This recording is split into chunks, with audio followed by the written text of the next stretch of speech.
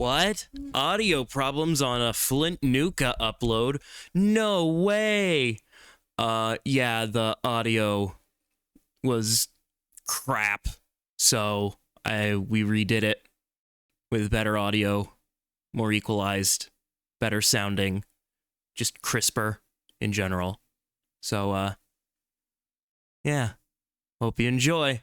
Also, before I forget, channel memberships are still a thing. They're only $1. You just get to see video uploads early. Forgot to mention that last time, because YouTube loves forcing their creators to shill. Other than that, have fun.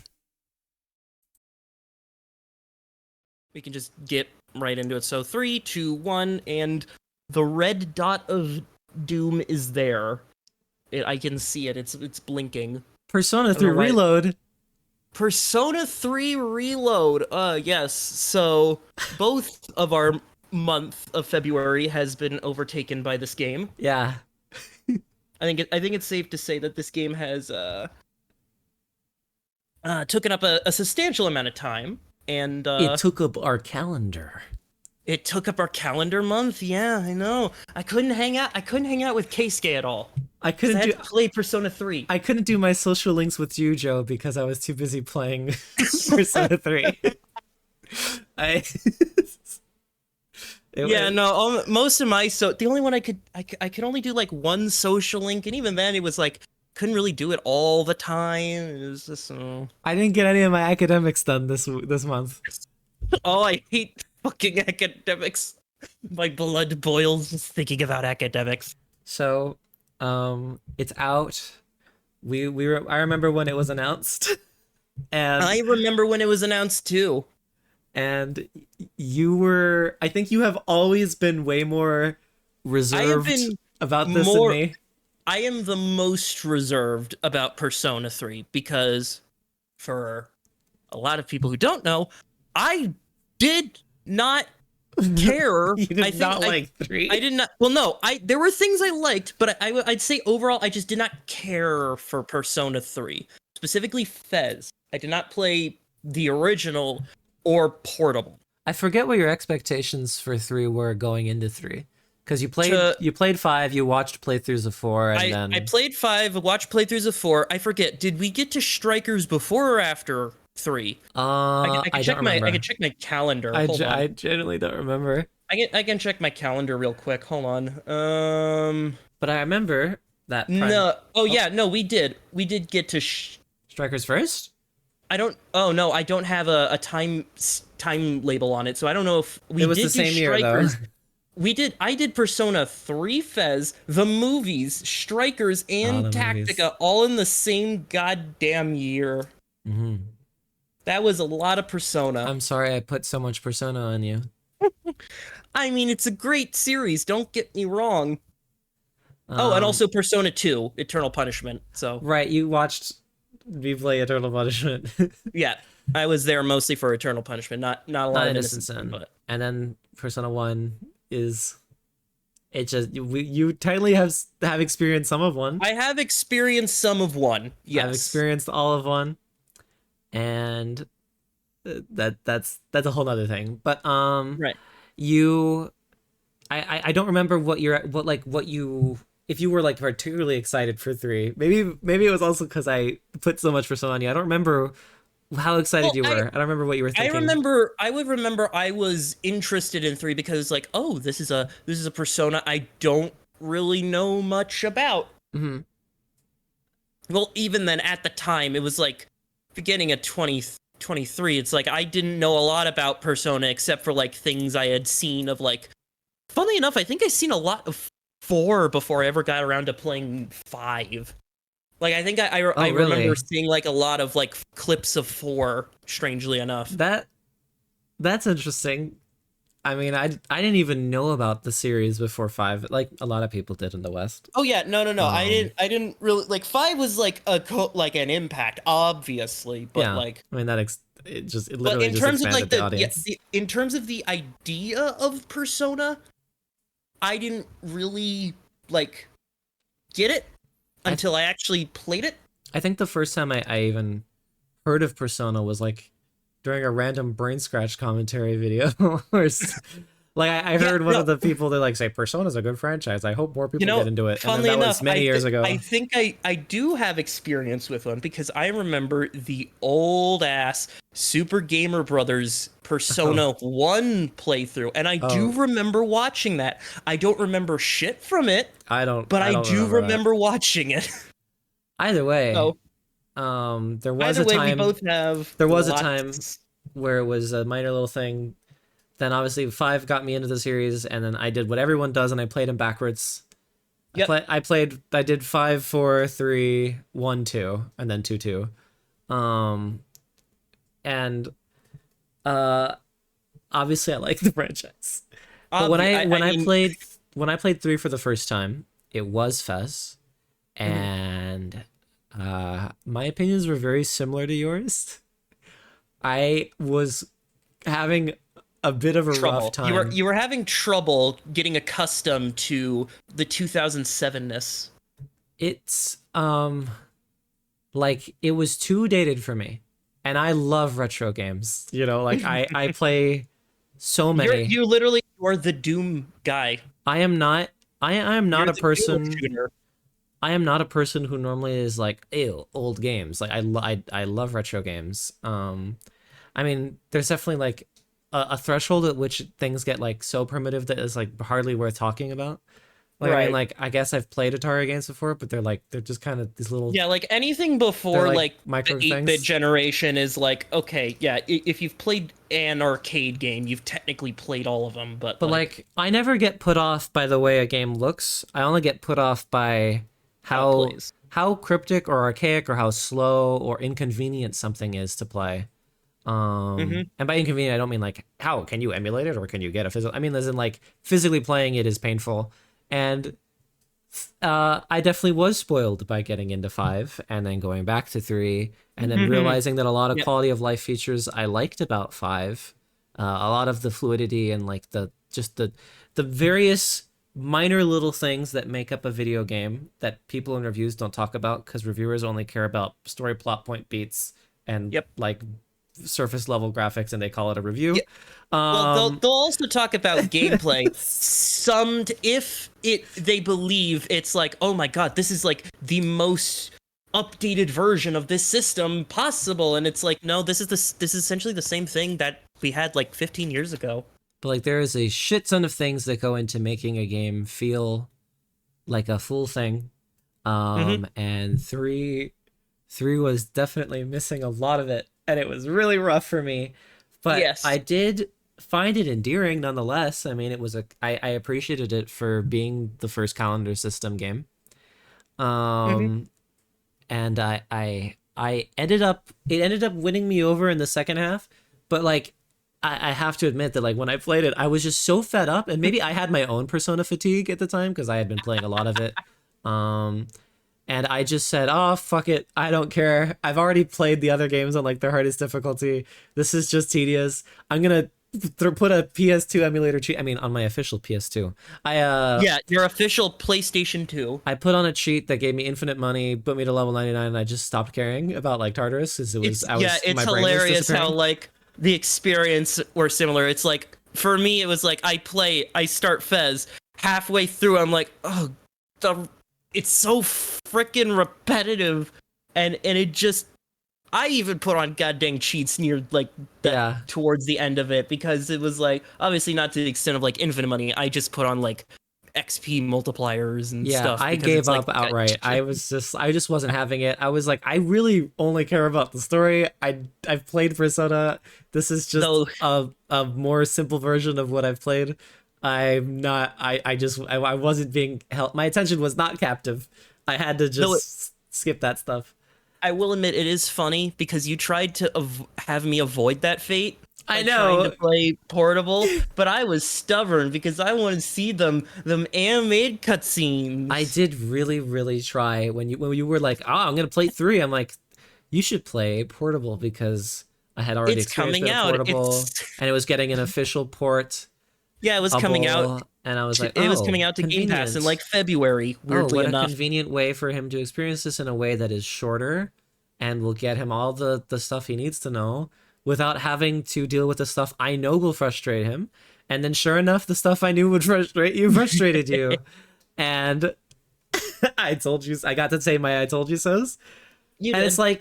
I think it's funny that very similarly to something like Evangelion, like we both had the same experience, like a very similar experience on our first way through, but I came out of it a lot more positive than you did somehow. Yeah, yeah, you came out a lot more positive to 3 than I definitely did. I mean, don't get me wrong, I came out of it with like my positive aspects as well. Just the laundry list isn't as long as I think yours is in the end, if we're talking about the original versions, because there were definitely problems. But now we don't got to Yeah. worry about that anymore because now there's a remake. And I remember one thing before while we're still on the subject of the original of I guess Right. Fess, because neither of us have technically played default OG base OG 3. three, no Fess content, no nothing, just Original three. 2006 Um, Persona 3. that version, I guess. No, I have not played. No, I have But not. you basically have played it if you've played Fess. Yeah, essentially, More, uh, pretty much. Fez is essentially just the original game. Tiny quality of life Very improvements, minor like very minor. additions. Uh, Barely anything plus, compared to what Portable did. yes. But Portable also changed a lot of shit that people did not like. It made it very visual novelty. It made it very Hmm. obviously the portableized it, and that had its own drawbacks. Didn't have the answer, which a lot of people who have not played the answer really want to play the answer until they play the answer and realize they don't need to play the answer. But No, whatever. yep, We're apparently gonna get an answer yep. DLC. And I mean, we are, but the main um, point is you essentially boils down to you now have 3 versions of the same game, each with their own like quirks and uniquenesses to them, and it's like, mhm. well, you technically got to play all of them You because know- it's like each one has like a certain thing to it, well, except for maybe original. Well, I no longer think you need to play all of them, especially if the answer does get its full DLC and it ends up being an improvement on the answer in my That is opinion. very true, because I have Then not played the answer. then I think it will just be a tie between this and Portable. But based on how much effort is being put into that into the FemC mod, Oh, I would not be surprised if that ends up getting enough effort to be competent enough to say that I this mean, is the version you FemC get. mod has been steamrolling in just the amount of Yeah. work that's been put into it. Like, my God, like they have the all-out attacks already done. They have so many models and Yeah. HUD UIs and Oh yeah, it's menus and all incredible. that. I am a person who I put a lot of like I have how do I phrase this? Like I believe modding like a video game to be a valid experience to play one. Like like if you could like I get not judging a game like judging a game differently, like its modded state versus its vanilla state. You can like Oh talk yeah, about it all day. But if you have, I mean, and definitely, obviously, console players usually don't get the luxury. Uh, no, but if you have a way to mod a game to be incredible or something, I think that is a valid experience. It's like how most people who will ever review, like, I don't know, a dolphin, like, I see I fucking called it a dolphin game, a GameCube game. you called it a fucking Yeah, dolphin game. I'm insane. I'm a crazy person. I know. I owned a GameCube as a kid. It's your official GameCube. Yeah. Anyone who reviews like any retro game in modern day will usually just use an emulator and they'll up the resolution, and they're technically doing it the wrong way, but everyone just accepts that that's just the way you're gonna be experiencing it now. So Mm-hmm. it's like there's a lot of cultural significance around canon and official things, because they provide a good baseline for people. If everyone has experienced the same thing, then it's easier to talk about, which is probably the strongest argument to like have canon matter. However, despite that, I don't think that completely invalidates an experience you can experience with someone else and say, I recommend playing it with these three mods, and then now we've played the same thing. Um, like that's a very complicated. Either way, I'm saying I'm trying to. I'll cut to the chase with like, I think if the FemC mod ends up being incredible, if it ends up going all the way, and then you have the answer, and you have that, even though yeah, you can be like, fuck you, Atlas, you didn't give me all this shit from the get-go. It's like, sure, whatever. But you still have 5 years from now, you have this like this just game you can get on Steam that you could experience all the content on. I mean, I would no longer start saying that like, oh, it's hard to tell which version to play. I think at that point you're making an argument that only matters in a light that isn't like practical reality, where it's like modding this game. I've like the game is barely a month old and it's already extremely easy to download the reloaded mod blah, blah, and mod it yourself, even with the Game Pass version. I mean, no, I totally bought the full version and am not playing on Game Pass. Yeah, you're totally not playing it on a free trial of Game Pass definitely PC. Not broke. like how I am playing it and have subsequently already deleted the game off my Xbox.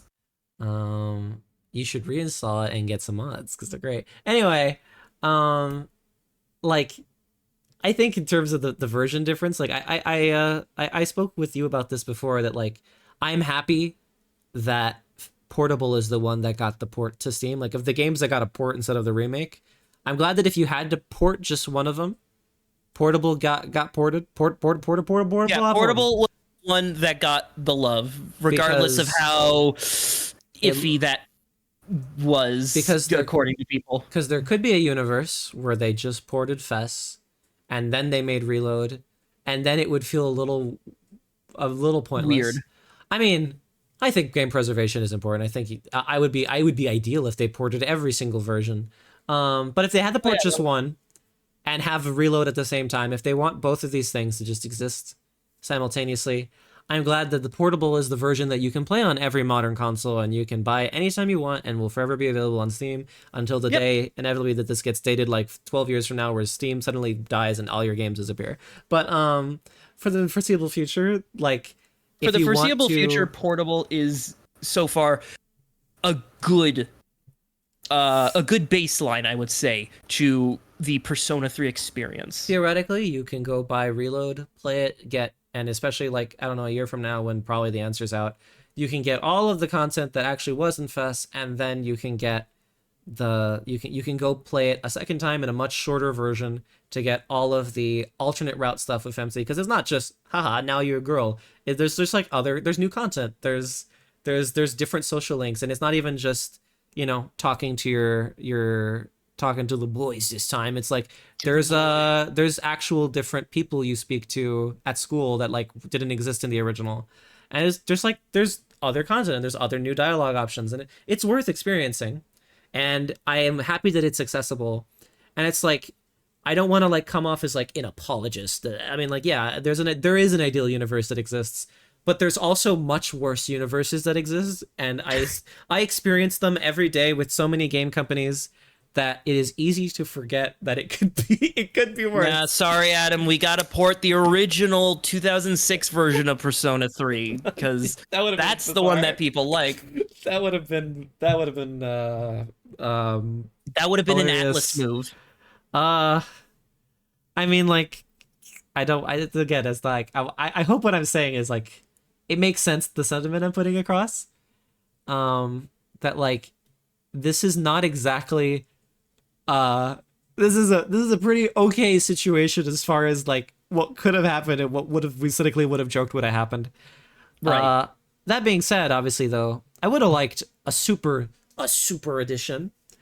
Because I'm getting all this stuff out of the way first, because that's like the primary conversation that people have when they're like, is Reload worth it?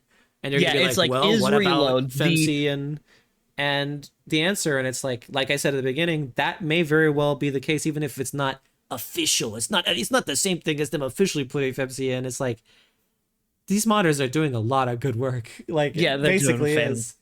They're essentially doing what actual like game designers won't. Not obviously not for like malicious reasons. I don't think it's time, even but, that they won't. It's like I think that the developers did exactly what I think they did a good job polishing what they were supposed to do. Yep. Because if there's one thing this game is not is like unpolished. No, this game is extremely polished. But with so many, I have so many notes. So I feel like if we are going to now jump into the reload itself, I think we should get let's start with all the superficial aspects. Graphics, music, sound design, art design. Let's start with all that. This game is fucking gorgeous. It's pretty. I don't think that like anyone can deny that. It is I yeah, there's parts where every once in a while I think the original had a slightly better atmosphere, but the presentation is on average strong enough consistently that the only people who are going to notice it are people who played the original. But for every nitpick I think you can find, and there are some that are fair, I think on average everything looks more than good enough to feel like a modern release and to feel like you are getting like you paid for quality. I don't think a new player would be like, this looks awful. You wouldn't go into like any of the locations in the game and just be like, this doesn't look how I remember, or like this feels weird. Like the only one I hear consistently is that the dorm is too bright, is what people say. What do you think of the way the dorm looks? I think it's fine. I think it captures the warmth of what the dorm is supposed to be better than I think Fez did, because Fez I think sometimes had that problem where it was like, yeah, there is like a color to everything, but it's not like real. It just kind of feels like it's like put on there, like all like the textures had there's a blue or a yellow tint on everything, whereas here in Reload I think because of the fact that we now have like, you know, actual like good lighting systems and volumetric lighting and whatnot, you can have like really good atmospheric lighting techniques so rooms can feel warm or cold. Or if you get, I'm jumping a bit ahead, but if once you get to like January, everything is fucking bleak, like in grays and greens, and it feels distraught, and it's like, it's so wonderful. You like the fact that like the lighting was tempered in the final month? Yes. Okay. I thought that was very cool. I liked it. Kind of, because I feel like it really added to the feeling of like, yeah, no, you're not living the normal life anymore. This is as serious as it gets. All the color palettes are muted. Textures look kind of uglier with how like the green like tinting effects. So that like play on everything. The way they did that worked on you. Yes, and even in the normal days, you know, in the nighttime areas of either the strip mall or Polonia, how just certain shades of blue just sort of like kind of like fall onto everything when it's nighttime, or when it's like early morning and everything's kind of like a little bit saturated, just a little bit more than usual. I think it does a fantastic job, in my opinion, of setting an ambiance to all the locales. Are you still talking about just the final month specifically? No, I'm talking about the whole thing. Whole thing. I'm back to whole thing. No, yeah, I agree. On average, the whole game looks really nice. There's like maybe a couple areas where I think, but then I forget about it pretty quickly, because on average the presentation is very good, including the UI. Oh yeah, the UI is smexy. Like, my God, they didn't have to go that hard. Because like Persona, like for context, Persona 5's UI and menus are very nice. They're very cool. They're very stylish. But goddamn Reload's menus and UI they're just something. I mean, I like them both for different reasons, but there's a bit of an eye rolling back into the back of my head every time that I hear people think that like people pretend like Persona 5 creating stylish UI means that only 5 should do it. And that, like, I remember when this game was announced and they started showing screenshots and showing, hey, we're adding a lot of the stuff that people like from 5. They're like, you're ruining 3. You're destroying it. All of the like soul versus soulless. Like you how dare you give this kind of UI thing? You're removing Don't the get me identity started that 3 on Silver. has. This game, I'm just gonna state this right now before fucking what's his name makes another video. This game has a fucking soul, so shut the fuck up.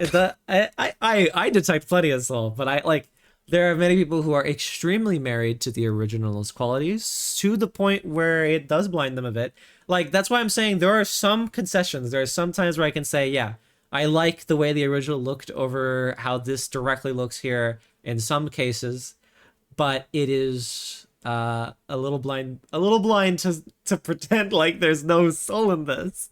Yeah, that I think that's more of a problem with just remake culture in general, especially when you have like fan bases who are deep rooted in the way it's like this game is perfect. You don't need to do anything. It doesn't need to be remade. It's perfect. It's timeless. It's quality over quantity. It's amazing. Like as soon as you get into those kind of semantics, the argument just falls flat. And it's like, listen, you can have if you want your Fez or your P or your portable, you can have them.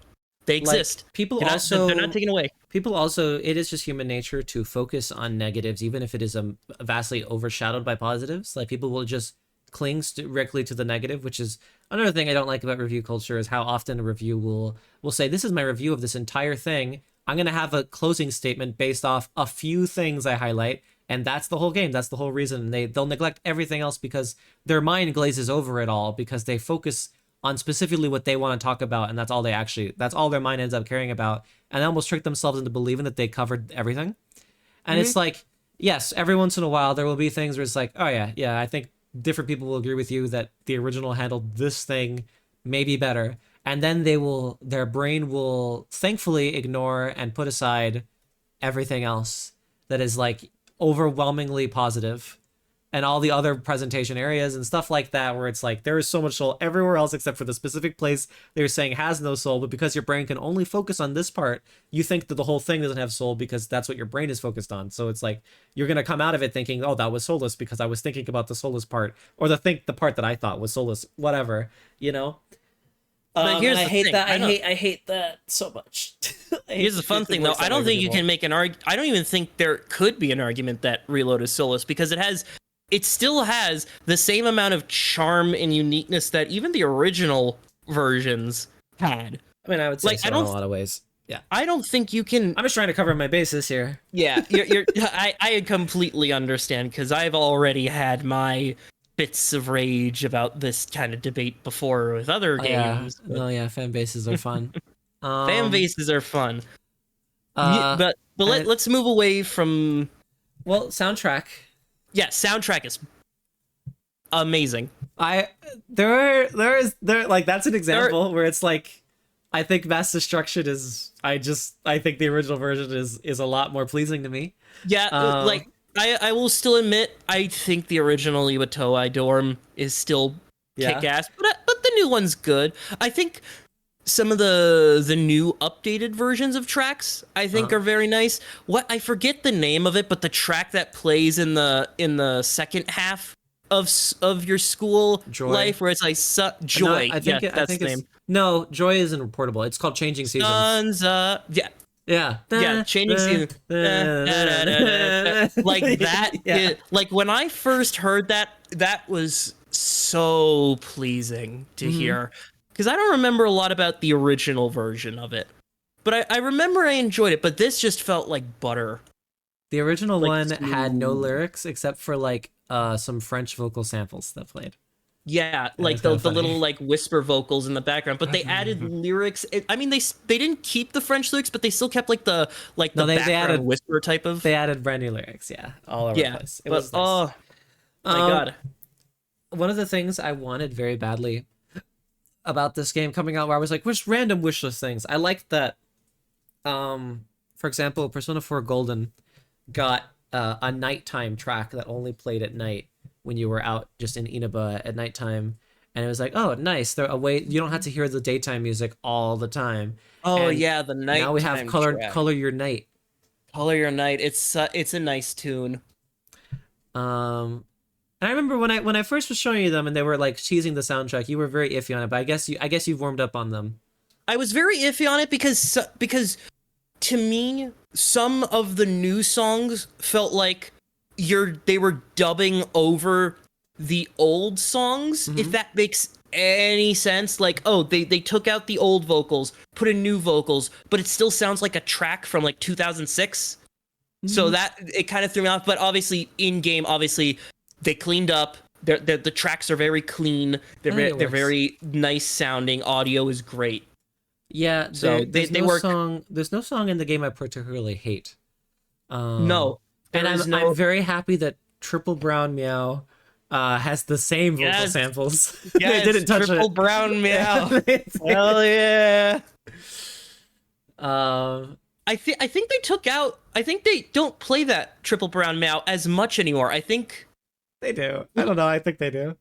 I don't know. I feel like I didn't hear it as often anymore. The one song I wish I could hear more often was the test answers song, like when the finals. Yeah, I let. Yeah, that was. I love that remix, and I'm like, oh, I can only hear it for like 5 minutes of the game. Yeah, no, they're definitely. The soundtrack is fantastic. Also, the battle music, the two songs for the battle music. Obviously, you have Mass Destruction. So while it's like, I like the original Mass Destruction way more, I don't have to worry about it because you're only ever going to hear it's going down now.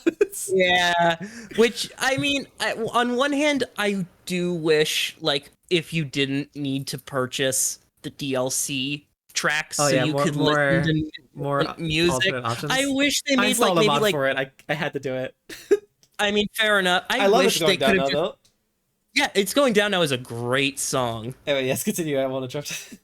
I do wish, like, without needing to purchase DLC, you're able to listen to other tracks in a thing. Because I think even Fess had, like, you were able to swap between, like... Not in battle, no. Not in battle, but at least, like, the Tartarusing songs, you could at least swap between. Whereas, actually, I think Tartarus only had the one song, It had like much like the Reload here. It has like 7 versions of the same song. Yeah, it's 7 versions of the same song. Or similar. It got the I don't know what the exact number is. It's the Mementos treatment where depending on where you are in the tower, it's like a different version of technically, the track. Royals Mementos got the Tartarus treatment because in Persona 5, Mementos had a single melody and then they made variations of it. Tartarus always had variations of it. It's just that it is still a repetitive song. Well, look at me being a fake Persona fan. Yeah, fake fan. How dare you? It's like it's not that I dedicated over 50 hours or so playing this game. I've dedicated. What was your final save time? Even though I have a little over 50 hours recorded playthrough time, my thing was about 70 hours, 35 minutes. That makes sense. I ended around 90. Which I think if I don't include the fast forwarding of my totally legitimate PlayStation 2 Fez, I think it's about the same time. Yeah, I mean, I spent a lot of time idling and doing a lot of like stuff where I had the game running in the background and or I was just kind of spending time in the menus or like rewinding to do things perfectly. Right. Oh yeah, rewind. That's a thing I completely forgot about. Oh yeah, we'll get to it. I have notes. Yeah, we'll get to that. There's so much to talk about. There is so much to talk about. That's why we're doing this podcast style. What was I just saying? Oh yeah, the save time ring, and then it was before that. It was, it's the ability to the songs. Wait, was there an intermediate topic? Was there something we did in between then? No, we just talked about songs, and then you mentioned how long it took. Yeah, how long it took. How did I go from that to the other? I forget. Anyway, I wanted to finish off that yes, I think that because we were talking about Tartarus, how many different hours it took. Okay, anyway, there's so much to say. There's so much to do, so much to see. I actually wish they went a little further on variations of like Tartarus's background music, because that drum beat gets a little repetitive. even now. Uh, like I wish it got to its later version sooner, and then they made more versions on top of it. Is what I Yeah, wish. I do wish they could have traded out that like I don't even know what kind of drum that is. Do you remember the song? It's called "The Meaning of the R Bands." It plays in game once. It played during the reveal trailer of Reload, and then it played during that cutscene where they got their new C's uniforms. And it's like it was this unique song that technically used the Tartarus motif but had lyrics over it. And I was Right, expecting yeah, them it to was make that during the final the block. reveal. And then they never used it again, and it was just a slightly more instrumentalized Tartarus block. I barely remember it, but I do remember there being a song playing over that like I would have loved that that version like playing. cutscene. Speaking of which, another There's a thing I mod think for we it, can. though, by the way. But Oh, anyway, there yeah. is a mod. That's Yeah. fair. I think a good thing to jump into. This game obviously has good in-game graphics. I think we can agree. It Okay. has great animated cutscenes. Animated cutscenes are awesome. Yep. Yes. As well as I think this is like a first besides like some minor things from 5 and Strikers in game rendered like cutscenes. Five had them. Well, I don't remember them as used very prominently. Actually, like five this had game more does. of them. But Did it? I did. don't It remember. did, actually. I don't remember. Well, I think I remember. I noticed these ones more prominently because I think they had much more of like a. I don't know. It's like some kind of like art direction, like with how they were like shot and how they were made. But like, I think it's because you were. I think maybe you noticed them more because of the fun like angled cinematic bars that are like curved. well, obviously you have the cinematic widescreen. The cinematic bars are curved in this game, which is an interesting Yeah, choice. I mean it's a stylistic choice. I'd rather it be like that than like just straight up like, oh, it's the black bars because this is cinematic. Ironically, many of those cutscenes are not technically in engine. Most of them are actually FMVs. Yeah, they're FMVs, but they use like the Yes, they use the assets. I mean, they were someone rendered them in the engine, but they're rendered out technically. You can't you can't change the models in them. They're engine like renders that were like filmed in like an out of model thing, but like still I noticed them. I think I noticed them a lot more prominently than I think I did in 5 because I feel. Weirdly enough, I feel like those specific cutscenes, even though they were great, weirdly enough, I feel like they had like a bit of a cheapness to them. It's because they weren't rendered at full resolution. That's one of them, unless you're talking about the animation quality, which sometimes I think it's because the dub was lined to the Japanese version. Well, no, I don't. I don't hold that against any animation at all when it comes to like Japanese media at all. Like, I don't care about that. I just think the overall production of some of those like scenes were just weird. I don't know why, but I got like a weird like cheap vibe from them, and I can't quite put my finger on why. It might be just like the way they were like rendered, or maybe just how like certain like model animations played out. One of the things I definitely noticed about that the only thing that ever bothered me in the cutscenes was that some like it is funny going from so many regular in-game cutscenes where no one's cutscene, quote unquote, where the model is just standing there and talking. Yeah, to go from like gameplay versus like they're kind of. There was a couple scenes where I thought the characters were over animated, like they were moving a little too much, like they couldn't stay still. But like I didn't care that much. But I did notice every once in a while I thought one of those types of cutscenes is like, oh, now they're like moving too much, like their shoulders are like they're like breathing really heavily, and they're trying to like move their whole body like a puppet. It's like they're trying to animate them more. And I think the only reason, a part of the reason that stood out is also because the lip flaps were more obviously made for Japanese dialogue. I don't know, because I noticed that visual disparity between like animation and like if you're gonna have a character that's animating really strongly, you want the inflection of their voice to match the exertion of what their physical movement is. And I would notice that there were times where the voice actor will deliver the line, but because they're like in normal gameplay, you don't think about it that much because the character models are usually mostly just kind of standing there. And I mean, your brain forgets that that's the way it's happening. But once you see these models like moving in more like mocapped animated ways, and the voice actors who were doing those voices were not doing the mocap animations themselves, there is a slight brain subconscious thing where you're like, that doesn't sound like what they would actually sound like if they were talking at the same time as them moving that way. And that's like, that's still a nitpick to me, but like, maybe it would have been more obvious if the whole game was animated like that. But if you're trying to like put your finger on why those felt a little weird, that might be the reason. Yeah, because I do think like I do think it does have to come down to like how those specific cutscenes were animated. Like one of the things I think like that stood out to me was the Shinji death cutscene, where it was just like it felt a lot like comparing that to like the original games, like it's like mostly like the in-game like talking scene to then jump to an animated cutscene and then back, right? To where here it's in-game cutscene, the 3D like animated cutscene, and then some amount of like animated cutscene. It feels like it's like a weird middle ground between the two, and I don't think it strikes the best out of either version, if that makes sense. Like I feel like it's this weird in-between version of cutscene style. So are you saying that you noticed these cutscenes more because they stood out to you as weird? Yeah, they stood out to me more as weird. Did you overall like them, or were they too weird for you to like them?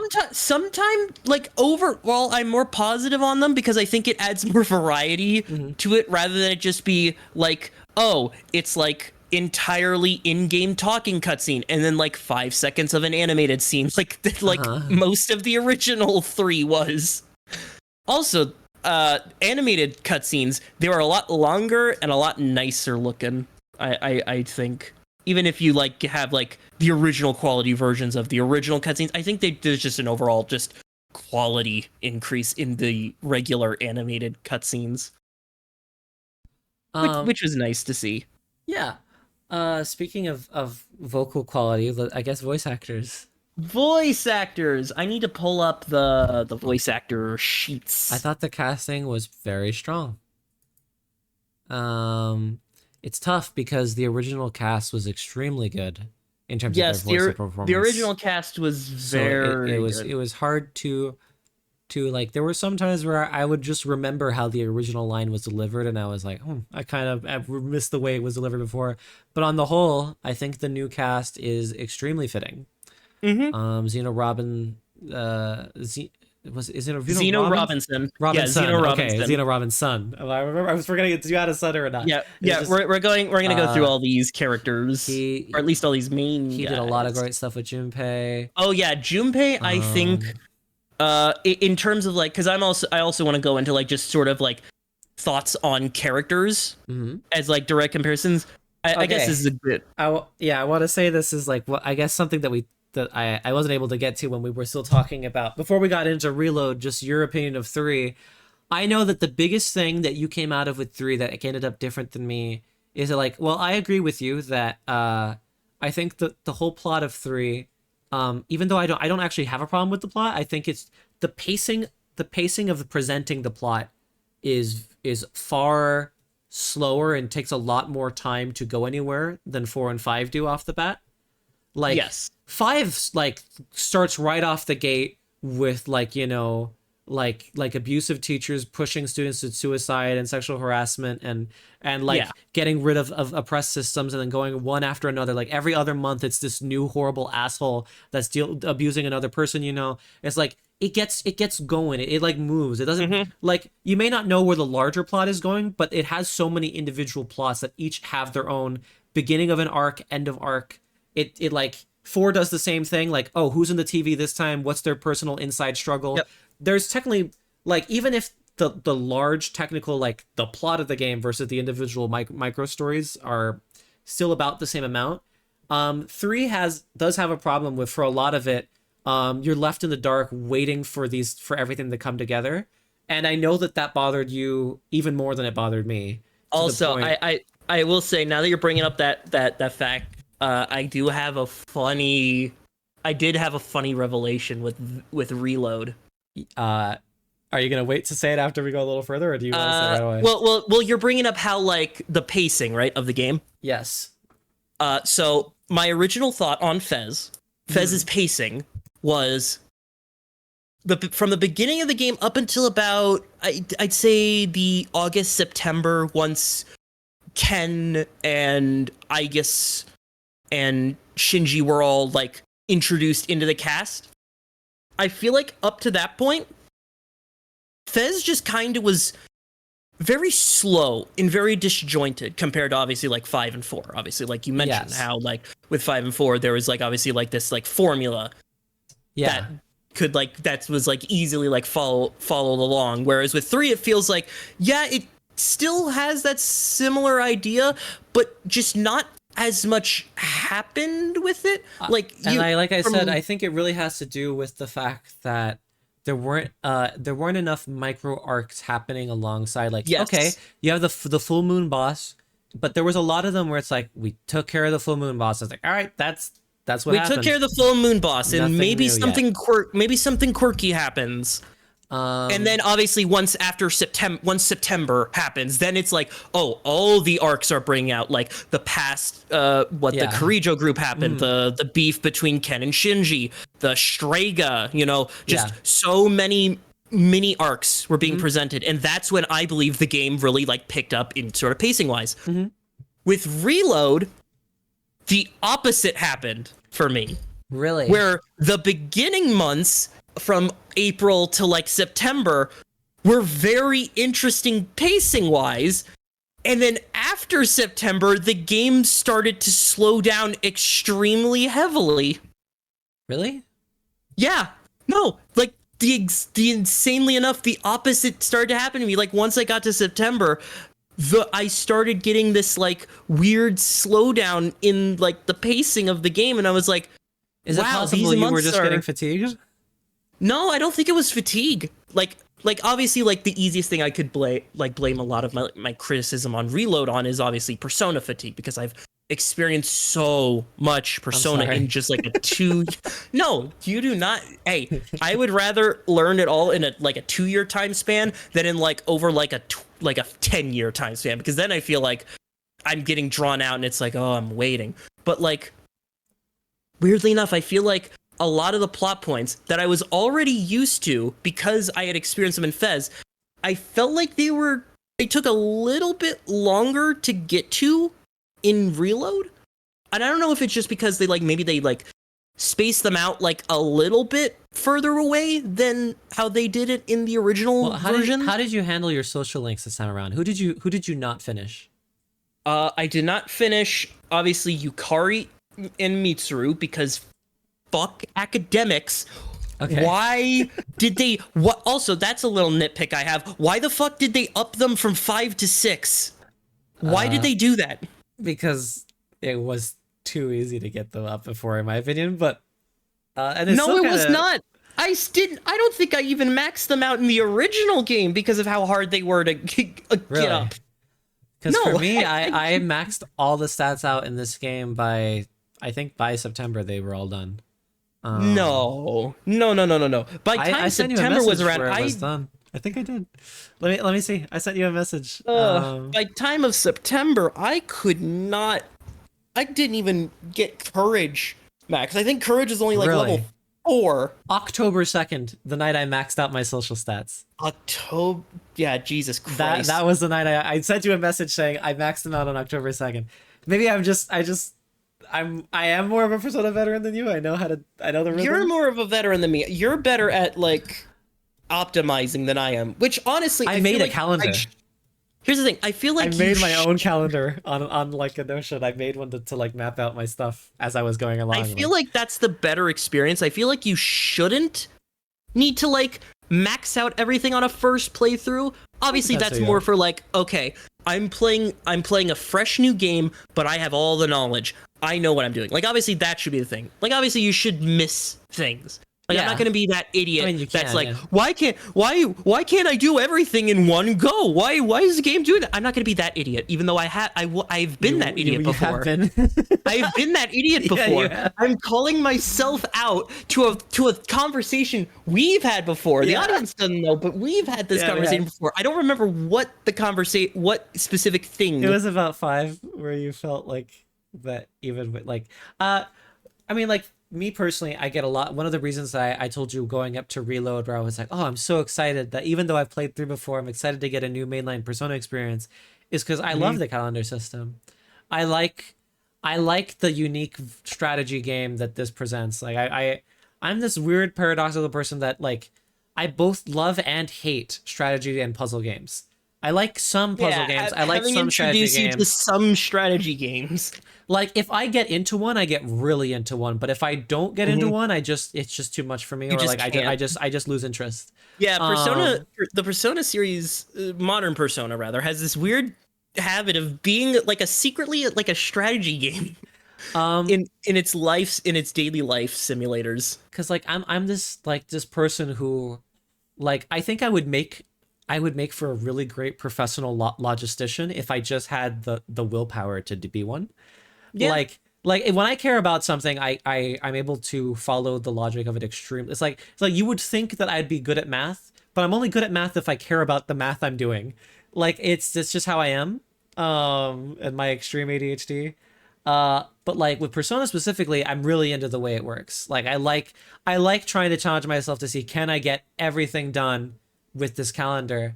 And I just barely fucked it up this time because I neglected to realize that 3 has so many more events tied to the school than I thought.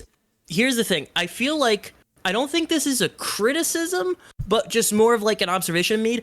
Reload feels a lot more bloated in just things you're able to do. And I'm not saying that's a bad thing. Because there's a lot more things you can do. There is now the new, like, side links. They're technically not links, but, like, just the side events you can have with, like, Ken and Junpei and Akihiko and whatnot. Mm-hmm. There's all the new... I think there's just a lot more just new, like, ways to, like, earn your stats and just entirely just new things. Yes. And I enjoy it. I think that's a good thing. I liked it because now it makes it feel like, oh, now instead of in the original game where it's like, oh, if I want to raise my courage, I have to go do karaoke and only karaoke, because I think that's like the only like decent that was like the only decent way to up your courage. Where nowadays it's like, oh, I can work at the movie theater and get courage up that way. I can go to the cafe. I can do the arcade. The arcade was in the original, and it was the arcade was the original. Yeah, was it still the best way to do it? The arcade was the best. Yeah, was the fastest way. Yeah, I don't remember doing the arcade enough because it was just like, oh, the only games we have available, you can upgrade your strength and your endurance. To do that for like a whole week? No, I don't. But here I feel like the arcade was a lot more fair, and the fact that one slot was always dedicated to, here's one main stat and here's one persona stat. And I like that. I like that a lot. So here's the reason that social links in this game caught me off guard, because I'm like, oh shit. I think if I had just been a little smarter, if I had paid more attention to this fact, I probably could have gotten everything done in one run. In fact, I'm sure if I did it again from scratch, not even New Game Plus, I would easily do it this time. It's just, like I said, because this time I really actually wanted to get every social link done, I failed to realize, because this was the first time they made the social link system, like there's no new social links in this game, technically. Technically there is nothing new. There's no brand new links. There's no new Arcana tied links. I mean, there's this link episodes, but we'll get to those. There's so many of them are tied to people you meet at school, like to the point of almost redundancy. Like you have characters like Kaz and Hayase who are like essentially similar. the same. Yeah. Well, they're not. Like Well, they're here's the same thing. character They're not the archetype. same. They're They're the not. same character No, they're archetype. But they have completely different like arcs But to they- their characters. and They're their like links. they're like a different version of the same story.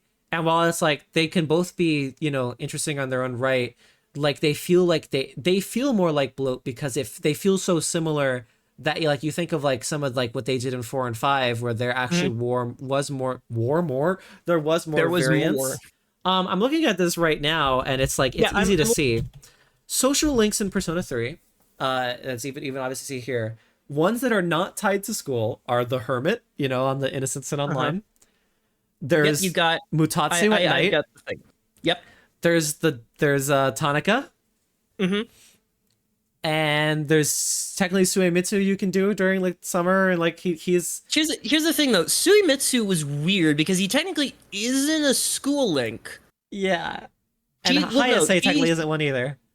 Cause what is it? I'm looking at like a character list right now, and it's like the ones that aren't strictly tied to school are you got the old folks, you got Hayase, you got Maya, you have Maiko, you have Akinari.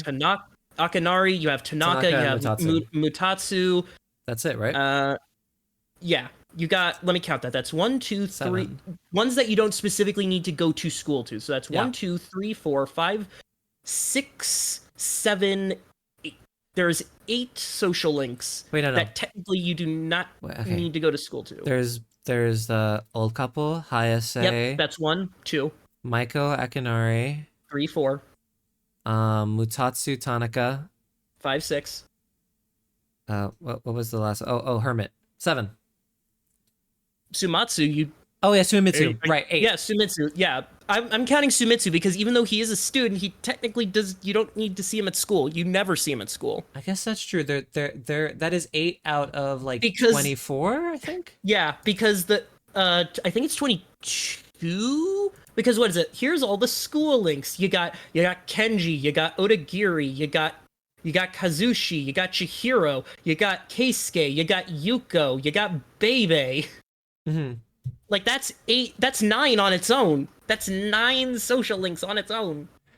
And then you have there's like I believe there's 24 social links. I mean, I guess if you count full, there's like Hold on. 22, 23, something like that. I remember that was like the answer of how many there were. Hold on, let me look at the list. That's what I'm trying to do. There's at least 22, and that's still way more than like. Because what is it? the Because if 8 you don't can technically count do. if you don't count C's and the Nyx assassination squad and Pharos, that's And- 3 off. Technically, because Tanaka and Mutatsu are only done at night, it doesn't matter when you like it doesn't really And I'm also matter with your not daytime counting. slots. I'm also not counting the girls, the 4 girls, because obviously, like Yukari, Mitsuru, I guess. And, No, they can only be done when school is there. You can't do them in the summer. Yeah, you can't. Oh yeah, no, those count. Yeah, so, they count. So all 4 of those count. So You technically, can't hang out with them before an 13. exam. You can't. 13 out of the 22 Yeah. cannot have to be hung out with at school. Which And is not to mention, because 2 of them are nighttime links. Let's say you have days off where you want to do something during the day. You only have 6 options. Yeah, you only have 6 options because most of the school options, if not all the school options, are only available as like hangouts, so you can bump them up. So the next time you do get them, then you're able to up their social link. Meanwhile, Which is- let's look at like Persona 4 and see how many of these social links don't have anything to do with school. So I have Yosuke, he has to do with school. Yep. Chie Marie is non-school, right? Then you I have, believe so. Yes. I mean, yeah, I'm saying me it look, right, you like, got- yes, no, yeah. So then you have the basketball soccer club, which is this one or the other. That's school. Yosuke, have- Chie, you have the Eri, athletes. You have the mom from the daycare. That's another one outside of school, right? Yeah, that one's outside of school. Yep. Nanako's outside of school. The Fox Fox Hermit's Yep. outside of school. Dojima's outside of school. Adachi's outside of school. Margaret. No, not. Yeah, Margaret's outside of school. Uehara on the hospital. Yeah. We've already Not we've already made it as many as there were. Yeah. Then there's Teddy doesn't count. Teddy. Well, I mean, Teddy. Yeah, no, Teddy doesn't count.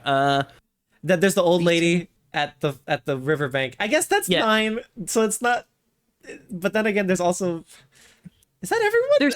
There's still a lot of school, but if I remember still a lot of correctly, school, you're right. even in 4, you could still like even I'm looking at the list right now. There's stuff like, oh, you can find Kanji in the shopping district. You can find Yukiko in the shopping district. You can find Yosuke at Junes. You can find Chie in don't the remember. Central shopping. Like you can find the school characters I just don't remember if in different places. I know. I mean, technically, you can in Reload there will be social link events with school characters that happen like at Polonia Mall, but you can't do that if it's not a school day. I don't remember You can't how get often to them. 4 does that. I remember it being less, but it might be as much, and I just don't remember. Yeah. When it comes to 5, not counting the Fool and Morgana, there is, in terms of non-school social links, there's Sojiro Sakura. Yep. There's Goro Akechi. Goro. Well, I mean, he's There's Chihaya. Yeah. Chihaya. Yep. There's Justine and Caroline. Mm-hmm. There's Iwai. Yep. There's Takemi, the doctor. Mm-hmm. There's Kawakami. Yep. There's Oya, the reporter. Yep. There's Get Smoked Kid, Shinya. Get smoked. There's Hifumi Togo at the We're already at church. 10. We're already at 10. Then you have Yoshida, the 11. politician. 11. Sainijima doesn't count. So there's 11. That you don't have That's that just don't have to do 11. with school. You can do them like any time of the year. And then even then, the ones who you do see at school, they can appear in other places, and you don't have to initiate them just at school. I can't fact check that right now. I don't remember, but I remember no, it being because lesser. you can meet Anne in like the shopping district. You can meet Ryuji out in the. I just don't remember. I just don't remember if you can do that during a non-school day. I don't remember if you can do that. No, you could during the summer. Because remember when I played through, there were many a times where you would like recommend, hey, it's a non-school day. Why don't you get like Makoto, or why don't you get Anne up real quick while you have the chance? Right. But what I mean is like, there, like, for example, you should be able to hang out with a lot of your social links in this game, but the entire week before an exam, none of them are available. If it is a holiday, none of them are available. None of them are available. If the assignments are tied to school, if it's summer break and it's like Polonia Mall is open, we can go. Nope, they're not available. If you breathe wrong, like they're unavailable for the day. And I kept like hitting myself near the game where I'm like, I should have not been spending all those Sundays that I now have free and don't have anything to do on them. I should have been spending those early Sundays, going to the shrine and helping the people like at school be ready to rank up next time. Yeah, you should have been getting like Kazuchi and Keisuke and Baby. You should have been getting them like up. So that then later in the game, when I have all that free time, then I can deal with the ones that barely that don't. Also, aren't can as I admit time-sensitive. I forgot the shrine upping of social links existed. Did you ever find the date URL? Yes, I bought 99 of them. I know, they're great. For a new game plus that I might do in the future, so that I'm like, oh, cool, I'll just load all these up. That's so useful. Great new feature. The yeah, URLs. no, I used it. I used those specifically for. Unfortunately, I didn't have a lot of available people to use them on. The only people I could use them on were people like Yukari, Mitsuru, Saimatsu. So you did not. Okay, who did you not finish again? I'm sorry, we've got tangented so far. I did not get to finish Sumitsu. Mm-hmm. What a shocker! I did not finish Keisuke. You didn't finish. I did not finish Chihiro. I did not finish Kazushi. I did not finish Odagiri. I did not finish Yukari. I did not finish Mitsuru. So 7. Wow. 7 out of the 22 I did not finish. However, I did initiate with all of them. So I still got that achievement. Okay. So I believe I mentioned to you, I haven't said it yet here. The only one I could not finish in time was Keisuke. Keisuke was my last social link, and I fucked up time too early in the game. I should have spent more time with him early on, and I would have done it. It's so obvious to me. Like, there were so many Sundays later in the game where I literally wasn't doing anything. That's like, if I had just made it so that I just shuffled a few around, made it so I didn't have to waste time on like, they're not ready to rank up yet. Do you want to push them, instead of like going to the shrine and just making it more efficient, or like saving some of them for when you start getting the date URLs? I could have easily made more time for Keisuke but I fucked it up, and Keisuke ended up being my very last little fucker at the end of the world. It was so funny at the end of the game when all the social links cheer you on from the heavens, and Keisuke just doesn't show up. Keisuke's like, I'm not fucking. Everyone can talk to him, not me. Yeah, I will say though, compared to my original playthrough where I only completed the old couple Kenji, That's true. Maya, Maiko, Yuko. I think I did Keisuke in the original. You might have. And Akinari, which funnily enough was 9. I for the first time ever I completed Bebe. Bebe was great. Bebe was great, and I want to talk about them as I go over like the new people, because let me just say first and foremost, all of the social links being voiced, incredible decision. So I don't have to think about Kenji having this kind of a voice anymore. Well, Kenji now sounds like a normal person in my mind. Yes, for anyone at home, I made Kenji sound like this every time that we played, and I made Joe think that he sounded like this. Yeah. So, and funnily enough, thanks to the voice acting, I did not know, because I barely talked with him in the original, I didn't realize Baby was French. Really? I did not know that he was French. They kind of made him speak. They gave him a lot of French words in the original, but you didn't really hang out much with Bebe at all. I didn't hang out with him, period. I think I only talked to him once, but even then I wasn't really paying attention, because he was I only really talked to him late in the game, once it got to the point where it's oh, all the school people don't exist anymore for some reason. I want very badly, whoever did the actress for Yuko needs to be a main character in 6. Shelby Young. Is that who it was? Shelby Young? Yep. Yuko Shelby Young. Okay. Which, by the way, she needs to be a VA. She needs to be one of the primary VAs in 6. She needs to have a main character role, because she killed it. Strong voice. Yuko's character, Yuko's character link in general doesn't have much happening in it, but she sounded like she was one of those people who sounded like a normal human being. When it's I'm so acclimatized to voice acting, where it's yep, this is a person doing a voice for a character, and at some point you just get used to it. Oh my god, Yuko was perfect. For context, in my Fez playthrough, the only reason I even gave a shit about Yuko was because it's oh, you're forced to romance, and it's well, if I have to romance anyone, I guess I'll do Yuko, since she's the only one fucking available. Yeah, it's one of those things where all these people felt so much more realized with voices coming out of them, and characters that I otherwise wouldn't even give a shit about, just because the actor is charming. It's okay, I'll hang out with them, because it's yeah, they're just a friend. I don't care if maybe they don't need a life-changing super story going on. They're just fun to hear them talk about things. It made me feel this character feels real enough to where I want to actively hang out with them. And Yuko was just that on crack, because I feel she was perfectly crafted from just the voice acting perspective. My god, it is unreal how good. But then you have Bebe, and I think Bebe's VA did an incredible job too, where I originally thought the character was pompous, and I didn't really care, and I was I don't know, I got a weird impression of Bebe before, and now Bebe was wonderful. Fucking when during the social link, when Bebe's gets sad, and it's oh my god, it was really good. Jeff Berg, you did a phenomenal job, because you conveyed French emotion. And then you even have people like Odagiri, who's just kind of an asshole most of the time. I mean, he admits it later, but oh yeah, he had the voice of someone who didn't seem as big of an asshole, so it made him more tolerable. He sounded like a guy who was just kind of okay, I'm trying to be serious. Could people at least please just listen to me for one? He had a very stern, serious voice, but it didn't come off as overbearing, which was great, because it made him feel weirdly enough, less of a Nazi.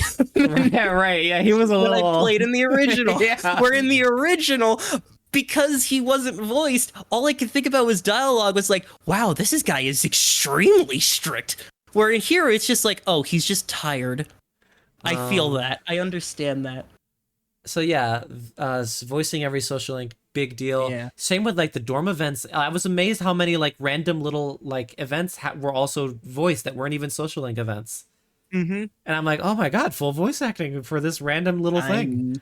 I know it's so great. Also, all the walkies with Kuromaru have voiced. voices. I know. We're all voiced with whoever came, and it was great. It's so much voicing. And then the final day of the year, I'm sure you went around and talked to everyone, right? Like the Oh, of course I did. all All those got those scenes were voices. great. The letters I got from Baby and Hayase were amazing. What order did you do? Which one did you do last on the very final day? I went in order of like location. So the last one I ended up doing was the old folks. Okay. And they were sweet. Though funnily enough, theirs was like the only conversation I had to manually go through because they didn't have Right. like a little like cutscene, like talking cutscene, which I thought was odd, but you know. I get there was a lot of school ones that you didn't do that had that happen.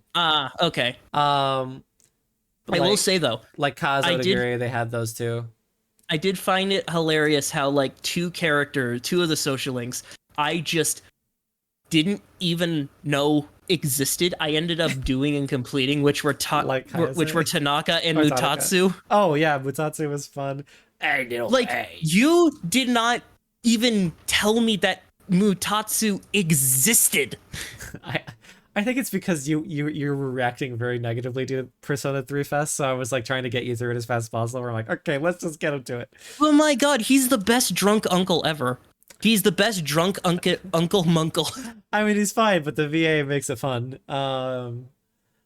And that's what, like a lot of them is like I still don't care that much for many of these social links, but the voice acting did so much for them. Gave them so many points in terms Gave of them like such a fresh perspective on their character, like where- giving them an extra layer. Yeah, and I love that about it.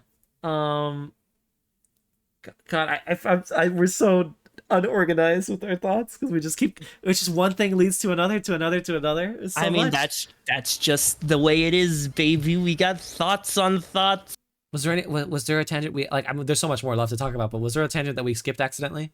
I don't think so, because I know I tangented into the social links, and then we started talking about like the amount of social links and accessing them, and just how more efficiently we were able to do it. Well, you were able to do it, but Well, I have yes, right. We were talking about like how we were able to handle time because it's a strategy game. also we started off mainly with just the voice acting in general, Right. and how it was different. Right. So if we can bring it back, I'd say bring it back a little bit. Let's talk about main cast The main cast. Yeah. voice acting, because we talked about Zeno Robinson as Junpei. He did a phenomenal job.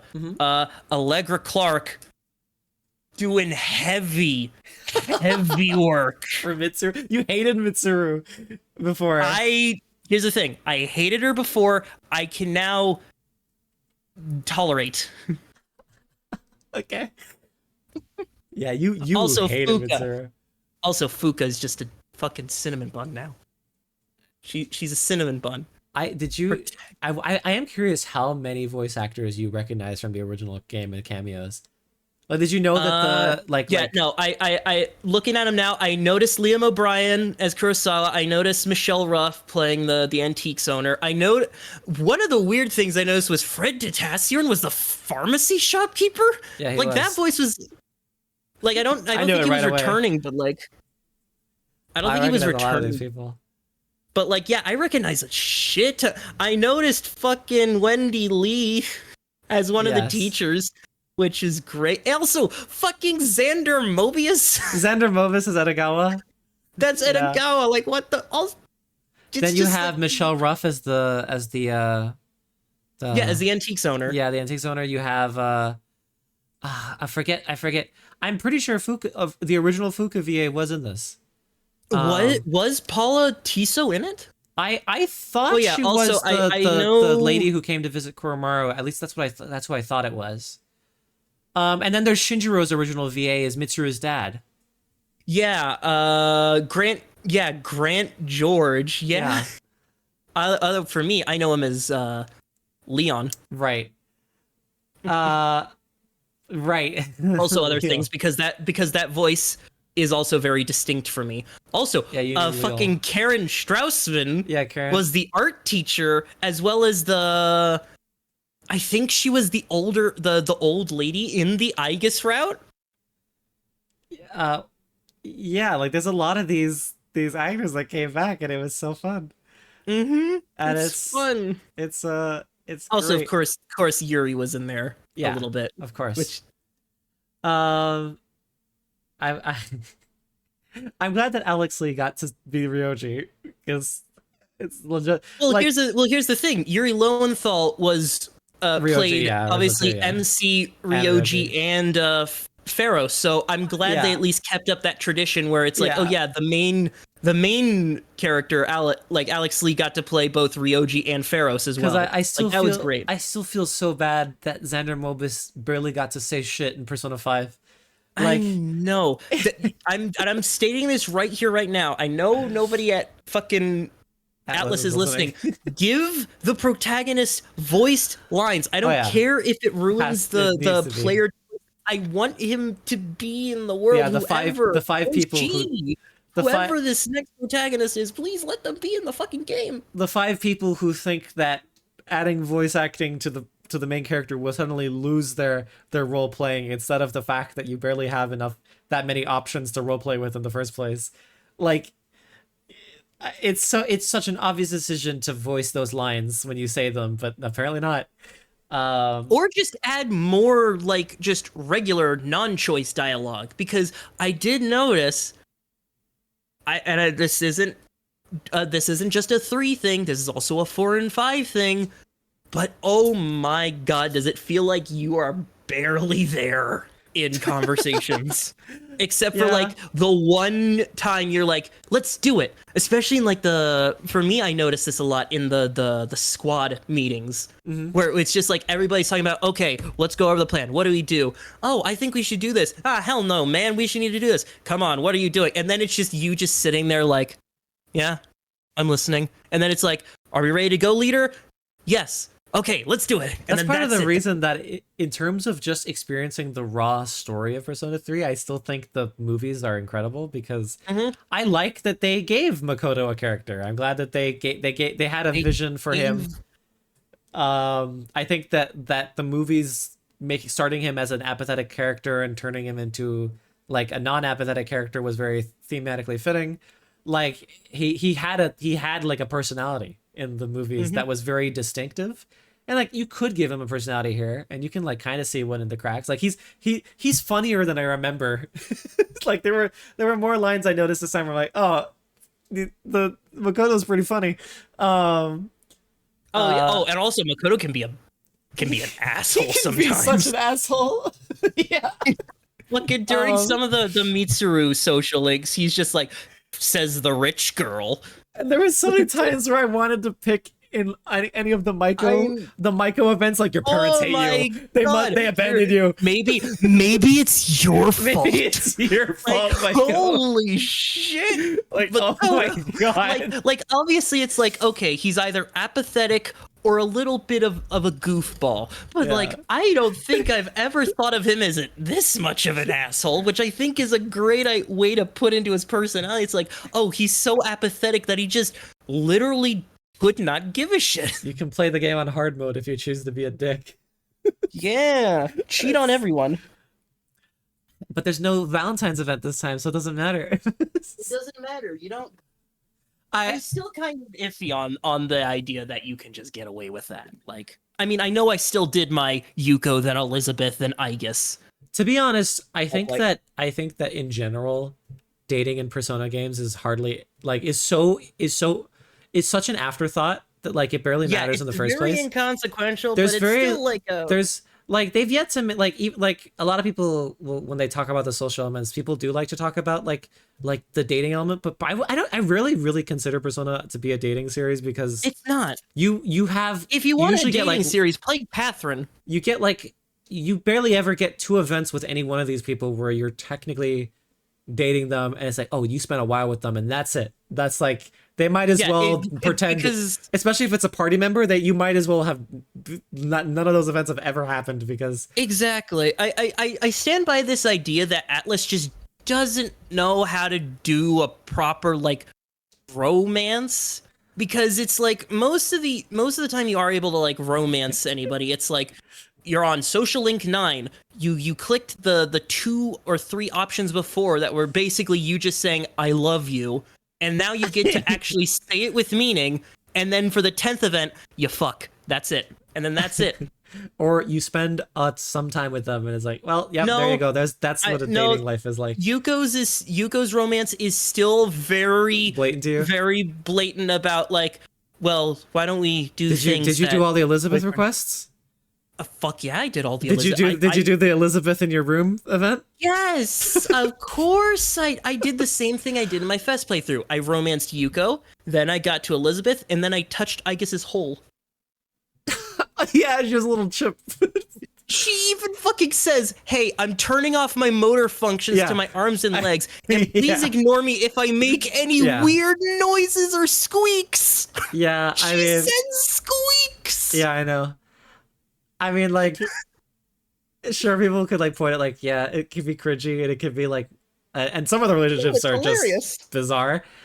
I still think that like I don't think many people at Atlas actually even care about these, because like, dude, I have yet to see a situation in either 3 of the modern Persona games where the relationship you put the character through feels like oh, they're actually dating someone. Like, you can just get into a relationship with a person and then not talk to them for the rest of the game, and they're still just as lovey-dovey. Theoretically, like, oh. yeah, you can date a character after you've completed their social link. But they don't. That doesn't do anything because their link is already maxed out. If you want to role play, like, oh, I have my character is going through their high school romance girlfriend. It's like, not really. You can talk to them at the beginning of the game, not talk to them to the very end of the game, and it's as if nothing happened. And it's like, but that's just the way the games are designed. Yeah, that's more of an Atlas romance nitpick.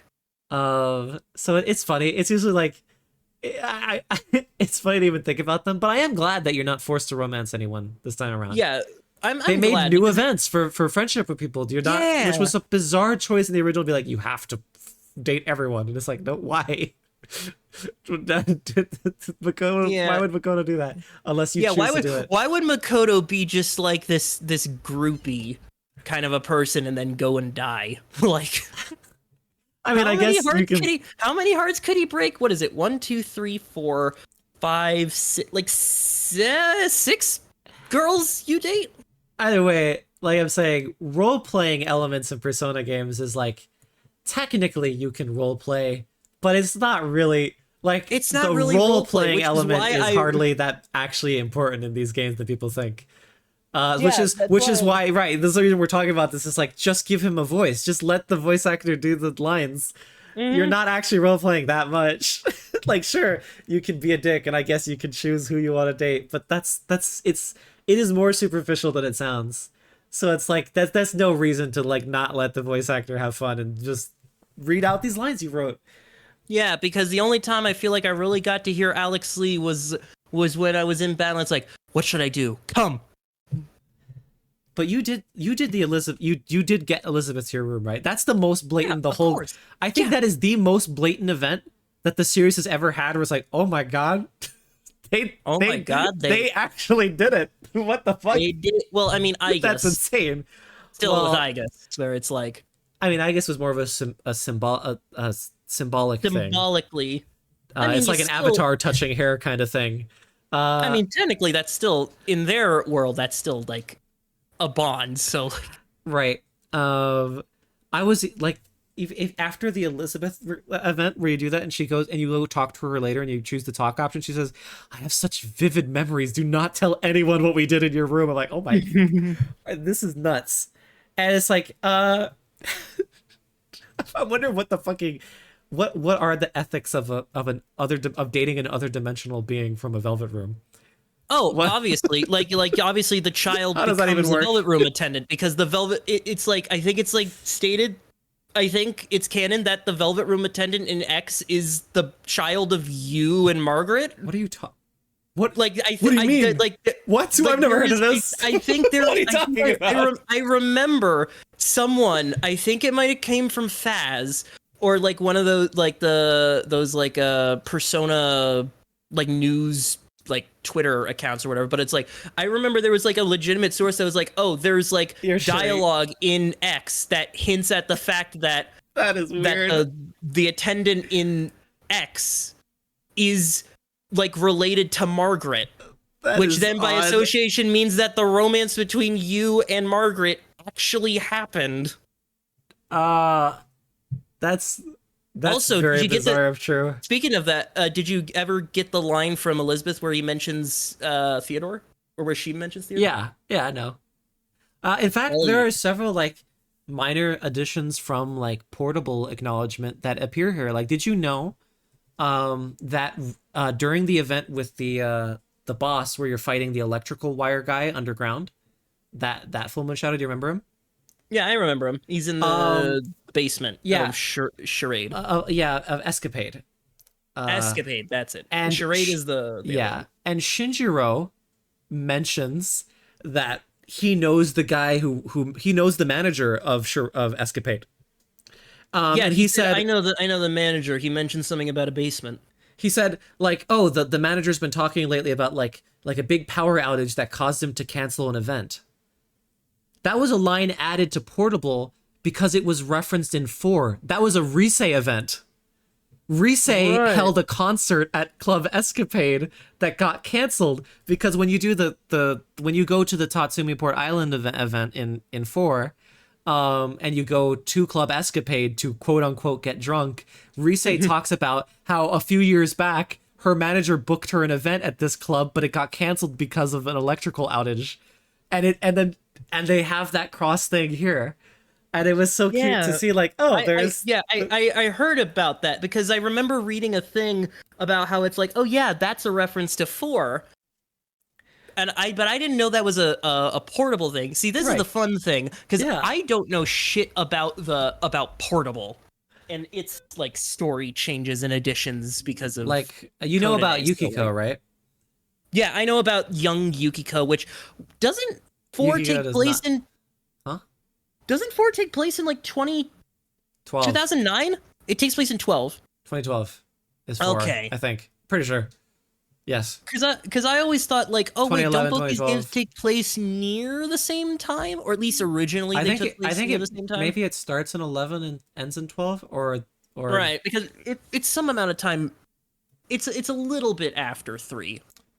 Yes, it's a few years after 3. At the very least, it doesn't. I might be one year off, but like Right. either way, I was kind of hoping that they would still do the Vincent and Yukiko cameos, but oh well. At least they kept some portable references. 2011 to 2012. Yep. Yeah, that's There you go. Persona 4 because then 3 is 2009 to 10. Yep, it's exactly like a year or 2 Speaking years of references, all Persona 2 references were kept intact. Yes. Hi, I'm Trish. with today's special of Who's Who. It never clicked with me until I read about it that the TV events, whenever you have Trish interviewing a Persona 2 character, they interview them on their canonical birthday. Yeah, no, I knew about that. I didn't put that together for a while because I'm like, why aren't they showing up? Why is it random? It's like, oh, it's because it's not their birthday yet. That's when they not their interview that birthday. person. Okay. Yeah, I think I'm glad they kept those in. Mhm. One, because they were cool just in general, but also it shows that Atlas isn't just forgetting that the other Persona games exist. Oh yeah, official Persona 2 acknowledgement is crazy in this year. Official Persona 2 acknowledgement. Apparently, interestingly, Innocent Sin Online is actually a SMT online game in Japan. If you in the original version, the online minigame you play with Maya or the Hermit Is SMT is online? an SMT online, which is why if you look at the character sprite on your laptop screen, is actually an SMT character. Yeah, I which was is looking interesting. at that and I was like, is that like a Persona 2 like reference like to the look of it? Because I was like trying to think about it and it's like it doesn't look like that. But now that you mention that it's SMT, it probably does look more like an SMT game. I forget which one it's from, but like I looked at at the character Well, design what- it actually what- was what supposed would- to be, and it would was not- definitely When did Nocturne came out in 2002, right? not So wouldn't Nocturne. that- It's not Nocturne. It's not Nocturne. No, Nocturne. Nocturne. No, it's not from Nocturne. It was from a different SMT game. I'm blanking on it, but Right. you could look it up yourself at home and see that that's the truth case. Anyway, It's the truth case. I'm happy that all the two references were staying in.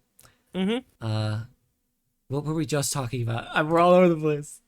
We were talking about We were talking references. We tangented off of to references. because we were talking about escapade and portable.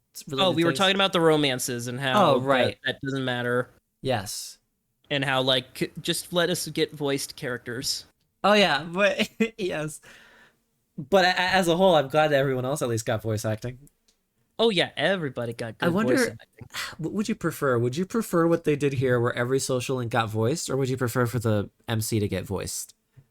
Just the MC? Yeah, if you had to take one or the other in like a weird curse, which would it be? Oh. Well, you see, I'm used to 4 and 5 where they do our voice. So it's like, Or where you mean where the social links are not voiced? I mean, technically, all the MCs have a voice. Even in the original, Yuri Right. Lowenthal would say the name of his persona.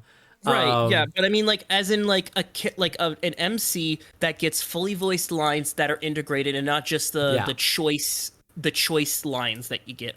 I think I'd rather that cuz I feel like that could lead to a more stronger narrative. I would Not to say, probably like- actually agree with you.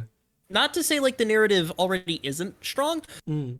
It's just more that I feel like having the main Like, imagine character, you know, the driving character, Yeah. the whole reason the fucking story is, the whole reason Persona 3 is even happening is because of this fucking dude. Yet he doesn't even get to say like 3 words maximum a day. like pretend that the script doesn't even change whatsoever. It's the same dialogue, except in one version, in one unit, in one timeline, you get like Alex Lee to voice all of these Makoto lines, and in the other timeline, you get what we have, where all the social links have voices attached to the lines.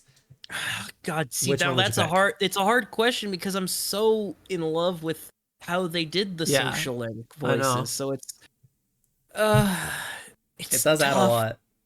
Because, It like we adds said, we so wouldn't have given a shit about characters like Yuko or Bebe or whatever. We wouldn't have, or Odagiri. We wouldn't even thought much of them. We wouldn't have if thought it much of them wasn't because they for- were like just like they weren't nothing links, but they were definitely like not great. But I can also imagine a timeline where we're saying the same thing about Makoto. Like, we love that I never thought of Makoto as such a fun MC, because now that Alex Lee has voiced all of his lines, it's crazy. I know, and it sucks because I know Atlas is not gonna fucking do it. As they hate money. They hate money. Even though they're making the answer a $20 DLC, which, is it? They haven't set the price yet. They haven't even Well- formally announced it. well, I'm assuming it's going to be $20 because the deluxe edition is already like $80, $90. Oh. So like, they're not going to make it $40 fucking DLC. Anyway, to get us back on track, I gotta actually start going off of my actual notes. Okay. Oh yeah, Link episodes. yes, The those. new with shit. the Because I remember, New shit. aside from story pacing, you have mentioned that you have a problem with the way that the cast of 3 felt to you as a social group. Yes, that was one of my biggest, I think my biggest complaint about original 3. Do you feel differently now? Has your perspective on the cast of C's changed? I believe so. Because I think that especially Link episodes and Yeah, Link and the- episodes definitely help and dorm with the events. idea- of connecting these characters. I think the C's cast is really well rounded out for me at this point. Mhm. I do feel like they're friends, because like in the original, like I said, like, hey, I think that what they were trying to go for is that they all start off as like kind of like workplace associates, and then they grow to really appreciate each other. Like, Yes. Yukari goes from genuinely being annoyed at Junpei all the time to just kind of teasing him because she cares about him. And it's That like, feels more like a thing that is happening and like in this game because of the links. And the link please, please tell me that you would do the studying events for the. Oh yeah, no, I did the studying. Those were cool. They were Those they did actually so made- much. Yeah, those were great. Because those were one of the events where like were very consistent. Like every quarter, everyone in the Seas group would get to interact with each other and have like this big event Yeah, where they were just goofing off or talking about whatever. Or it's Akihiko was great. You holding in got his to see. piss. No, when I came across that first one, I thought he had to take a shit. I thought he was trying. He was holding in a shit, and I'm just like, Aki, go to the bathroom. It's right there. The cherry blossoms Yeah. are just there. That's what I thought too, but wasn't it actually like, oh, I'm just training, I'm just doing exercising? No, yeah, he was squatting above his chair. But the I'm whole... like, I thought he just needed to take a piss really bad. He Yeah, had to go. I thought he was just holding in a massive shit, or he was just constipated or something. I'm like, whoa, this is new character information I did not need. So it's funny that the only addition to Aki's character is that he's sometimes constipated.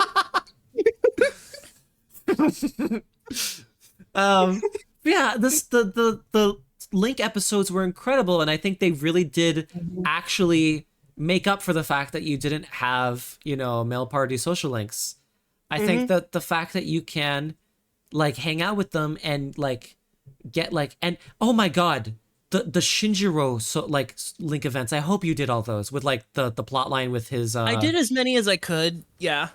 Did you get to the new event where you had after he, sorry, I guess we never officially said spoilers, but I guess anyone listening this far probably knows. I know. Well, here's the thing. I'm gonna put a thing at the beginning that says Okay. spoilers. So Okay, good. After Shinjiro dies, did you get the event where you clean out his room yeah, and you get all this stuff, and you get all the stuff. and you have Mitsuru have an emotional conversation with you about the Link signing out the form to go to school? I don't think I got that, but Oh, I you definitely didn't? got like I definitely got the Damn. cleaning out his room. Did you at least get enough where you saw the pictures of them when they were younger in the first few blocks of Tartarus? Yeah, I saw those. Okay. I think I've seen so many people joke about how the original Seas team were shit because they spent 2 years on the first block of Tartarus. Well, I mean that I don't think you can. I feel like in universe, I Right, feel like that's yeah. understandable because they literally didn't have a fucking navigator. That's true. They did not have a nav. It was literally 3 people who didn't have a fucking map of an always changing layout tower. So it's like, yeah, of course they couldn't get past like the first 2 blocks. So it's like, Hell, we barely got past the first 2 blocks until fucking Fuka came. that's true. I don't think it's funny anyway. But like the Shinjiro, like seeing like the Seas team, like I think everyone does have a reason to be friends with each other because I think at one point you complained that it seemed like everyone was just kind of random. But thinking about it, like it's about as much connection that everyone else in the other two games had. Especially with the linked events definitely help with like making everyone feel like, yeah, this is a group of people who are learning to grow around each other and just do things together. Did you make it to the final fight with Ken on the roof? Yes, That was so much fun. Fucking Junpei and Aki are watching. That was so great. It's that little like just string of like, I can take you. Oh, I got my ass handed to me. Did Oh, you look and at the Aki stars beat are up? pretty? Did you and Aki beat up that entire group at the Well, shrine? yeah, we beat That up was fucking everybody. awesome. That was awesome. All of this shit that's so great. That like Also, Junpei let out his inner kanji. Wow, watermelon. watermelon. Did you like did you see the Strega events? What did you think of all the new Strega stuff? The Strega, here's the thing. I feel like the Strega events are very nice. I do think it's cool because now I do find their placements a little weird. Like Because that I whole could entire immediate- thing on the bridge where you personally got to fight with Takaya, like, and you got to Yeah, fight together. The first one was on the bridge where you got to fight with him, but he was mainly just like, here's my power. And then the second one during the monsoon, I like that they where get their own theurgies. Here's the thing though. I like that they gave an explanation as to why you were sick during the monsoon instead of it just being in the original where it's like, you feel like you have a cold. You're going to skip 3 days in advance for no fucking reason. know. And it was like, wasn't it like a whole fucking week in the original? Yeah, it was a whole week, whereas here it was only like from the 19th to the 21st. Yeah. Which is like, oh, thank the Lord. Also, I don't know if it's just me, but I feel like this is a small tangent, but I feel like they like to skip chunks of days a lot more, or maybe that's just me. Like, that's just you. They did that in the original too. Okay, but yeah. Anyway, like, and then when you got those like little in between scenes with like Takaya and Jin, like in the dark hour occasionally. Like, those were nice to see. And then the final one... Did you get the one at Club Escapade? Yeah, the January one, where he's like, yes, I am the savior. Yeah. I liked it. It made Takaya feel much more present. And then I feel like Jin also got more into like... I mean, Jin finally went from a 2D character to a 2.5D character. And it's like... Yeah, he now has like a little bit more. And I think they went a little further on like talking about the Kirijo group and like them and like the stuff that made them talk to me and gave me a new lease on life. I don't remember how detailed the notes, the Tartarus notes were. Oh yeah. In the original games, but my god, they're very much more like they're much more of a paragraph per note in this game, as well as the additional monad door notes. Monad doors in general are cool. Well, we haven't even started talking about Tartarus, Joe. No. Anyway, back to characters. It's been an hour and a half. It's been an hour and a half. We have so much to say. It's gonna be a mega podcast. Listen, if this is gonna be a fucking Mauler style podcast, 3 hour, it's like 9 hours podcast. Mm-hmm. Probably. I don't mind. There's a lot. We got so much to go over. We got so much to go. But anyway, yeah, I liked that Strega got more just general screen time. Mm-hmm. And just more of a presence rather than just being like, "Hey, we're the evil guys. We're gonna show up." Oh no, I shot your friend. Anyway, bye. Bye. Anyway, bye.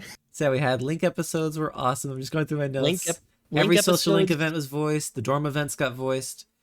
Oh yeah, one tiny little thing they technically got rid of is that in the original with Kaz and Yuko, you could technically pick instead of the track team, you could pick a swim or a kendo team. I know a lot of people were upset because you couldn't see Kaz and Makoto in a Speedo anymore. Wow, what they took from us. What they took from us. Truly tragic.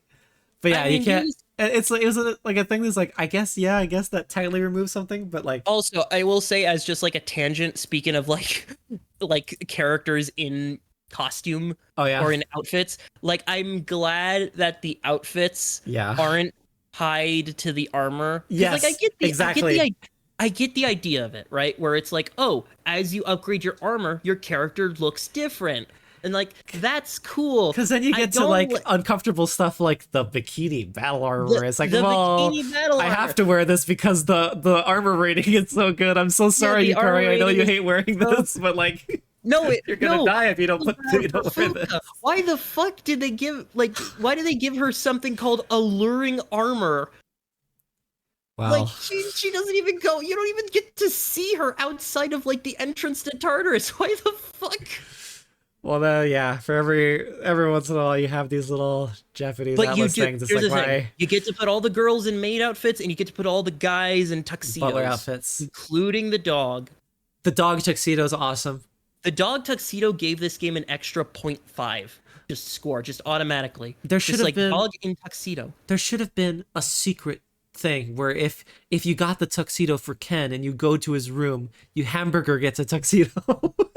Oh, that would have been no, that you know what's funny? That sounds like an old school cheat code. That does. The tuxedo cheat, where it's like everyone's wearing a tuxedo. Everyone in the game. You know what that reminds me of? That reminds me of the old Lego games and the mustache cheat code. Oh yeah, exactly. Where everything, even the fucking vehicles, have mustaches. Oh my god, having to render a mustache on every single persona. Yeah, putting a tuxedo on everything in the game would be pretty funny.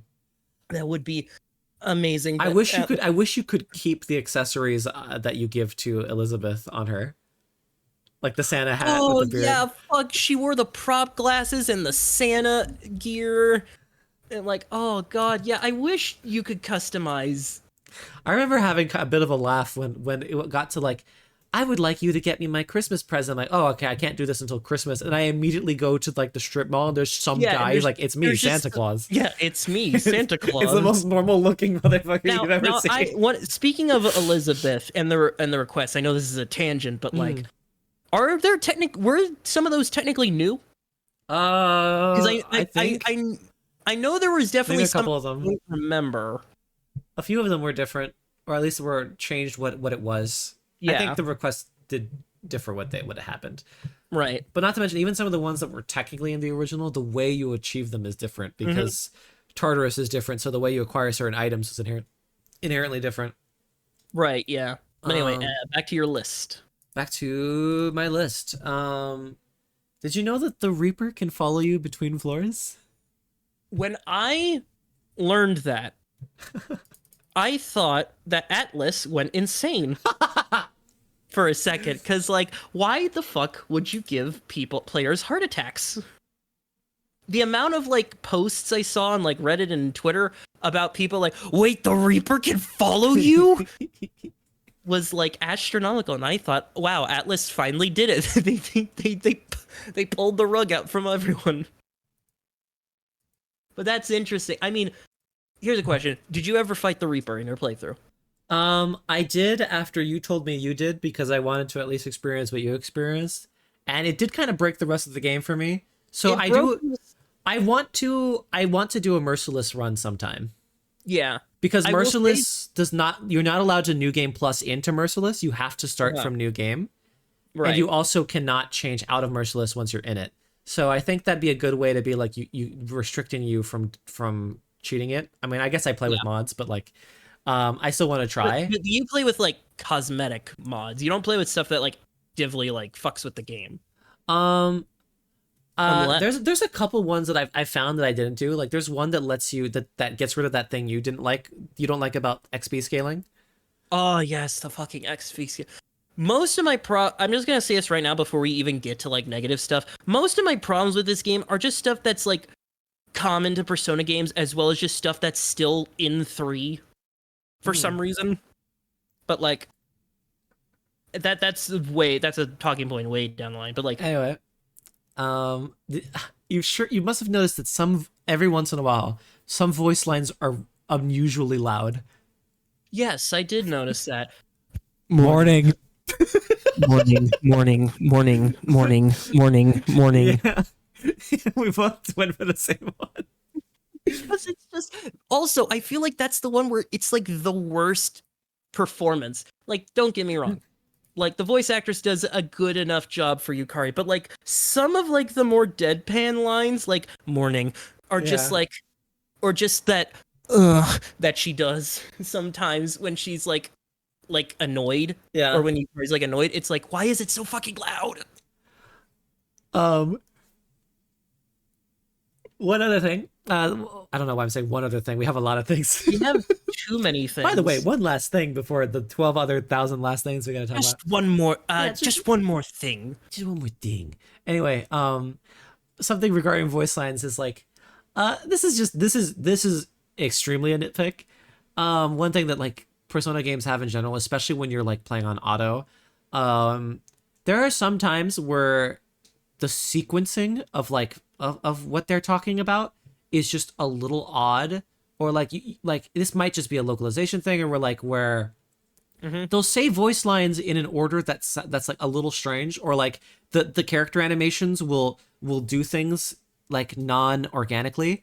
Like part of the thing that you just get used to when you play RPGs is like you just kind of like get used to the abstraction that characters aren't technically like moving around very fluidly. Yeah, they just have like some generic animations that generally like show like, oh, they are a character, they have limbs. And then every once in a while, when it comes to a game like this, where once you start getting to modern fidelity, sometimes you start to notice more and more like, oh yeah, it's a 100-hour RPG where sometimes you start to notice a bit of the cheapness of what RPGs are sometimes.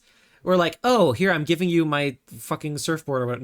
No one gives you a surfboard. But like they'll hand you something and it's like they just Oh do yeah, a generic here's handing animation. handing over. Like anytime I'm maxed out a social link, it's like here, Have this holds and out it's the empty invisible hand. thing. Makoto holds out empty hand, drops nothing into empty hand, and Makoto's just holding out his empty hand Yeah. for like an entire dialogue scene. To the And point it's where just there's like, like why are this you holding your arm out? to the point where I got genuinely shocked when like in January Junpei actually physically throws like a catching mitt at you and it's like oh my god, there's a Yeah, physical holy- object.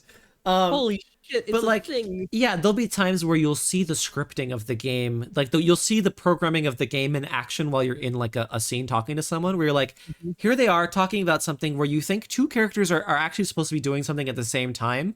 But the sequencing of the game means play this animation first and then this animation. So it's technically not as organic as if you were really having this conversation with these people. There was a Right, that's- specific event I noticed that's like extremely small, but it just made me chuckle.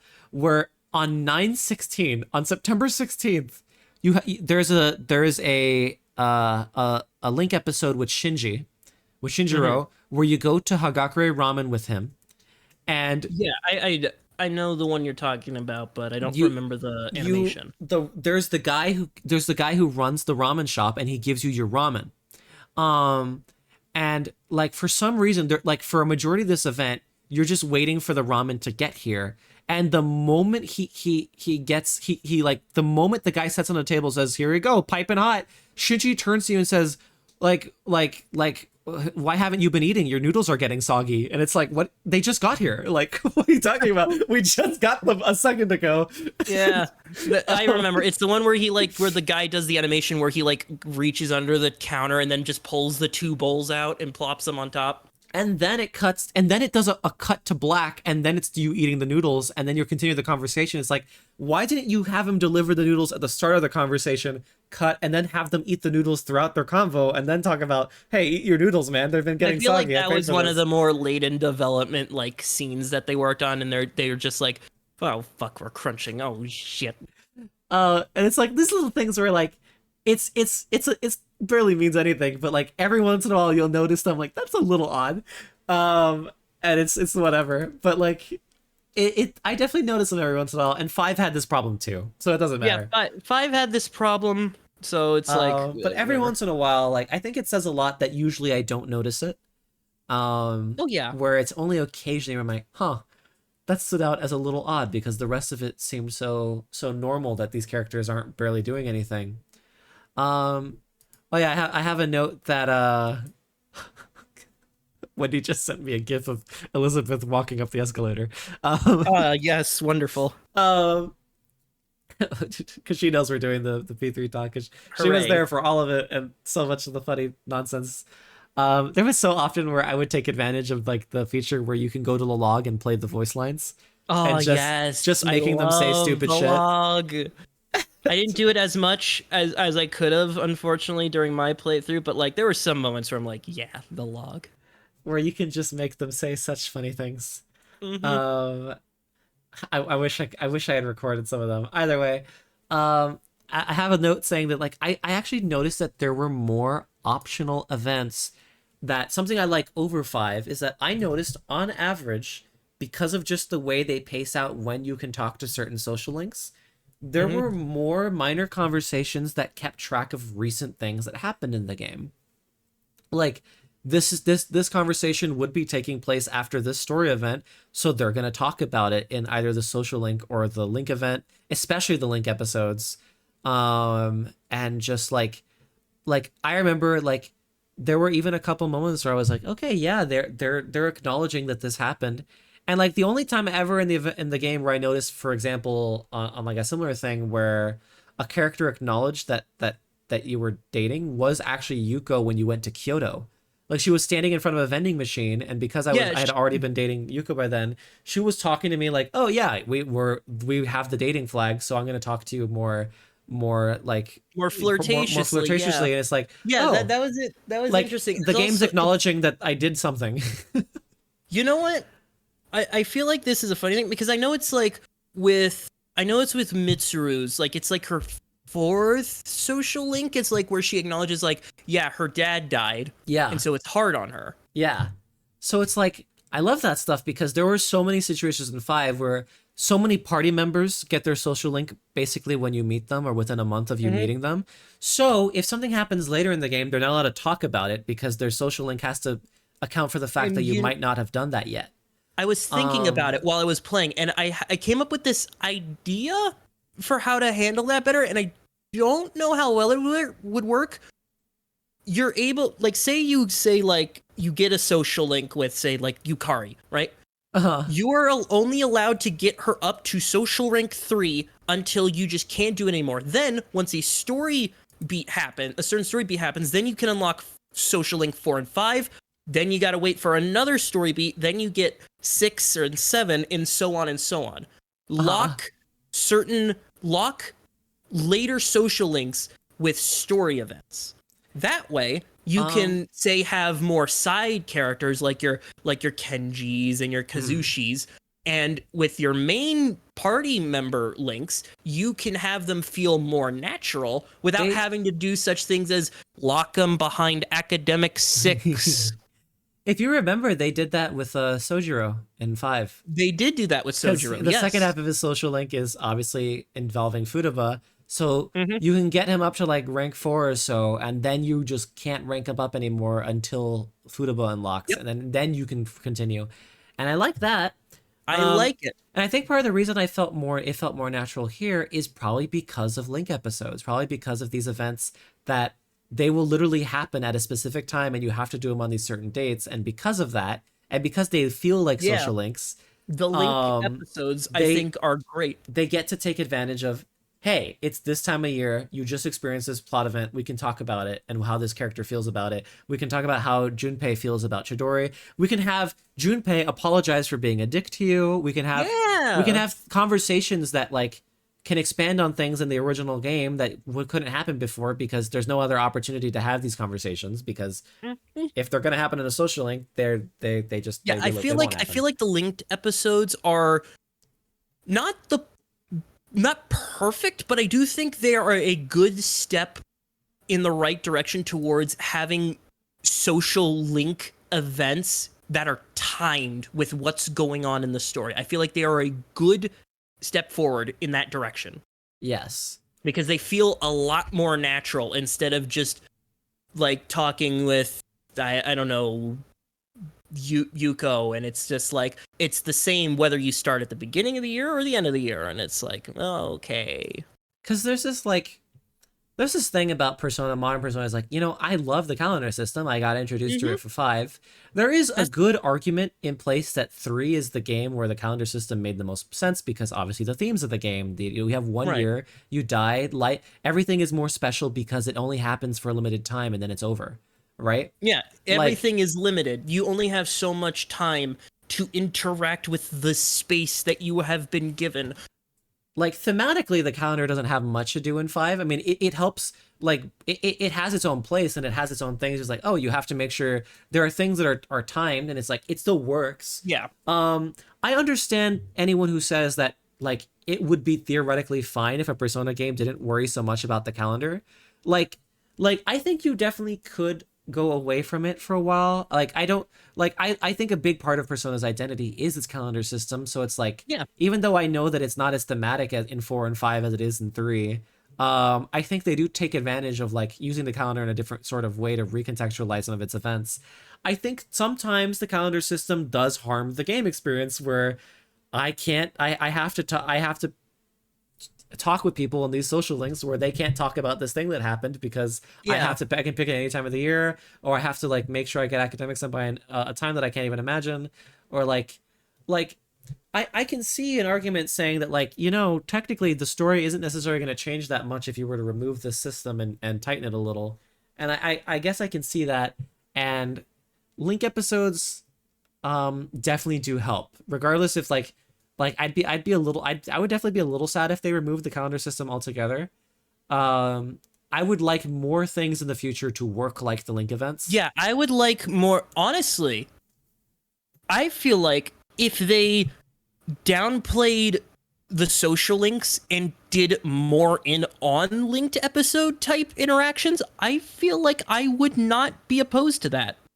Yeah. Like maybe have like maybe keep like the essential like social links, like you have your group social link, you have your obviously your Velvet Room social link, you have your, you know, just your main few social links, but then everything else be more tied to like link episodes or like little hangout event things that you're able to do. I feel like that could be a lot more natural feeling while still keeping the calendar system as it is.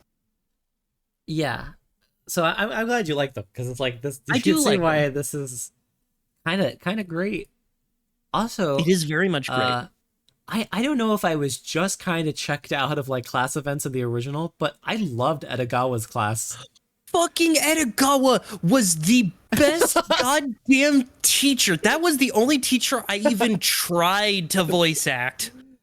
Because he was so fun. He actually taught me shit. I know. I loved his magic stuff. And he even talked about the arcanas and what they meant and what they represented. Like, oh my god, I love this man.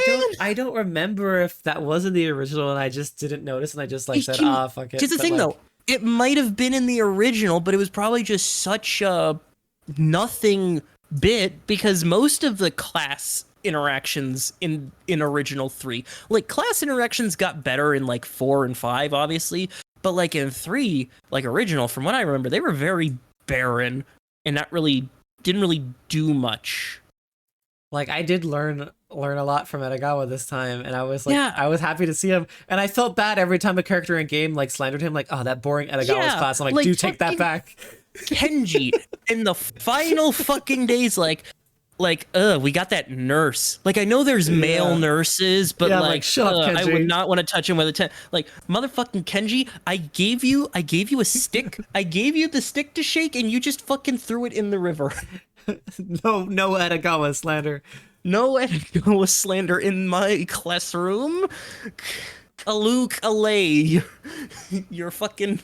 Your day is ruined. Your day is ruined. Here, the spirits will curse you.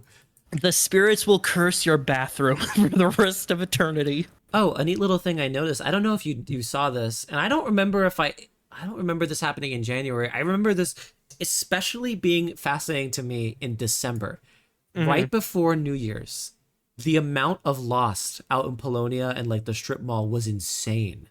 Did you notice this? No, fucking once December, like once the Shadows getting defeated, like once like the whole like Ikutski thing happened, right? It's like, oh my god, the amount of just Lost, just fucking the fact that like especially towards like the end of December and all of January, there's just like graffiti and trash and cult posters and just all this shit just like, in the environment. I always like along with the bleak syndrome. Along with the green tinting, green tinting. It's like it gives this like, oh my god, this place is going to shit. Like I always thought apathy syndrome was interesting in the original, but like I felt like the idea of the Lost showing up in the background was always just a little subdued. Like they would show up, but they weren't. I mean, they were creepy, and they were.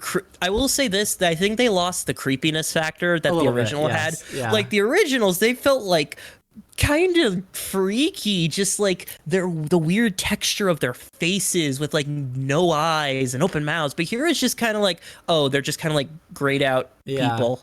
I agree there. But it definitely felt like Jesus. It definitely felt like for whenever they would talk about how serious the apathy syndrome problem was, it felt like there wasn't that many people who had it, like actively out in the overworld. But like especially when December hit, like I felt apocalyptic. It felt like everyone was apathetic, and it was like you could see like there was far more people with apathy syndrome than there were like people who didn't have it. It was like it was a little disturbing. It was like, well, oh my god, this is a little creepy. Everyone's just here. Speaking of actually unintentionally disturbing, all the people who are just standing completely still in Club Escapade. I joked about that being like, wow, Atlas, you hack, you're so fucking lazy. Because there's like the people there's like 3 people you can talk to in the crowd, and they're dancing, but everyone else is like this No, mannequin. the worst part is they're dancing kind of like stiffly. Like they're just kind of like their torso's kind of moving, but they're not really dancing. And then but then everyone else is just fucking frozen. You have this crowd of mannequins, and it's not meant to be like an Anthony Citroen thing. It's just this Also, weird. They're all just kind of tangent about escapade. I love that Mutatsu is sitting in the corner that the King's game happens in. That's where he sits in the original. I just didn't tell you. Does about him. Yeah. I didn't know that. That's where he is. If it is an original thing, I thought that was fun. Yeah, that's where he is. You're the king now. The URLs are all new too. Like I'm and the fortune teller at Club Escapade. Like, Yeah, those. There's a reason to go to Club Escapade in this game. There is a reason to go to Club Escapade, and it's to learn about dating websites. And all these different ninja URLs to get you a cool running animation in Tartarus. Also, I know that you said the rare shadow yes, fortune was good. For me, it wasn't really that good. I only got like maybe like 2 to 3 more gold shadows on average when I used it. The thing about it is that because of the way Tartarus works now, because Tartarus only refreshes itself every night instead of like every time you go up there. Like it is like in the original game, every time you teleport back down, the Tartarus refreshes itself. It's going to be a new layout. In Reload, it refreshes every day. Until you leave. Yeah, unless you leave. Meaning it, like, that if you go to the fortune teller and you proc it, you can just keep like cycling through the floors over and over, just clicking next floor, next floor, next floor, and gold hands will have a new chance of appearing every time, but the floor stays mapped out. So you can just keep cycling and getting as many gold hands as you want. That's why I liked it.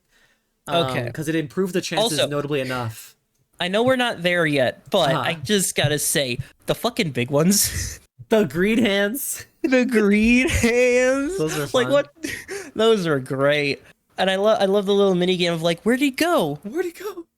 But then immediately after your first encounter, you immediately are like, Fuka, should I track it? And it's like, yeah, of course. Yeah. Like after the first counter, I'm like, why would I ever do it manually? Another note, because we will get to Tartarus.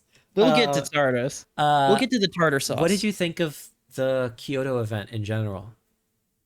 The Kyoto event? I skipped it. You skipped it. You skipped it.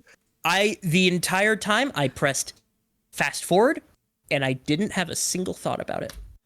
Really? I did interact with Yuko though, and I bought from the vending machine. I felt like they actually shortened the cringy spa scene. I did notice that because I felt like you got caught immediately, even though I remember in the original game the point was to escape. Yeah, the scene was shorter, which I remember when it happened. I'm like, I wonder if Joe will appreciate that this scene it's more tame. I mean, I do appreciate it more. It's not as. Let me just say this: it's not as bad as the movie version. Yeah, it is not as bad as the movie, or really Striker's version. Yeah, I mean, we've had plenty of conversations on our own, like a non-recording, but that trope has always been one of the most like it's one why is this everywhere? It is this unless it's in like a more adult thing like anime or whatever. I feel like it's just a stupid thing to have. Yeah, it's like one of the most like lame, like it's one of the most low effort. Like just strange. Unless you're specifically like going for it, it's one of the lowest effort fan service type things you can do. Not to say you can't do it good, but like, because like what I do like that they improved was the beach scene. Episode. Yeah, the beach episode was fine. I'm fine with the beach scene. That one was pretty tame. They also got rid of the Operation Dave Hunt. I guess technically Babe Hunt existed, but like also they'd replace the trans person with a fucking they no longer have the ew, isn't that weird? It's like, oh god, this is aging terribly. Penis on a woman. And it was like so embarrassing in the original because like, oh god, like it was just like a night, it was just like a normal lady who was like, yeah, I happen to be trans, and Junpei's like, ew, that's the grossest thing in my whole planet, and it's like, oh god, Junpei, please stop talking. Stop talking. And now instead it's like, have you heard about this What was it? What Have was you she trying heard to sell you? It's the aliens. It's The aliens are out to Yeah. get you. You need to buy this Buy specific this- like sunscreen that can Yeah, block it out the was- harmful rays. Uh, I can give you a discount for 100,000 yen. yes, I remember. That is what it was. And it was like, But it's oh, hilarious because it's like, They're like, wait, it gives wait a you a reason to be like, oh, they're drawn in because she's actually like, oh, she's actually giving like actual advice of like, Junpei, you're too forward. Aki, you're too like tight-fisted. You're not loose enough. And main guy, you're just whatever. Like it draws you in, and it's interesting now. Also, I guess Naruto running. she always Naruto run. I don't remember in the original her Naruto running as often. Maybe it's just because I never saw her because she would always lag behind when I was running around in tartar sauce. But like, but yeah, I I just guess- love that there's just a section where you're just walking up the forest trail and just following a Naruto runner. I guess that's It's true just that in dedicated. Tartarus the party members aren't following behind you physically.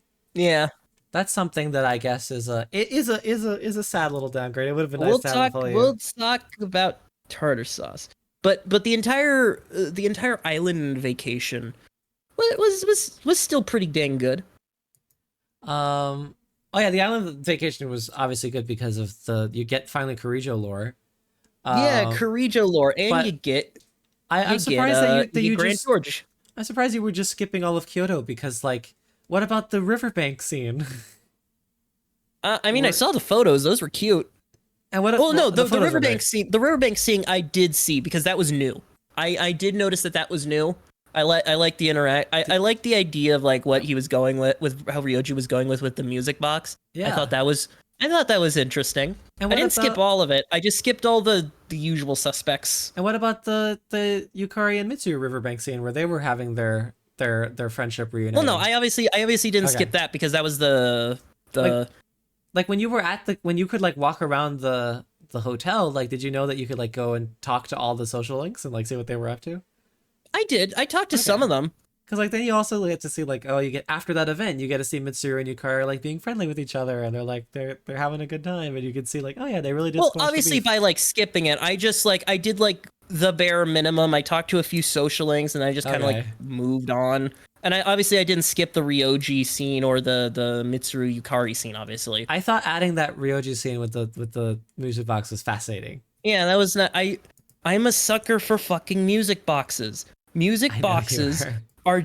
are just something about music box tunes that just get me. I don't know why. Well, I do know why. Fucking It was Zero Escape. yeah, Zero Escape, fucking Luna. Music boxes will forever haunt me, unless it's the Toreador March. In that case, I'm gonna be scared for a different reason. Oh right. Yeah. So Dum-dum-dum. har har har har. So I have those were some minor notes I had. I have here a list of every single new thing in the game. Ooh, let's Some go we've totally over it. already gone over.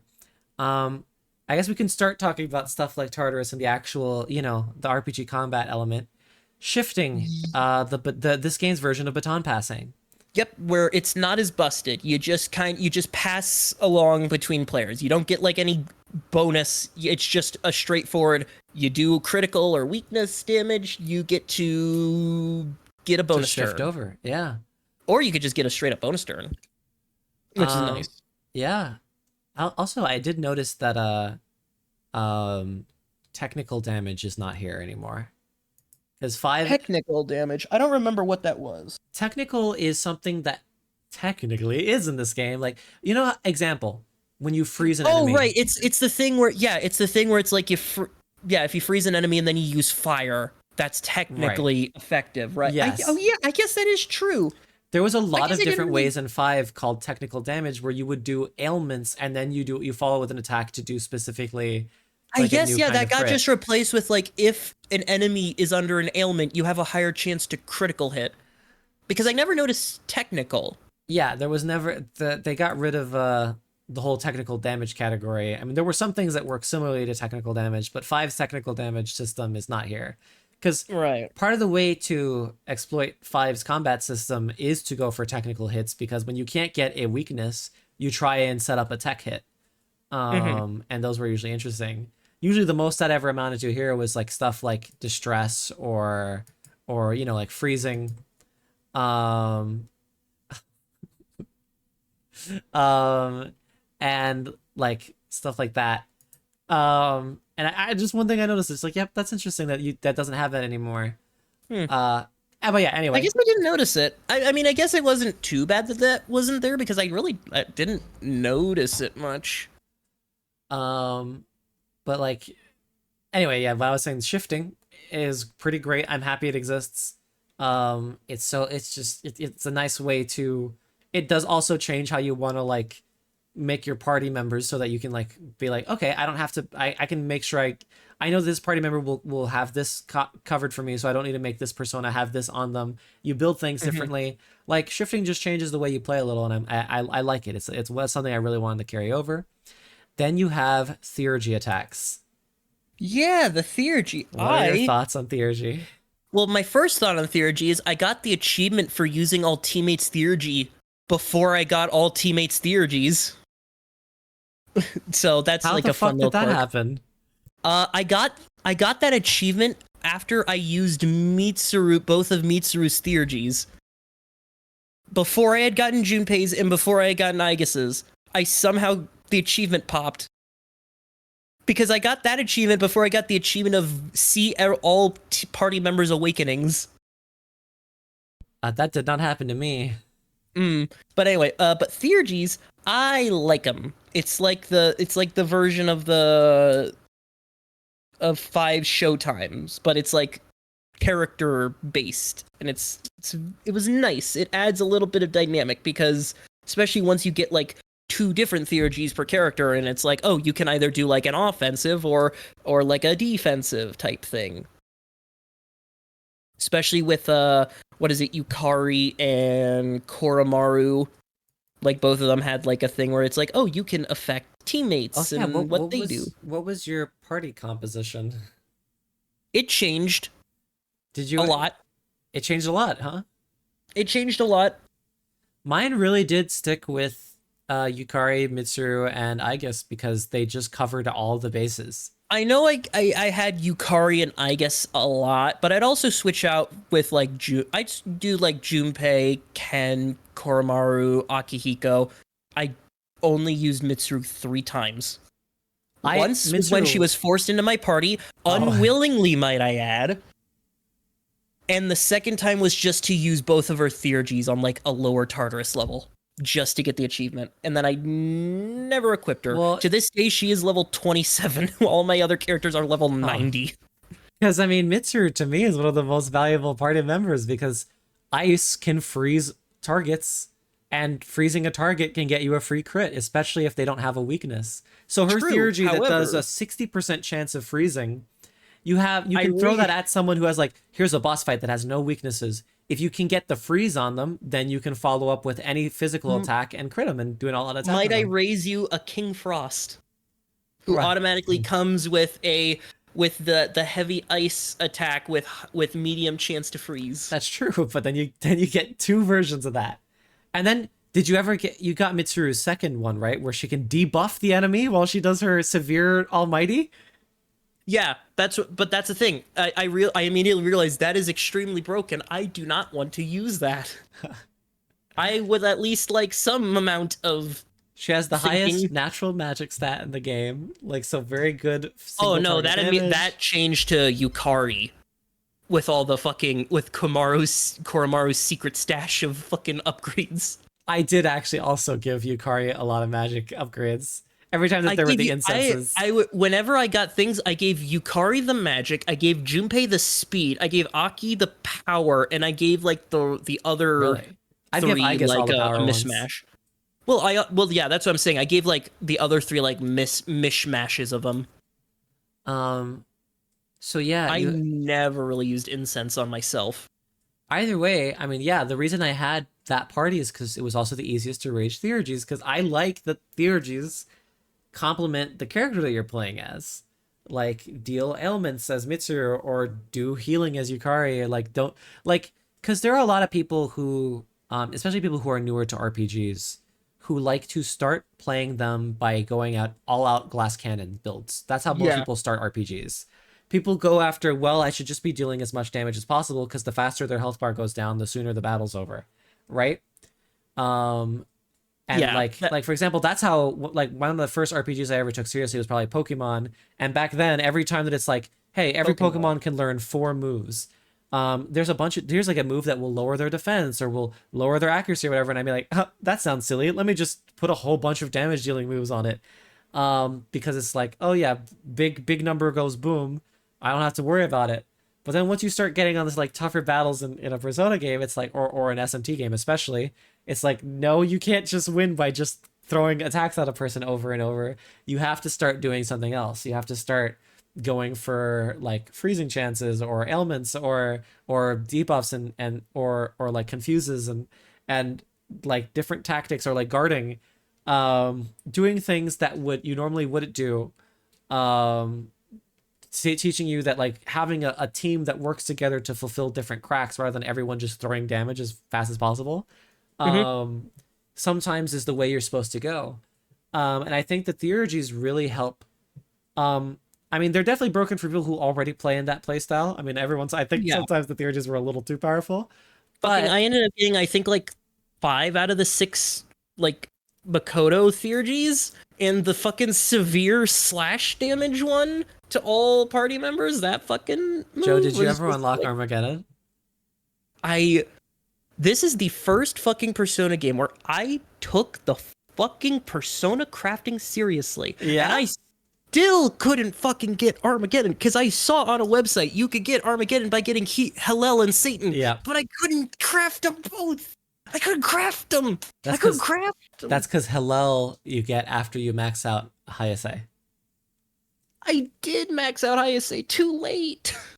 When I found that out, I actually focused him down because I'm like, I want that attack because I heard about it and it is as broken as it looks. I finished the final attack on Nyx was Armageddon and that felt fun. I Even think if it I was just broken. smacked Nyx on the final attack. A little bop. Yeah, like a little. I think yeah, Akihiko just punched him. That's even more funny. I remember I had a lot of I like sometimes just for the fuck of it doing ironic things in games. Like I had Mitsuru land the killing hit on Takaya just to be a dick. Korijo. But it's like stuff like that that's fun. It's like Armageddon is definitely pretty broken, especially when you know how to proc Fuka's SP regen. Trust me, my broken thing was when during the final fights I got fucking Messiah with fucking Megadolan. Megidoodoo. Megadolan. Whatever the fucking Danger Dolan. name is. The one that's Danger Dolan. Danger Dolan. I want that in my next Persona game. It's just Danger Dolan. Yeah, I like the energy attacks. I like the fact that they encourage you to play in a certain way. They're maybe a little strong for their own good, but I like how they make you play.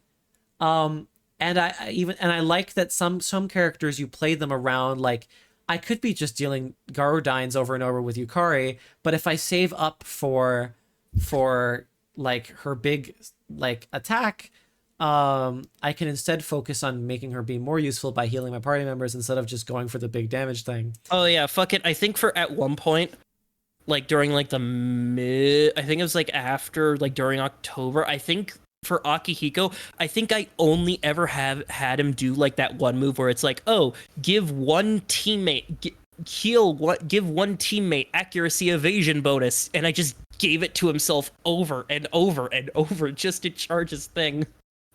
Because his thing is if you give buffs to yourself. Actually, it's a mistranslation. It checks if Akihiko happens to be buffed at the start of his turn. That is the only condition. If someone else buffs him and he happens to be buffed when it switches to him and it's like it's your turn, that fills it up. What? Yeah, that's how it works. Oh, I wasted so many turns. I know. Some of the theurgy characteristics were translated weirdly. I had a mod that fixed them and is like, oh, that makes more sense. It's one of the few areas where I'm like, oh, you could have worded that differently. Speaking of, characteristics in general were pretty nice. I liked that doing random dorm events like even cooking or even gardening actually unlocks new skills or new characteristics that make your party Yeah. members Well, that's stronger. the whole point of the little smileys. Those are just the free time events. You know, they don't really do any. They don't really like add to like story wise. They're just cute little events that you're able to do. Like But when I they first saw them, I thought they were just free ways to get like social stat link things up, but I didn't know until I did a few of them, several in a row. I'm like, oh, these are individual plot lines that come with new abilities. Yeah, no, I noticed that first time when I did Fuka gardening. And And it it was was oh, like, Fuka wow. gets a bonus, like she heals 25% more now, and it's like, what? And I spent so long in the game without having Yukari's like thing SP thing. Yeah, that lowers her I SP. didn't do the SP one either. And then I realized I could have done this so much sooner. That would Very have been true. so great. Uh, and it's like I love that it's like that there's so many more things you can do at night when in the original game it was kind of like a barren wasteland at night. Like there was so like once you had a like there was so rarely any reason to do anything at night before, and now it's like lively. It's like, oh great, nighttime can be just as fun as daytime. Oh yeah, nighttime. I love nighttime. Nighttime is great. um so in terms of more new things, lots of quality of life stuff from 5 and the modern idea, like pressing R1 to automatically target the weakness that you've discovered.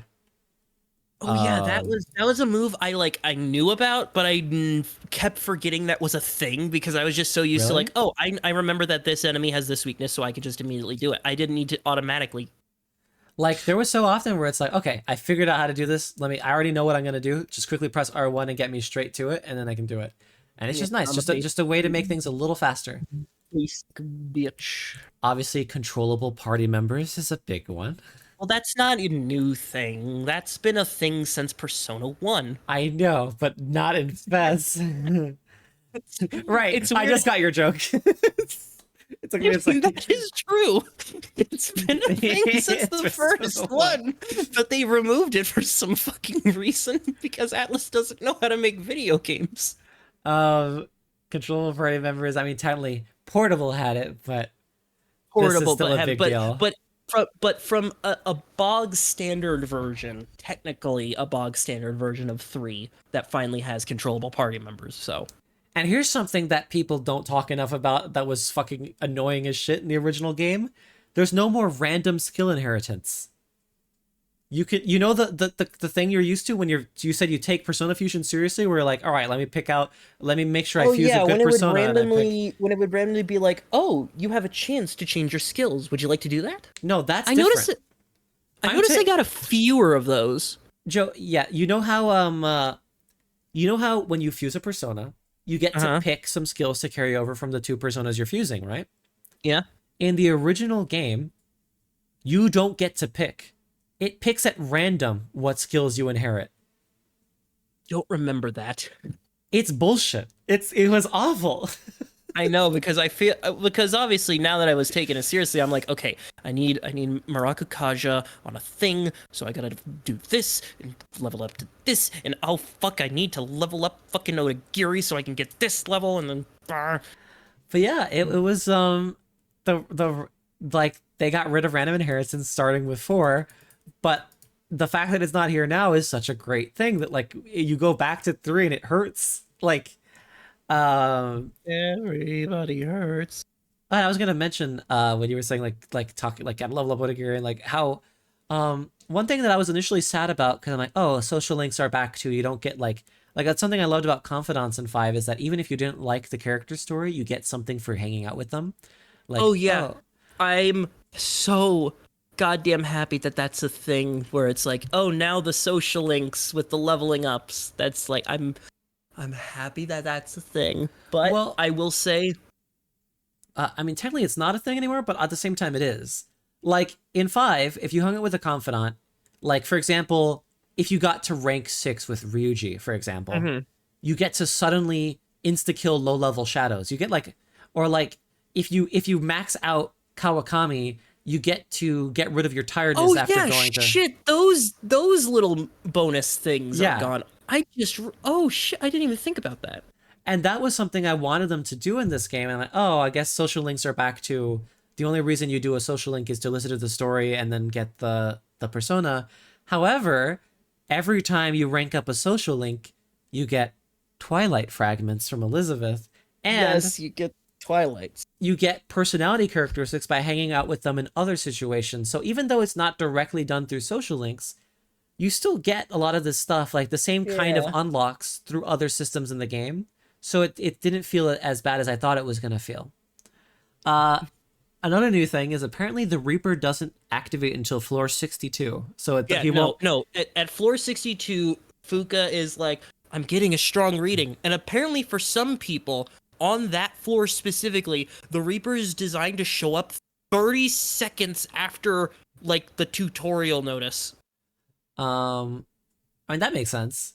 But yeah, like, at least you're not gonna like go into Tartarus day one and get fucking swiped by him. Which can lead to some fun stories, but overall, it's like just give him a little time before you introduce him. The baby's it's baby's first persona. Oh my god, how many people are gonna start with this as their first persona?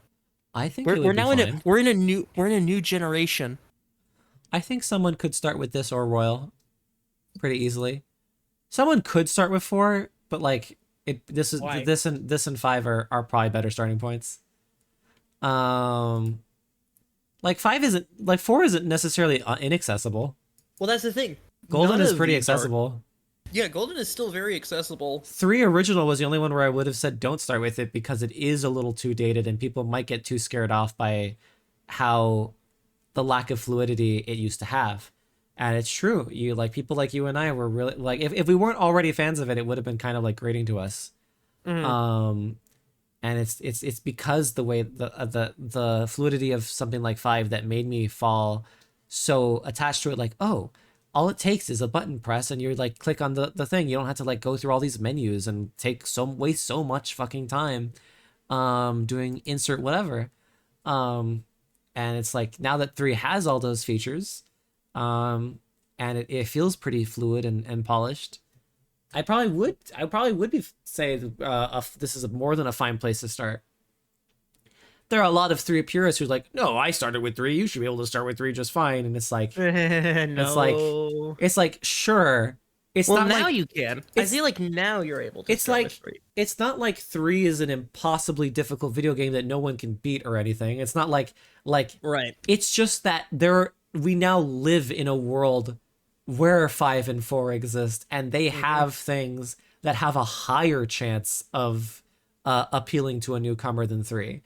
It's like I Right. think when people go back, like when people get upset when people go back to the things that they had in their childhood and say that it's not accessible anymore, they're like, what are you talking about? I had when I was back in my day, that's all we had. And it's like, yeah, that's the point. That's all you had. Like, the point is that nowadays, if anyone has any kind of association with any modern kind of sensibility, it's going to be you're gonna play the game of chance that they might not like the thing you like. And if you want to give them the best chance of enjoying what you like, if you want to share what you enjoy to people, what you do is this. You give them a compromise. You give them something in between. You give them something that gives them what they're used to, and then introduce what you like and like try to make an experience that doesn't compromise too much. And too many people are so in love with what they grew up with that's in like saying like, yeah, technically, if you gave a child a lot of these older video games, they would get to know them. They would struggle through them and make it to the end and like deal with their eccentricities, but they don't have to now. And it's like, the point is that like, regardless if you want to force it on someone or not, the problem is that you now have more competition for your time. You have other things that these people who, especially people who are newer to the gaming industry or any given genre or any given thing, are going to want to have a gradual skill curve they want to get to, or they want to like not have their time wasted. It's like back in an era where RPGs just wasted your time just because that's what they all did. It's like there's not really another option. I have to live with this. I have to live with the fact that they're just going to waste my time. Now we live in the best kind of modernicity in gaming where you can just have quality of life up the wazoo. And it's like there's a reason why they call it that. It's very common that you will see people when something gets remade and they receive quality of life, they'll be like, because they went through the rite of passage of being like, I came out better on the other hand for having dealt with nonsense. You not having to deal with that nonsense is compromising what I went through. And I get that on some level, that someone's like, oh, I wanted to share specifically what I went through, this specific kind of training thing, because there is value and merit to saying that going through a challenging experience makes a person stronger. However, there's a difference between like something that is genuinely a test of your skill and then has like a proper skill ramp and isn't just like a difficulty spike. Something that is like, here's an actual reasonable test of your competence and your learned progress, versus here's just a random insta-kill attack that destroys 10 hours of progress because we didn't give you a save point. That's difficulty. It's like, I guess. That's not difficulty. But- That's just you need to extend the game time. But it's like, yeah, I guess you went through that rite of passage, but that's like, that's not really why you liked the game. Like, you like the game because there was something deep within it that you just fell in love with. grew to like that about it by conditioning. And it's like, I love a lot of really hard games, and there's many games I like where I'll push them up to the hardest they possibly can go because I want to. But I didn't start that way because that would be just fucking annoying. And it's like, it's like how like one of the reasons I like the Dark Souls franchise so much is it is not actually as insane as it is. There are so many ways to make those games easier on yourself, so that you don't have to, you're not literally forced to do it the way that specific purists want you to play it all the time. I mean, just because I play those games with melee only dodging doesn't mean you have to do it that way. And I think if those games were designed that way, they'd be really off-putting to people. And then you have fan bases of people who want you to play it that way, so it becomes off-putting and they don't realize it. But it's like, that's a fan-based discussion, though. the easiest way to get someone to like say, okay, yeah, like for example, this game does not replace Persona 3. Like literally it doesn't.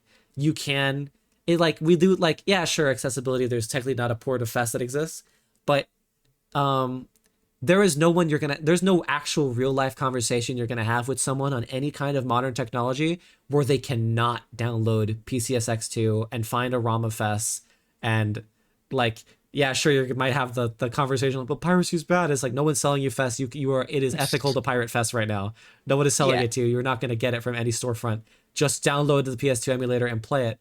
If someone likes 3 so much and they fall in love with Reload, now this person who otherwise would have been turned off or disgusted by FES can go back to it, and they might actually enjoy it because they found a more approachable avenue first. And too many people get blinded by this, by not considering this element and realizing that sometimes the reason that you sat through all that bullshit when you were a child is because you had no other choice. And if you were given a choice, you just simply wouldn't do it. And it's like, I guess there are situations for humanity in which being like, that could be a good thing, where it's like, yeah, sometimes you have to be forced into an option, like but yeah, like sometimes you want to put a player into a position where they're going to do something they may not necessarily want to do because they'll ultimately have more fun in the end by doing it that way. That stops applying when you were dealing with pure inconvenience or just for the sake of inconvenience, such as, oops, there goes all my save progress, or oops, I didn't know this boss had insta-kill attacks and I didn't save like until 20 floors ago in Tartarus, and it was like, oh, you should have saved earlier. It's like, yeah, but I'm not literally gaining anything from this aside from just frustration, right? Like, I'm still gonna, and now all I'm gonna do is just do it a second time, and I'm just gonna have to press those buttons again, and it's just gonna be annoying. And it's like these little inconveniences that I like. I'm sorry, I've really tangented so far. Because it does frustrate me that is such a common thing in fan bases whenever remakes like this come out, that they will act like that, and they just don't see why. Like, what's the point of adding all these quality of life features if it was just fine the way it was? And it's like, I don't know if they would feel the same way if the same thing was presented to them now, right? Like, if they were in these shoes, Right. if they were now starting their Persona 3 journey today and they had an option between this or that, like a lot larger majority of those people would actually pick Reload first. I'm not saying there's some people that wouldn't just be like, no, I have integrity. I do mean it. I legitimately think that that Fest was a better experience and actually resonates with me stronger. Okay, yeah, there will be people who will generally prefer the way that 3 works, and I'll judge them, but like it's it's fine. Like that will happen, but there's fewer of those than they'd like to think. And I would make a bet on it.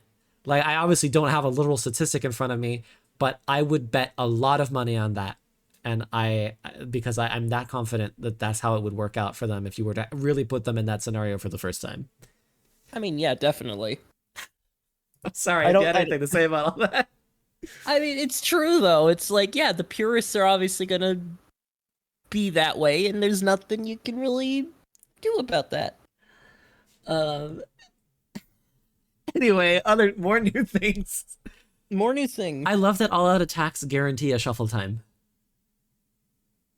That was not a thing originally. Oh yeah, I did notice that because I early on I was like, oh, I need to be doing all out attacks because those give me the shuffle times. But then immediately, like later, I was like, wait, they don't always give you shuffle time? They do. I mean, if the final attack of the battle is an all out attack, it's a guaranteed shuffle. No, not for me. Sometimes I would get like all out Not on attacks and it boss would just fights. immediately go to the Except for boss fights. You might no, be not thinking even of on boss fights. Not even on boss fights. Just normal ass enemies. Hell, I've even had it on rare gold guys, and it would just not give me. It would just immediately take me to the results screen.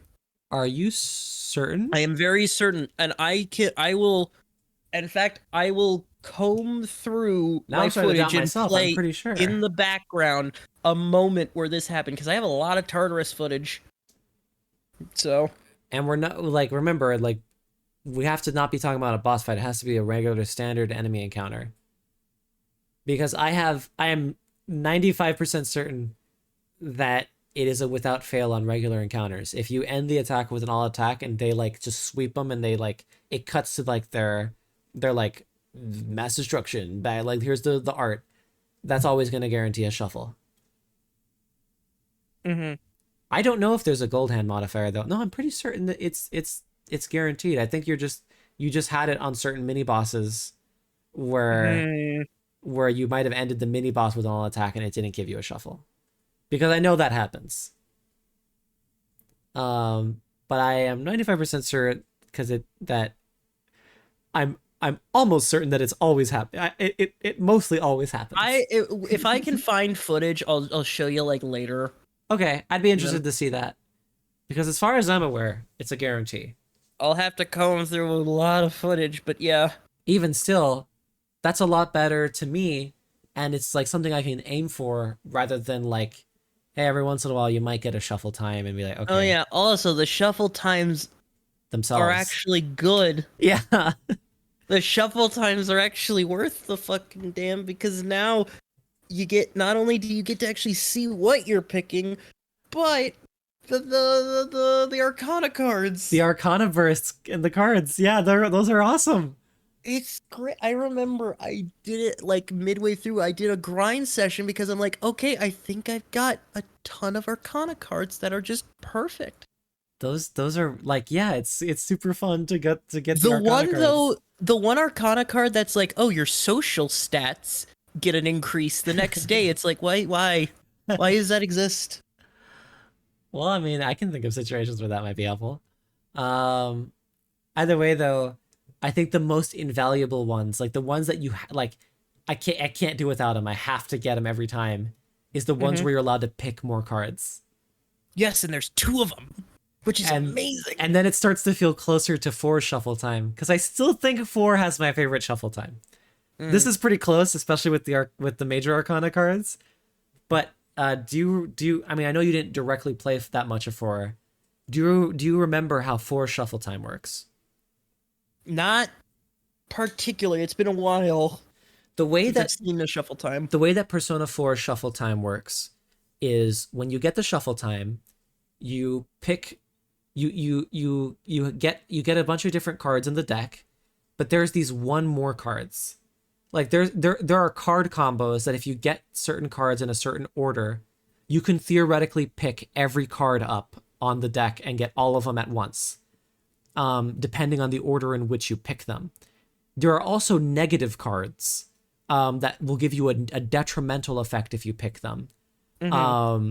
But there are cards you can pick that remove one card from your deck, and you can manipulate it to remove the negative card so that once you've collected all the ones for that shuffle time, you only get the positive effects. If you collect every card in one shuffle time, you automatically get a shuffle time in the next battle, or at least it's the next time you get a shuffle time, you automatically get 2 more cards to pick from. Like if you manage to, like, you get a bonus, you get, like, I forget what the bonus is, but you get a really nice perk for getting every card in the shuffle time. And the next time you get one, you get to pick 2 more out of that deck for free to help you pick out every one of them. And you want to chain it. So every time you get a shuffle time, you do whatever you can to get all of them through. And sometimes you'll be out of luck and you'll get them in the wrong order. Or you just won't, there'll be too many cards for you to pick, but you can get so many of them if you play it smart. You literally play your cards right.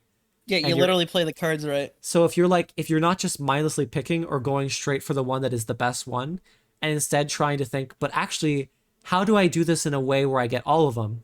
Like, just like the one more system in battle, like, how do I attack the enemies in the weaknesses in an order that lets me get the odd attack instead of just, doing this in a way where oops, I just knock them down. Like, I like the way Fours works so much, but this is pretty close. This is a lot better than just the cards are spinning. Which one was it? We're not even going to tell you what was in it. Of 3. So yeah, it's on average shuffle time is just pretty fucking great. And not to mention, like, the sword cards, like, it used to just give you items like weapons, and now they give you skill cards. And that's very helpful. Yeah, that's great. I love it. Also, the blue cards are actually useful now. Oh, yeah. They give you actual bonuses. Like in the next battle, you'll reflect a magic attack, or or the next battle, your whole party gets a double magic attack. Yeah, like there's reasons more than just like, why do I need the heal? I have Yukari for that. Why do I need a heal? I can just do that for free because of Invigorate. Yeah, so it's great that you could do that. And there was like one other shuffle time thing I was gonna mention. That's like, what was the other thing? It was like, gosh, I was just thinking about it when I was talking about Persona 4's shuffle system. I don't remember. I might come back to it. Arcana Burst itself is also awesome. To be like, oh, what if I want to pick this cool card? Or like, but like at the same time, I could get the Arcana Burst if I go after major Arcanas. And sometimes just major Arcana ones like that when you said like, oh, social stats will be better the next day. We're like, I don't want to pick this up. But if I don't pick this up now, I won't get the Arcana Burst till later. And that means the cards I'm going to be picking on average will be worse. Yeah. So it's like, you're just thinking more often while doing it. And it just feels more... It keeps your mind on it a little more. It doesn't feel as mindless as like, yeah, I can see the card. Yeah, I'll just pick that one, I guess. In terms of other new things, we already talked about... Oh, okay, I remember what I was about to say because I didn't write this down. Dizzy. Dizzy works different in this game. Yeah, I noticed Dizzy was a weird one. In the original Fess, every time you knock something down, or you get knocked down especially, you need to take an entire turn to get back up. Right. And then you can attack the next turn. Right. So if an enemy managed to knock you all down, that's like a free extra fucking buckshot roulette turn for them. Like, yeah. You're fucked. Especially on the higher difficulties. They get to rack the shotgun on that one. And it's just, that's another example of just annoyingness where it's like, come on. That I happened to get one weakness struck by an enemy I didn't even know what damage they're doing yet, and now I have to go back to my last save point. Like, that's so obnoxious. Like, I'm glad that even on hard difficulty, which is what I played, you can restart boss fights from the beginning. It's like, some people say like, oh, that's too easy. But it's like, No, some of them it's like I like how I would Some of them it's kind of bullshit. I Even prefer even though I was playing normal, I it's don't like, yeah. I don't mind fighting a bullshit boss if I can retry it. It's like, okay, if I really have to think about the strategy now that I know what's going on, like any boss fight in another game, I will usually die the first time to a Souls fight because it's Exactly. like, oh, I didn't know they had that attack. But now that I'm fighting them a second time, it's like, now I know. Now I can try to plan against this because it's still you still have to deal with it. It's not like knowing is half the battle, but the other half you still have to deal with it.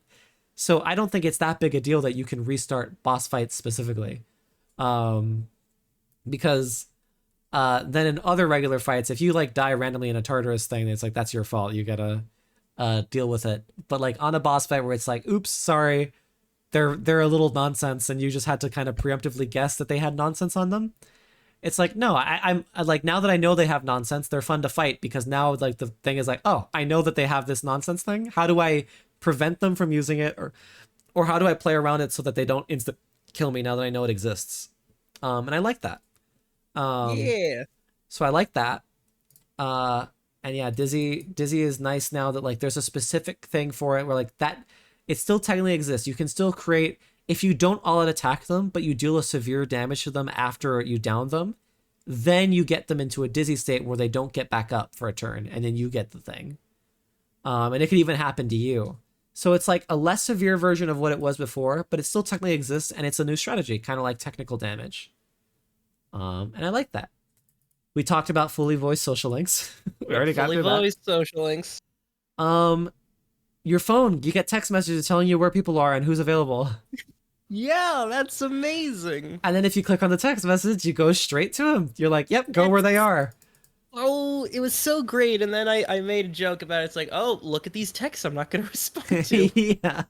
Because it's like, oh, Kazuchi, Keisuke, I don't want to talk to you. And I like that. And also, on the map screen, you can see who's available to rank up by hovering over the area. And like being like, show me details on this area. And it's like, this person is able to rank up today and this person won't. Did you ever do that? Do what? The map screen, it shows you who ranks up and who doesn't that day. That's a thing. That's a thing. It'll show you. Wait, on the Yeah. map, like the map screen of going from like place Yeah. to place. There Yeah. is a thing that Yeah. shows. There's a show more button and it shows you all the social links available that day. That. And it shows I you didn't a know symbol that. whether they're going to rank up that day or if they're not going to. I didn't know that existed. It exists. I didn't know. Oh, it's so helpful. I didn't. That's a shame you didn't see that because that was so helpful to me where it's like, oh, thank goodness. I don't have to waste my time going to the strip mall today because I already can see that there's no one gonna bother there. I don't gotta check up in person. Meanwhile, in Persona 3 Fest, you have to go walk everywhere and then manually check and be like, oh, never mind, and then go walk out and then go through the loading screens. And it's like all this stuff that's like at the end of this show, I'm saving a specific thing for the end of this conversation that infuriates me. That like there's a reason why all of this stuff is so fun to me and makes me laugh because I watched a video. You watched a video. I watched a video that made me really upset. And Why? you'll see. Who hurt you? You'll see. I'm teasing it now for those Okay. who maybe would have clicked off if there wasn't anything left to do. People who make it like 3 hours into a 5-hour podcast and are like, you know what? No, maybe the rest of it isn't going to be that interesting. I have a teaser for the end after all my notes that might grind a lot of people's gears after this conversation. Tune in. You know what grinds my gears? What grinds your gears? What grinds your gears? I don't know. The fact that fast travel will only happen to now. Well, fast travel is fine. I was trying to make a silly Oh, transition okay. there because the original did not have fast travel. Right. So that's a new thing. The online features button that lets you see what people did that day, which is mostly only helpful at the beginning of the game, especially. I mean, if you're obviously, new. like the online stuff is the same as with P5, and it's helpful. It's like, oh, most people went to do this. It's like a very loose kind of guide that isn't the same as just following a walkthrough. Yeah, I Um, do find it funny when it was like, oh, once you got to like August and I look at the thing and it's like, went on a date with Yukari and it's like, what the fuck? How? How? August uh, isn't even started yet. How? I mean, after a certain point in the game, everyone is doing so many different things and has so many different schedules that it's not even worth looking at that thing anymore. Also, But one it's thing I interesting find in the beginning. interesting is it'll only show you like, especially for like social links, it'll only show you 4 specific ones, which I guess is just like which ones people did the most, I guess so. And which I obviously, guess is fine. it also helps for people who don't just want to get through the classroom answers and don't actually care about learning. It's like, yeah, just give me the free point that I I don't want mean, to yeah, learn. I did that for a good bit, but I actually tried sometimes. Um, when you go to the calendar in the menu, it shows you what available part-time jobs there are, which 5 did too, but I'm it gonna wasn't in say the this right original now. I did not know that the movie theater was a job. until later. I could have gotten the 50,000 yen achievement by working achievement much quicker if I had just worked at the fucking movie theater. Just like in real life, Joe. Like, no, no, no, no, no, no, no, no, no, You're no. saying you're saying you didn't make $50,000 at the movie theater? You mean $500 at the movie theater? And fucking conversion rate.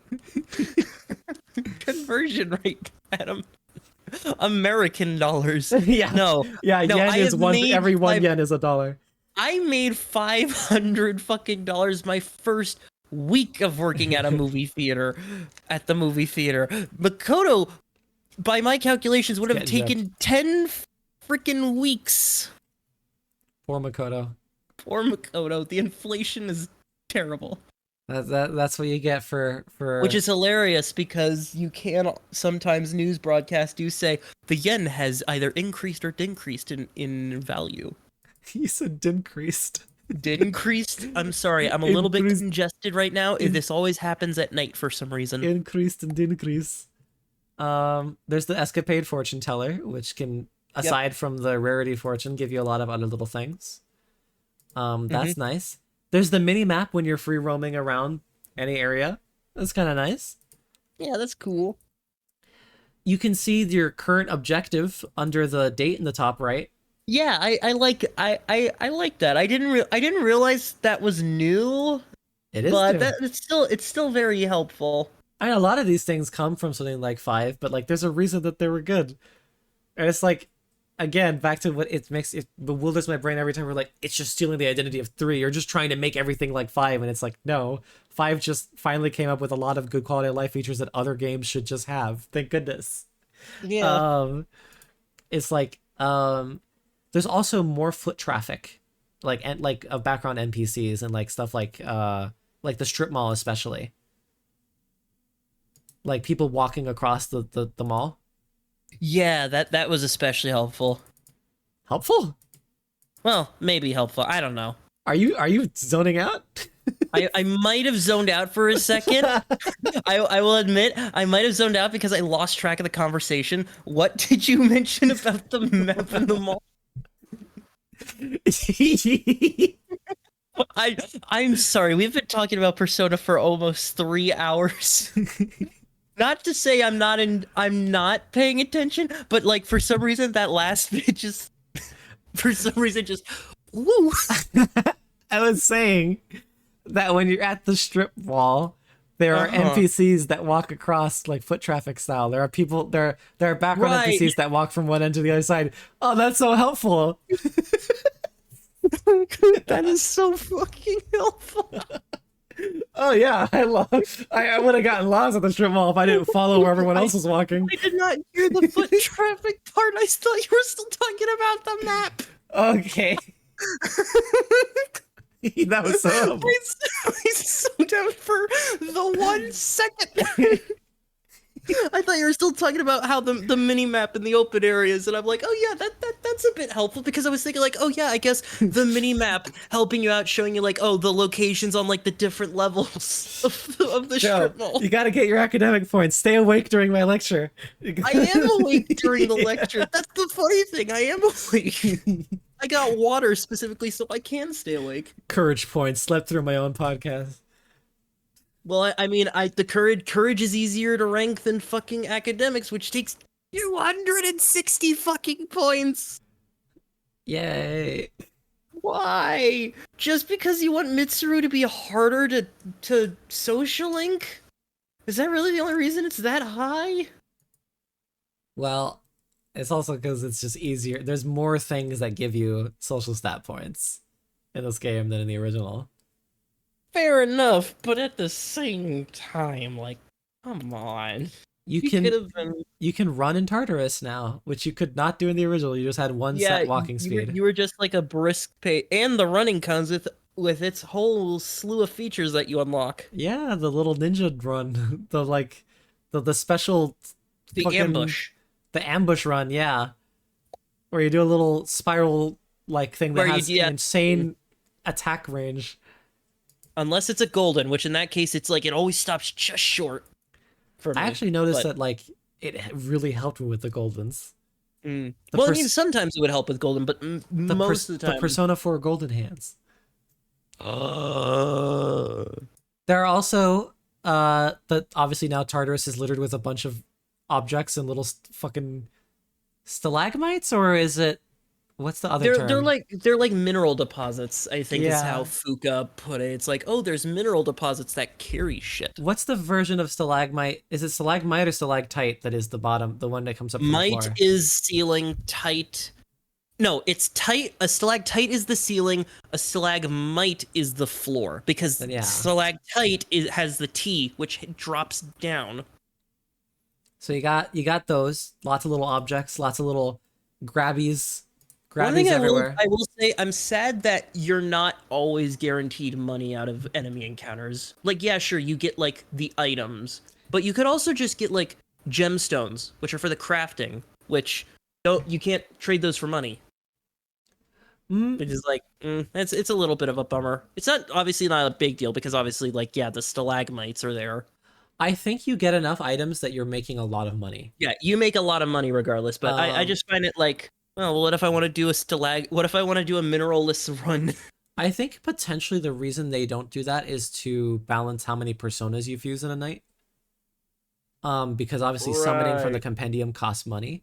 So if you aren't able to, like, technically you're making money every battle by getting the item that you sell the next day, but that means you can't fuse new super personas until the next day. Right. Also, another Um, thing that doesn't do money anymore is the clock. Yeah. That has changed from money to the Twilight crystals. Yeah, but we're not allowed to talk about Twilight things yet, because Twilight fragments yet, because we haven't gotten to that part of my list. So We're not allowed to talk about Twilight Princess? we're not allowed to talk about Twilight Princess yet, but we will only once I mention it officially in about Okay. 20 more bullet points. Really? You put Twilight Princess on your list? Yeah. Wow, you're dumb. Auto recover wasn't in the original. They'll just press the button and like it automatically finds the most efficient healing spells to use from your party. Yeah, that was... It's just nice. It's like if you're already going to do that manually anyway, might as well save the time. Yeah. And at least it still takes up SP, so it's not like cheating free health. The rework to scouting floors instead of splitting up. Yeah, instead of everybody splitting up in random directions and then meeting up again, it's you just send someone to the exit, they map out the floor, they get all the chests, except for obviously like Twilight Fragment ones, and you meet them on the next floor, they give you the shit, and they've already looked Explored at a bit a of the little rest bit of it. ahead. Yeah. And I like that because even still, like, you can either choose to then immediately follow them to the next floor with them, or you might still want to do a few things left on this floor. But I then also you're like, found out. and then you're like, wait a minute. What if like, there might be some times where like, hey, I'm ready to go to the next floor. And you're like, but I have to go to the Monad. I need you there for this battle. I can't send you out there yet. Or like any other given thing. I also found that if you send someone on a scouting and then you take a teleporter back, Fuka's like, hey, just so you know, you left someone up in Tartarus. Really? It gets a little lonely up there. I had no idea. Yeah, well, the thing is, she doesn't like chastise you for being like that's dangerous. She's like, it gets a little lonely up there. I never did that. That's funny. I accidentally did it once because I accidentally sent someone on a scouting when I meant to like go back through the teleporter because it's like, okay, I got like things I need to quickly fuse a persona. It's like, shit, I accidentally sent Aki to scout, and so I'm like, okay, there's a teleporter, I'll just take it. And then Fuka was just like, it can get a little lonely in Tartarus. It gets you a little lonely sometimes. I guess it gets a little lonely. She wouldn't know, of course. It's not like she was ever stuck in Tartarus for some time. Yeah, it's not like she was stuck in Tartarus for 10 hours. How do you feel about monad doors? Mixed. I feel like they're cool. Like I'm grouping monad doors and halls for this. Right. I feel like they're a cool addition. I just feel like they're kind of like, once you get the gist of them, it's like, it's a powerful enemy that hides a crafting item and crafting material box, which is fine, but I didn't really use the crafting, the antique shop much at all. Well, so after a while, it just kind of felt like. What I like about it is that it's an alternative to grinding. Like, you can either fight every enemy on the floor and do a bunch of small battles, or you can do one larger battle that gives you a similar amount of XP, but is like one like big battle that you can just put your actual brain energy into, get done technically faster than fighting all those guys individually, and get out of there with like more XP than having to do a bunch of tiny fodder battles. And it usually ends up being more fun. And because you did like an entire floor's worth of XP from just one of those guys, it's like, all right, you might as well go to the next floor then. And it's like an alternative. It's like, do I want to, with at least the random monad floors, it's like, do I want to fight everyone on this floor to level up, or do I just want to go fight the monad boss and go to the next floor? And it's like, sometimes like, yeah, I might as well just do that, because it'll be probably more fun to do the monad fight than the random guys on the floor. In lots of different situations. And I found that to be kind of a nice way to break up Tartarus sometimes. Sometimes I want to be like, yeah, I'll fight everyone on this floor. And sometimes it's like, I just want to do the monad fight and then pretend that was the whole floor. Mm-hmm. So I don't know if you ever looked at it that way. No, I just sort of looked at them as like, oh, this is an optional challenge you can do on your way to the next floor.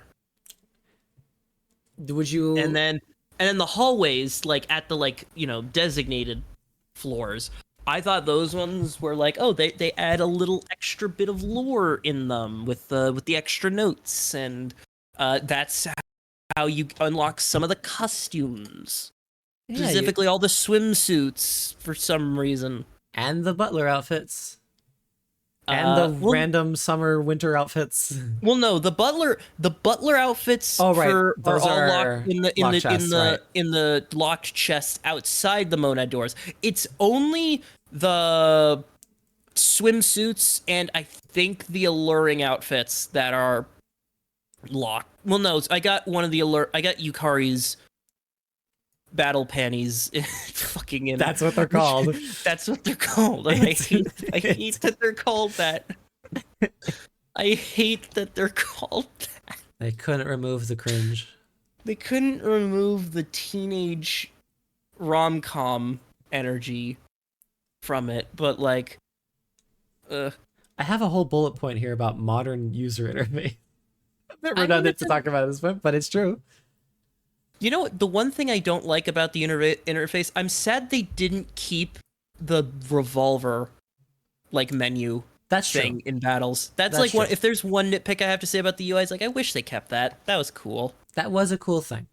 The revolver, the revolver UI guns are a P5 thing. So like, yeah. Well, while the revolver UI was really nice before, on the whole, it's also like, the thing, you press the bottom button to attack, you press the triangle, right? Yeah. You press the top button Y to unless somehow we get 2 extra buttons. You have an item button. You have so it's like all these things that just make games snappier. That's like, yeah, someone could play a game with all these things, but why? Yeah. If you can have these things, why not have them? Yeah, exactly. They're really not like. I don't think that tying rite of passages to simple time wasting is as big a deal as people think it is, or some people think it is. It's not. It's like it's just not. It's just gonna throw me away, and then the thing you wanted to show me is just gonna get lost on me. Rewinding. I only used it like once because Really? I think it's because I accidentally messed up a series of events. So I used it all the time. okay. I very frequently was like, no, oh wait a minute. No, I wanted to do that. Or like I wanted to test what would happen or like an option. And I'd be like, oh, what would Oh, happen if I said this? Or like I could have done that, but I didn't. I was just like in that mindset of I just want to do a straight playthrough. I don't want to try to like. I rewind don't want was yeah. to. I It, could have. or there was times where it's like, wait a minute, even like right up to the very end of the game, it would be useful. Like, oh, I have these little escapade date URLs that allow me to raise affection with a thing. I don't know if this person's gonna level up tomorrow. Ken wants to cook coffee with me, and I could get a good SP item, or I could spend this on a person that may or may not be ready to level up. Let's see what happens tomorrow, and then if they are ready to rank up, then I might just rewind and get the coffee with Ken instead. Lots of little things like that were very Oh helpful yeah. instead of having to make 1,000 save states. Random tangent. Speaking of which, this game's so fucking stingy with SP items. It's so fucking stingy. It was, Why? it got, it's definitely one of those where SP was more of a resource in the first half of the game. And then once you start getting, Yeah, once I get the invigorate skill for people, or like the charms that give you the invigorate effect, it's like, yeah, I don't need to worry about SP, but it's still like, it's also come like, on, there's come on, also, Akutsuki, the precious egg. there's also I mean, I also spent every single Sunday, I would go to all the vending machines in town and get all the SP Mad Bullets. I started doing that, but then at some point I was just like, fuck it, I can't. I do remember there was a auto update. Fuck off. Uh, I do remember there was like a an amazing commodities one where it's like buy a case of 50 Mad Bull, and and I'm Yeah. like, yes, yes, yes, yes, yes. Yeah. Did you like? I don't know why I saying did you, but like by the end of the game, oh yeah, I was gonna say, did you know that Twilight fragments cap at 99? I did not have I never had enough. I I know guess that. I was getting so flooded with them that I'm like, I might as well be buying the clock for SP so I can get rid of them so I can get more of them. I'll be Really, you wasting. did you not open chests a lot? How I did it for a majority of the game is I would only open chests with a 3. This is how I did it. I opened chests on boss floors and chests that had a 3 rating. All other Okay. chests, like rank 1 and rank 2 chests, I ignored completely. Yeah, because rank 1 chests usually gave you a good item. Rank 2 chests usually gave you... Well, rank 2 chests could either give you, like, a charm or a weapon.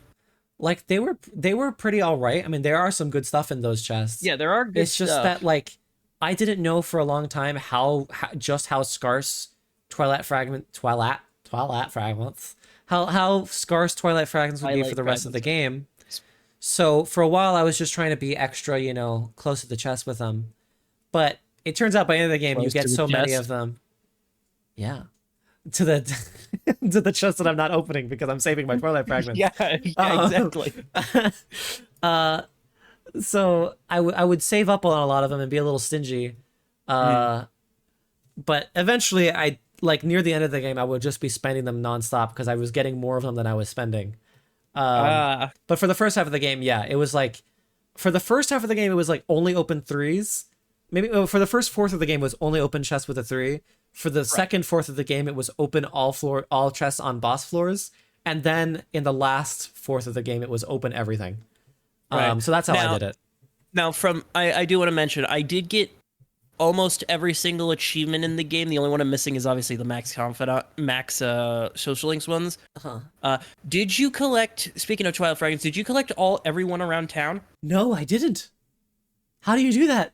I was missing like I didn't get them. There's one in Escapade, like at the very back. There's There is? one in front. Yeah, Oh. like at probably the the one I bar missed. in front of the back. It's on. There's one in front of the school by a lamppost. I might have gotten that one. There is one in the gym hallway. I swear. It's The just gym hallway there is pretty- by like the lockers. Okay, then I would have seen it, yeah. There is one in. I'm trying to think. What's another easily missable one? I know there's one in the Port Island station. There's one by the water fountain. Yeah. I think As if the one I missed is probably the one at Club Escapade. I did not know there was one at Escapade. Yeah, no, I looked up a guide on like them because I'm like, I'm getting this goddamn 15 gamer score. Where the fuck are they? Gotta have that gamer score. I'm getting 100,000 Gs this year. That is my New Year's resolution. I'm getting 100,000 gamer score. So did you know that there are 13 subtitle localizations? That's pretty cool. That's something that the original didn't have. It had English and Japanese. That's it. And maybe French. I've covered that Merciless cannot be New Game Plus into. Right. So you have to commit to it from a new game. Mhm. I like the weakness cut-ins, like the background, like cinematic, like the Yeah, glass breaks. It'll specifically do like the persona thing when it's a weakness. Or even it'll do it when it's a critical sometimes. Yes. I noticed, which is nice. It's a good indicator of knowing you did the thing good. I also a new thing that's like I love the way they reworked Fuka in general altogether. If you remember in the original, Fuka's scanning, you'd have to click on an enemy and she says, "Okay, I'll get started on scanning them," and you can't see what their scan is and for like another like 2 or 3 turns sometimes. Uh-huh. And then she'll come back and say, "This is what that enemy has," or like, "I don't know, I wasn't able to find anything." Instead, now after one turn, after the first turn, you can spend like, would you SP like to scan the enemy? you can spend SP to get the cheat what their skills are. Yeah. And I like that because she like that costs a lot of SP. Also, it was extremely useful for Nyx. Oh Because yeah. it's like, because technically one turn immediately pass, and if you're really fast at taking out his phases, you can immediately just like scan this scan. You want me to scan him? Boom, weakness, get him. The Arcana is the means By which all is revealed. You want to scan him? Boom, weaknesses. The Arcana is the means by which all is revealed. You want to scan him? Yeah. Because like I rarely used Fuka's thing. I only really used it on her on bosses anyway. Mhm. And sometimes monad hallways, so it's like, oh yeah, no, I got a boss fight. Yeah, Fuka, do the thing. But what about the overworld skills that she has when you're in Tartarus, like where she can give you a buff for your next fight? Yeah, her theurgies, those. No, I mean like the special scanning you can do when you press. Did you know that like she unlocks abilities that you can use while you're on Tartarus? I knew about them. I never used a single one of them. You missed out because like every time right before a boss fight, you can press like syphilid scanning or whatever it's called, and she automatically buffs your attack at the start of the next fight. So you can go into boss fights with buffs. I like every time one of those new abilities was introduced, I'm just like, I don't need it because I'm just gonna fight everything regularly. Hey, if you can do it without, then that's fine. But like, it's cool that it's an option. I always did get confused though whenever I did accidentally press like select and it's like, what do you want me to do? And I was thinking like, oh, can I change the mute? Oh, it's just abilities. Yeah. Also, Koga and Aga skills. Non insta kill Blossom Dark skills. And Muda's skills aren't insta kills either. Yay! It's actually a skill. I can actually have Koromaru and Ken on my team without feeling stupid. There's also the addition of there's a lot of new personas they added, or like personas from other games. There's a lot more key item fusions, a lot more usable skills from like just stuff that was added into other games are now here as like more options to fuse, more shuffle time rewards, all that stuff. Yeah. No more tiredness mechanic. No more tiredness. Woo. You are in Tartarus as long as you want to be. And I can understand an argument for tiredness. Yes, I can understand it too. I just don't like the fact that it will essentially kill that character for a whole week. It's like, because like in the old system, like here's the thing, in the old system, it like was a good thing and a bad thing at the same fucking time. Because in the old system, you would need to go to Tartarus multiple times a month. Yeah. and it made sense. But the problem is the tiredness system worked against it, because then it's like you have huge portions where it's like you can't go to Tartarus because everyone's just tired. I understand why I like in my head I can see why tiredness is a fun challenge modifier that might be fun for like a play like that strategy element of like I want to get all this done, but Honestly, I'm gonna waste if time. merciless mode had I was about to say that, as like yeah. a modifier, that would be fun. Like I want to see merciless mode be like survival mode in like Fallout 4, where it's like in Fallout 4 survival, you can't fast travel, you get disease, you can catch diseases, you need to make healing items all the goddamn time, all the water's poison. You know, it's like the hardest to the extreme. Where it's like I in think they I would like merciless to be like, you get tired now, you have to like converse with like social links more, you have to do things. that would be a personal criticism where I would say like even though there's a lot of things about the original way that the game flowed that I personally didn't care for, I understand that people who happen to be fans of that system, however crazy it feels in taste regards to mine, I want them to be accommodated too. Yeah, It's exactly. true. So I would like them to make a challenge mode where it's like, hey, this is closer to what the original played with. You have a we added a tiredness mechanic, and you can only play with AI party members. Here's a special challenge mode that is closer to what the original was.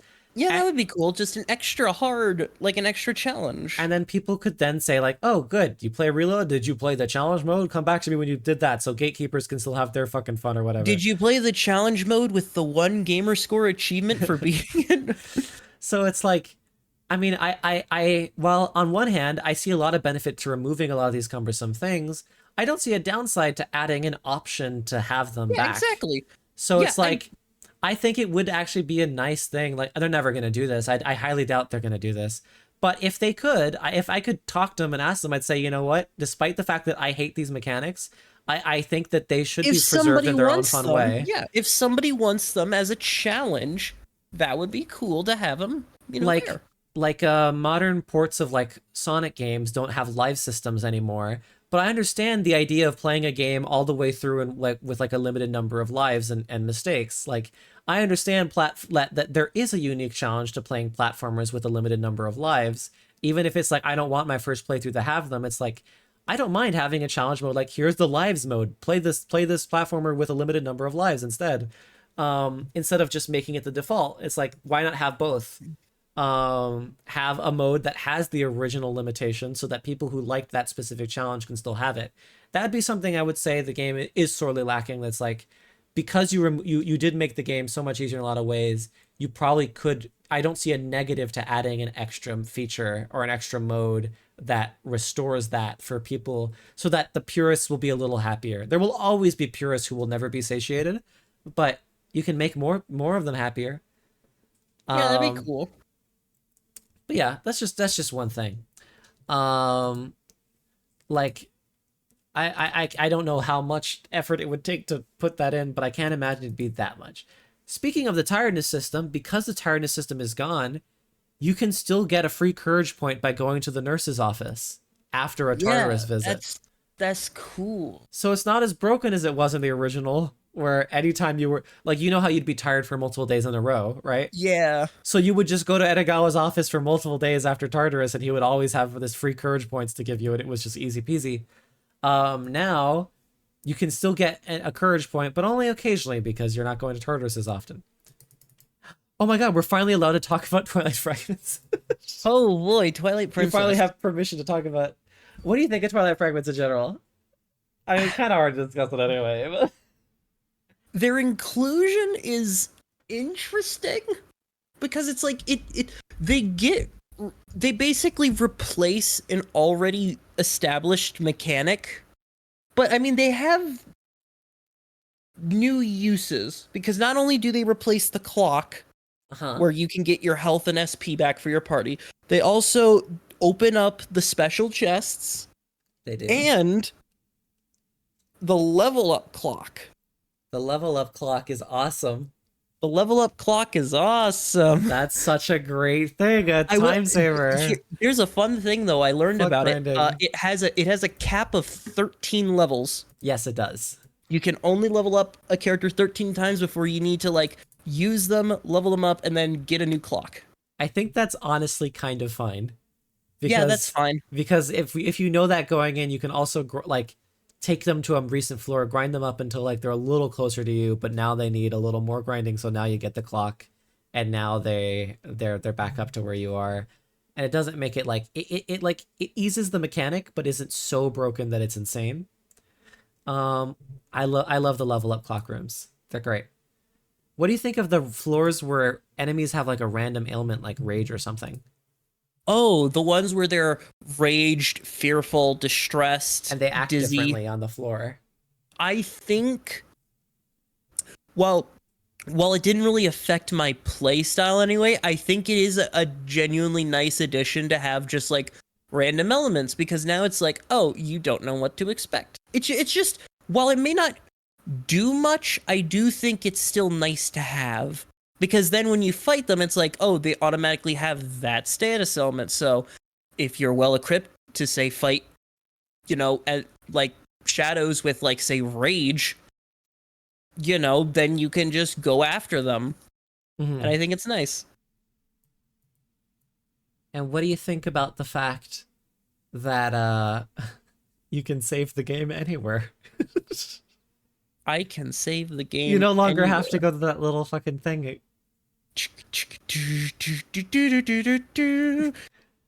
want to save? You can just save the game and not have to be like. Do you want to waste? Do you want to waste your afternoon slot because you want to make a save?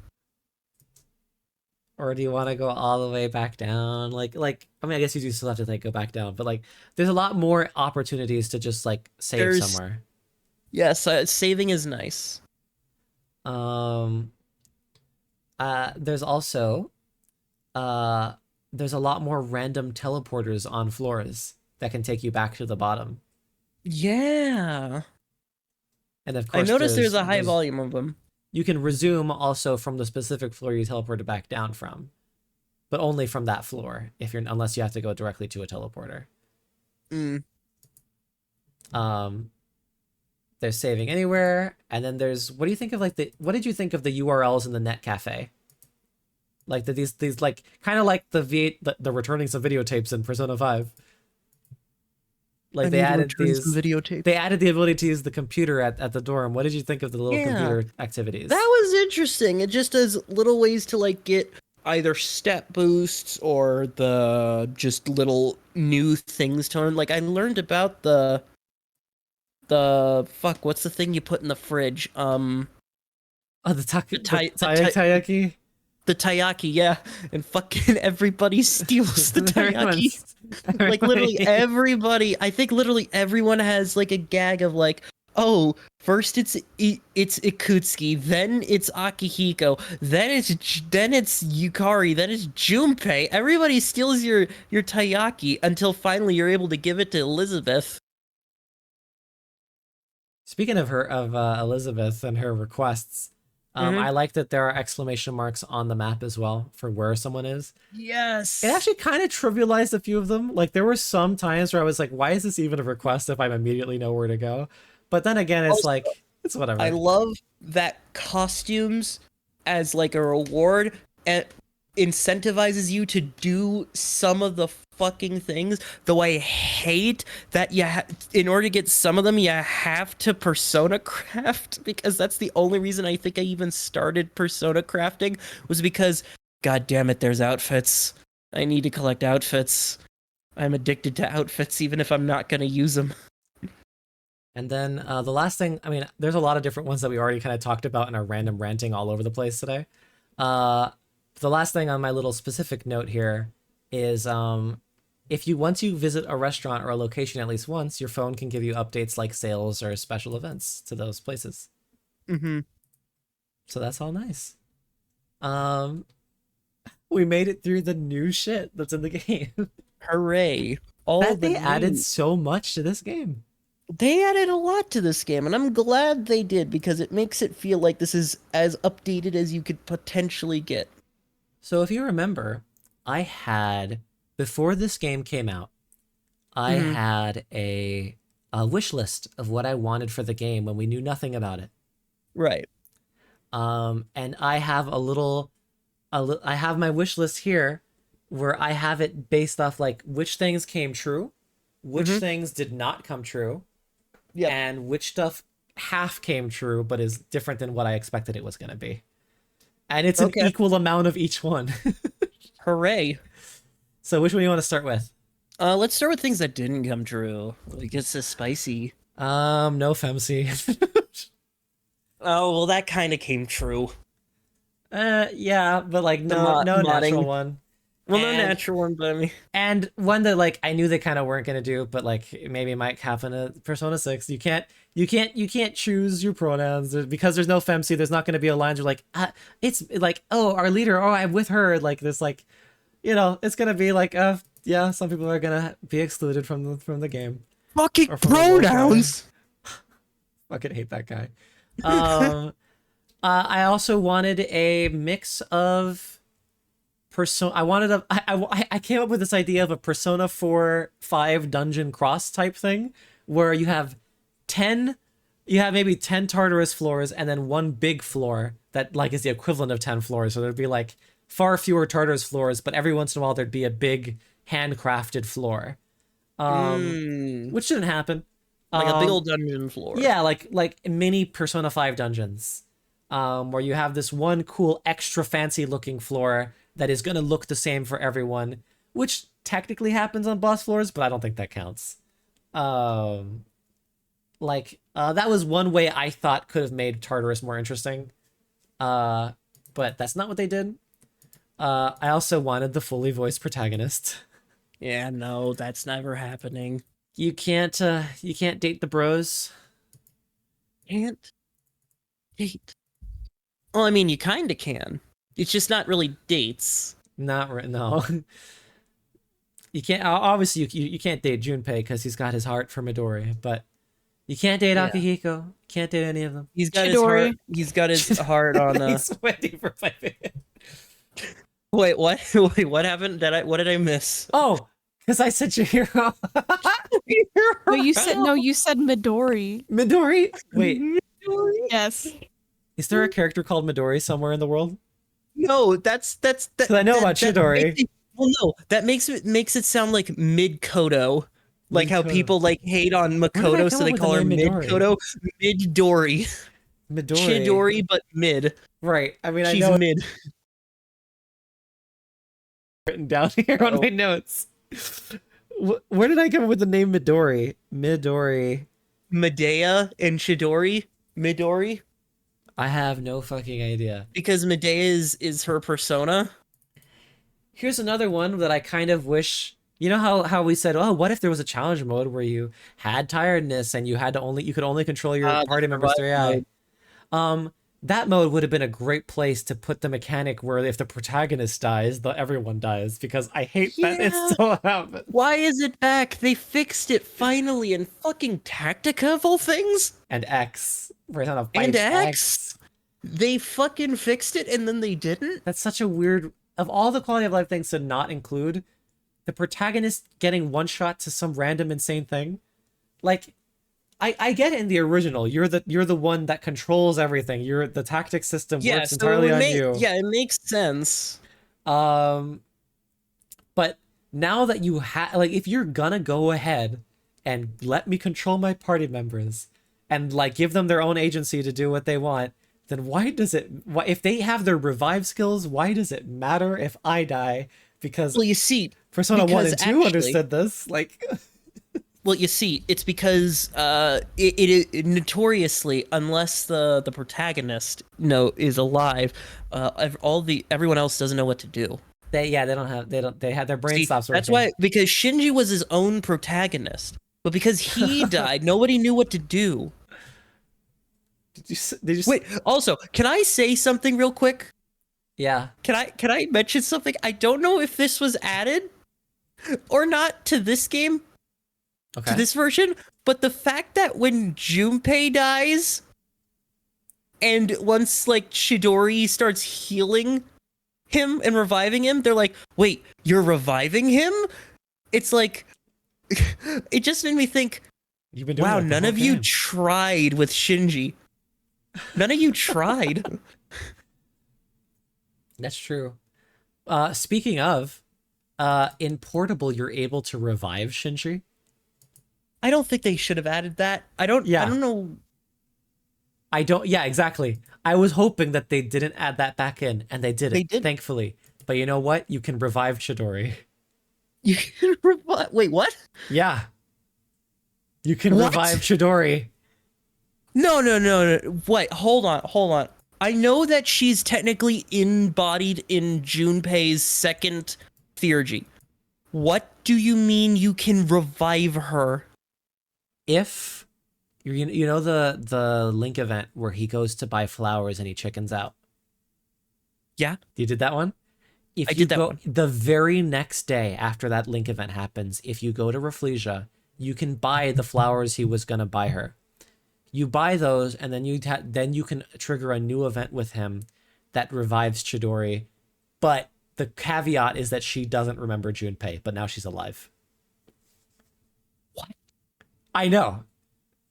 What? Wait, what? It's real. Wait, what? I know. It's weird. It's just Wait. strange. It's a weird. It's like, why do that? Wait, It's what? real. Yeah, no, I'm Wait, serious. I'm not kidding you. At least with the Shinji thing, you had to like do. It was like because it's a romance thing, but like, what? I didn't do What? the event, but I know it happened. What? I learned of its existence. I'm like, oh, they Wait. got rid of it because I didn't do it. And like, oh, It turns out if you do it like this, though, it can happen. It's like, oh, Wait, okay. what? That's such a weird addition. Wait, what? Can you do that in? Can you do that well, no, you can't do that in. Apparently, allegedly, I think you You can do can- it in Fez. You can do it in Fez. Well, no, because the whole point is it requires the linked event to trigger, so it technically doesn't exist without the linked event. Wait, what? If it existed in Fez? To revive Chidori in non-reload re-releases of the game, the protagonist must talk to Junpei on 1106. And tell her to go see her every time. In expanded, enhanced versions of the game, depending on the protagonist's actions, Chidori might be revived after the incident. To revive Chidori in non-reload releases of the game, the protagonist must talk to Junpei on the days 1106, 1111, 1114, 1122, the day of her death, and tell him to go see her every time. After this, Chidori will be revived on January 21st. It was there. It In was in the Reload, game. in Reload, the protagonist might spend time with Junpei on the 7th of November, where he mentions that she would love white flowers but backs down before purchasing them. On 11/8, the protagonist can buy the white flowers at Port Island Station, give them to Junpei on the same day in the evening. Chidori will be revived on the 21st of January, as in the original version of the event. So it was always there? It was there in Fess. Onward. Weird. And it is weird, because it's like the idea that she kind of she has no memory of the events is like, that's something, but like it's like keeping around someone with dementia. It's like, I don't think it Isn't really that the whole fits with the problem theme. wasn't that the whole point of Maruki's Yeah. thing? It's I like think it was why done better with the Maruki situation, where he was like, he had a personal like little sacrifice. It's like, my powers are worth doing this for her. Yeah, like what? Like, but it's in the original. But the Chidori thing is like, the theme of 3 is die. Like, no one should come back. Like, 3 is about let things die. Well, no, that just makes me think. So they did it with Chidori, and then they thought to do it with Shinji. I know, and that's even worse, right? Like, That's like two weird steps. and that happens in Backwards. Portable. But thankfully, as far as I'm aware, you could not revive Shinji in this game. Okay, so the fact that Chidori's there, at least that's like consistent, but like, I think they shouldn't have done it to begin with, but it's a bizarre choice for the themes of the game. it's also weird that they now technically half-assed it. Because they did it with one character but not the other. I wish they didn't do it at all. I wish they didn't do it at all. Like- Like what? I don't know how you feel about that, because I think Chidori should have just stayed dead.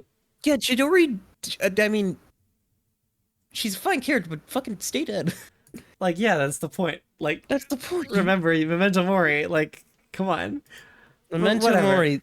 Yeah, you know, she needs to fucking eat the sun. Like, come on. So yeah, one of my wish lists was no revival of Shinji or Midori. That technically came true for Shinji, but not for Midori. Chidori, oh my god. Sorry, Shitdori? I wrote down Midori. I don't know why. Um, Midori. Well, I mean, I, she is pretty mid. I also wished for the Yukiko and Vincent cameos, and I wanted Yellow Shirt Kid to be confirmed as Ryuji. Oh, I never fucking met Yellow Shirt Kid. That's because he was also importable. Fuck. That was another FemC thing that only FemC meets. Also, was the Vincent also Femcy cameo? Yeah, all of these things were for her campaign. I wanted them to bring him back. I mean, they could have, but it doesn't matter. I guess not. Yeah, especially since they just released what? Full Body back in like 2019? So Now, as for things that did come true, I wanted a social link location tracker plus fast travel. We got that. woo. The Mitsuru superfan is still in the hallway, and she still wants Mitsuru to step on her and run her over with a motorcycle. She wants to fucking breathe her every air. Like, she is just as in love with her as usual. And Yep, she is still a simp. it is a shame. It is absolutely tragic that when she asks you to give a Christmas present to Mitsuru, you don't have an option to accept. But at least she's there. At least she's trying. She'll someday she'll get with her. I wanted the user interface face button flow of Persona 5, which we got. Controllable party members, we got that. Reversible social links are still technically in the game. You can fuck it up. You can still reverse some social links and make the wrong decisions. And you can, if you happen to be dating two people at the same time before maxing them out, you can still make them upset. That mechanic still technically exists. It's much harder to activate. I do know that there is I think it's the situation after the festival that gets canceled, like when you're doing a thing. If you're dating Yukari, Yuko, and Chihiro all at the same time, there's like a special version of the event where all the guys are like, hey everybody, let's go somewhere else. Hey. Did you not get that event? I didn't. I only dated Yuko. Wait a minute. So you did not get that event? No, I got the event where they're like packing stuff away, but I got the comedy thing with Kenji. Yeah, I got the comedy too, but they also kept making them go away. They said like, "Oh, what's going on?" I wasn't dating any of them at the time. What? What? Hold on. No, I remember watching a video where it's like you need to be dating Yuko, Yukari, and Chihiro at the same time. Yeah, and that's then what I thought too. And because there are certain events, there are certain like romance events that are triggered by like you being in a relationship with another girl while you're talking to another girl, or you're in an event that involves the other girls. I guess I never encountered them because I mean I encountered that one, but I didn't even have anyone far enough that someone could be dateable at that time. Well, because so the point of that scene with those three interacting, it's like they're all talking about how like you're such a great guy, and then right as they get the idea of like, wait a minute, that's when like Junpei and Kenji and Kaz are all like, hey, why don't we? I know. I got that. How did you? Is this game broken? I don't know. I got that scene. And I wasn't even dating any of them, and I was like, "This is weird. Why are they acting like this?" Wait, were you doing all three? Were you doing all three of their social links at the same time? I was, but none of them even like got close to their rank 7 at that time. They were like maybe like 5 or so. And maybe it just triggers if you're like doing all three of them at the same time without having it finished. Potentially. That's an interesting thing, because I know there's specifically like during the Fuka one, if you romance Yukari during her like scene when you're like cooking with her, and Yukari walks in and she's like, "You trying to hit on her because you're dating her?" It's conceivable.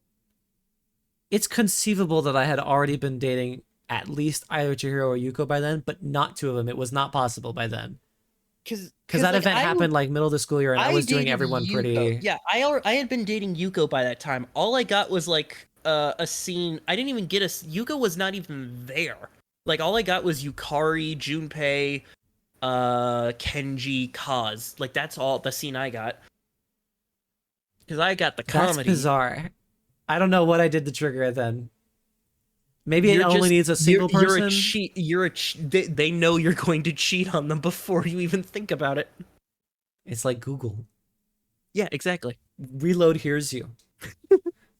Oh, would that be Reload hears your thoughts?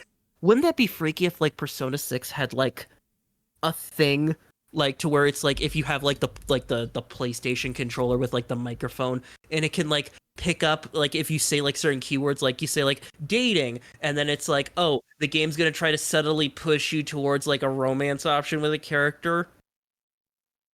What? No, like you know how the Google thing, how if it, like Google hears you and will do that. Yes. I'm thinking, what if like in say Persona 6, like the PlayStation controller has like the microphone in it, right? What if like Persona 6 does a thing where if you say certain like words, like if you talk about like dating or shopping or whatever the next dungeon thing is, the game will slyly push you into certain directions. I don't even know how you even begin to make something like that. Well, it's a similar thing to how like Google does like the targeted ads thing, except instead of just like targeted programming. Yeah, exactly. But scripting. instead of Google just pulling out an ad based on a word you've said, it's just the game maybe triggering like a character dialogue option That would be or something. That would be so bizarre. I don't even know how you would justify that mechanic existing. Well, to personalize the experience. What about players who are playing the game by themselves in their room where they know they don't talk out loud? Then it just doesn't trigger. You know, like Google. I don't see why anyone would justify that amount of programming effort unless they had a in-universe like plot line about like the world hears you or something. I mean that's kind of like a theme I'm assuming a Persona game could do, like you know, Big Brother watching. Yeah, information overload. The internet era. I mean, yeah, technically Persona, I mean 5 didn't really cover the internet era really. It was just sort of more like, yeah, it's just sort of modern. But like now it's like next Persona game could be in like the 2020s. And it's like, you know, it could be just like JoJo Lands where there's a lot of contemporary references and it hits me in the face like, oh, okay. Yeah, exactly. We're gonna get references to fucking like old outdated memes. I can't wait for one of the Persona Fred characters makes a cameo in Persona 6. YouTube Fred from the 2000s. Yes, for some fucking reason in Persona 6, a game taking place in 2020 something, fucking Fred's just there. I can't wait for my 2025 annoying orang. Yeah, the fucking annoying orange and Fred are just in a Persona game. Caramel dance nyankat. Numa Yes, numa. Exactly. Velociraptor thinking meme. You know what? Knowing Atlas, they would unironically do it. Oh, rage comic. Oh, my epic. I mean, yeah, they're going to do it. I mean, Futaba already had outdated late speak. Well, speaking of late speak, fucking Maya in this game, it is hilarious that they kept all that in. That there is late speak in a 2024 video game. Yeah, I do kind of don't like how they made the profile for Maya look like her. That whole thing was hilarious. I know there's a mod that makes it so. I know there's a mod that like makes it so it's like it changes up the text of the social link so that it's not so obvious who it is. Oh yeah, there is a mod for that. Because remember I remember in Fez where it's like, who is this person? Because I don't think it heavily implied that it was a teacher until like the thing like at the very end where it was like, oh, it's her outline, which is just hilarious. There is a mod that removes all of her like quirky 2009 language. What? No. And it's like, make her talk like a normal person. It's like, what? That's the best part of the social link. That's the best part. Hearing someone she even mentions lead speak in some of her class, in like some of her lectures. Who? Of course I want to hear a middle-aged woman use Lamau-nade in 2024. Why would you take that from me? Why would you mind that out? That's hot.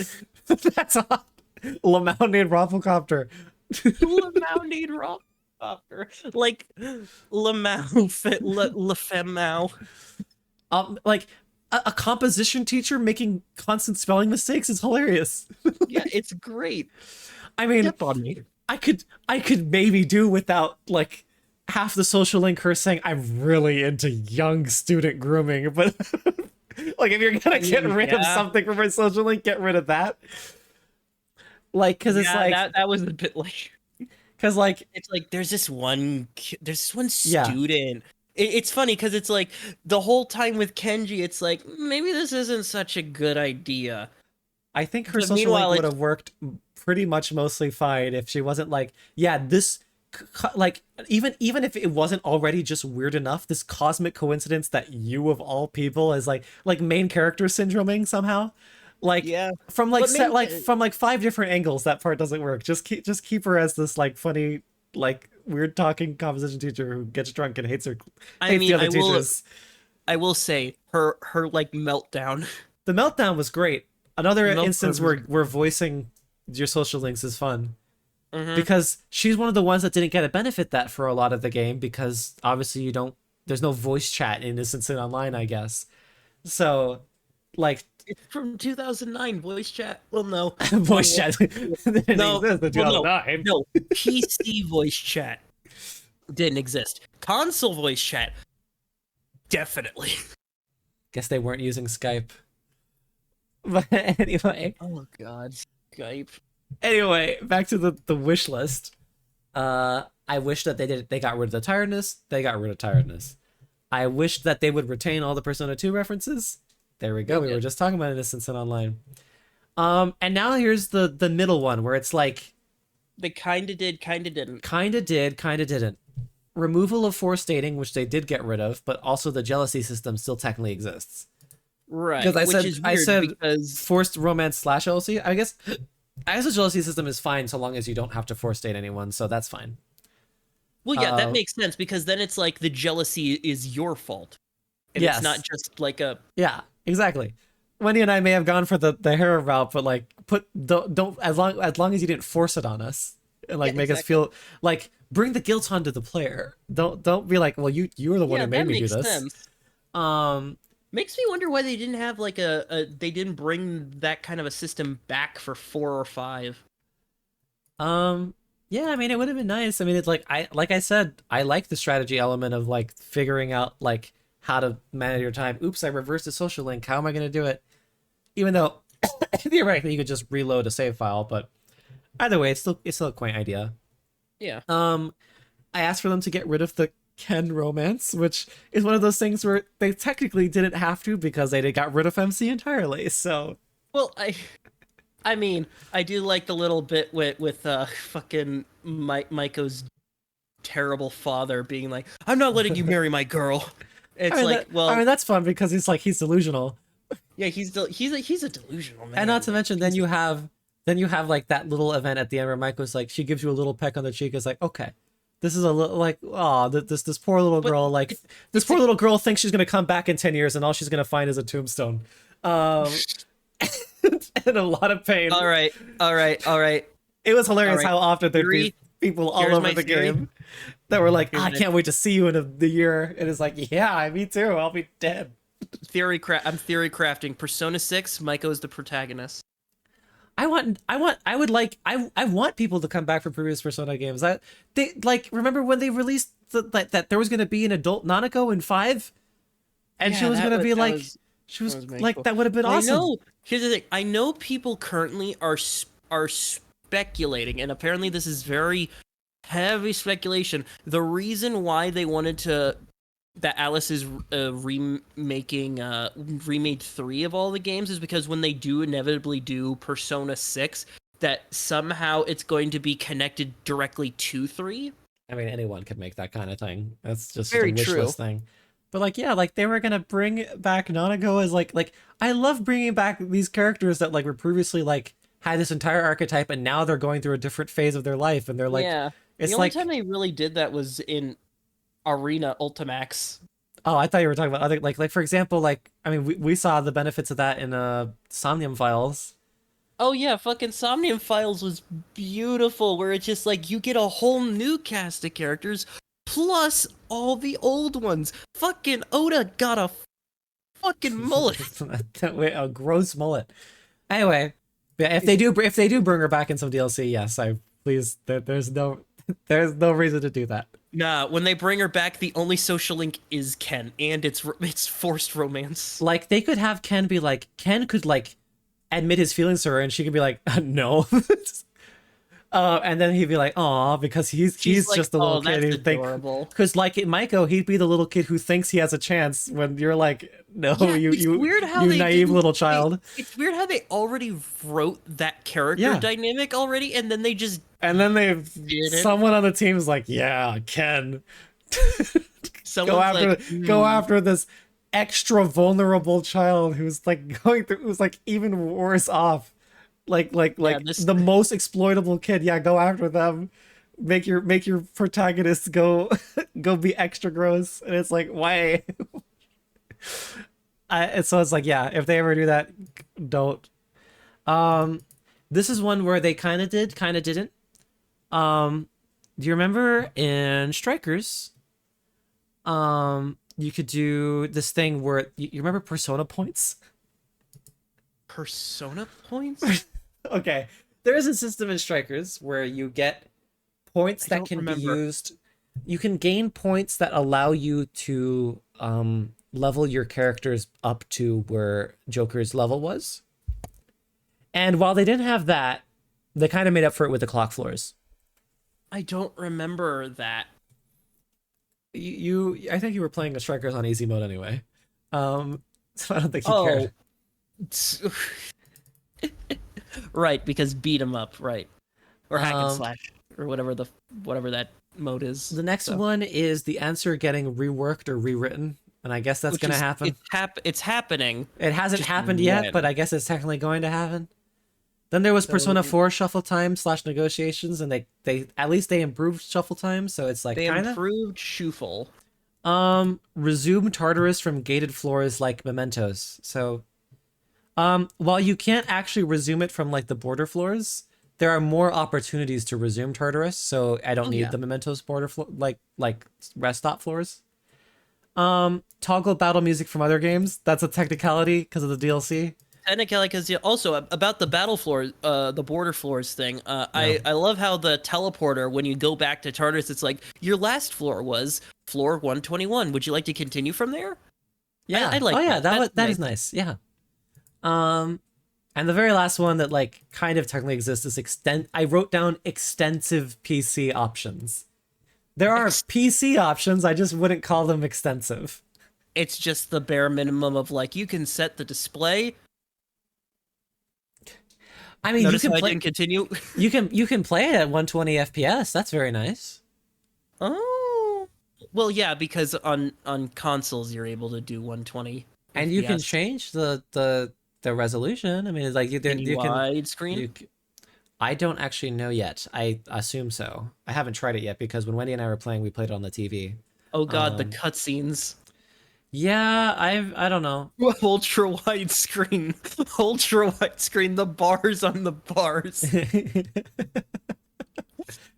I have no idea, but yeah, that'll be a little funny. But anyway, that was my wish list. So now we have the wrap-up event. One last thing. I mean, was there anything else you wanted to talk about with the game? I guess the story. Yeah, I guess the story. I guess that's the main point. Just the story. Yeah. What did you feel? Has your impression of the story of Persona 3 been lifted by Reload? Because I remember, like, you were making a mostly joke for most of like the time leading up to this podcast that this game is a 6 out of 10.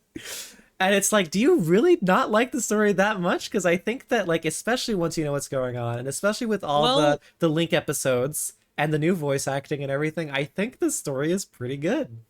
It is a good story. I just don't jive with it. Yeah? And I don't and I can't explain why. There's just something there's something about the core setup of the story that even though there is all these nice new additions, it just doesn't. It's like it's like a very glitzy and glamoury game, like a glitzy and glamoury coat of paint on top of a story that already wasn't very like not the best in my opinion. Mhm. So it's like I can't really judge it like that, but I mean there are like obviously there are many improvements, but there's also still like many like stuff like little nuances and stuff that it's like why is this still a thing in a Persona game and whatnot, but like yeah, I don't know. I get I wasn't as emotionally invested this time around as I was the second half of Fez. Uh-huh. Like when like all the major events, Shinji dying, the Strega events, the Chidori arc, the ending, just in general, I wasn't as like taken into it as it was before, which I think is fine. I should be able to just look at this and be like, yeah, that's good. That's okay. That's good. Mhm. But at the same time, I feel like I don't know. There just wasn't as much. I feel like playing it now, technically a second time, And experiencing the movies, so you and know the experience story more now. three times now. Yeah. I think the movies do a much better job telling the story, Mm-hmm. but just I don't know. There's just something about it where it's like there's just some thing that's just there. It's Like, like do it's you still think it's a 6 out of 10 story?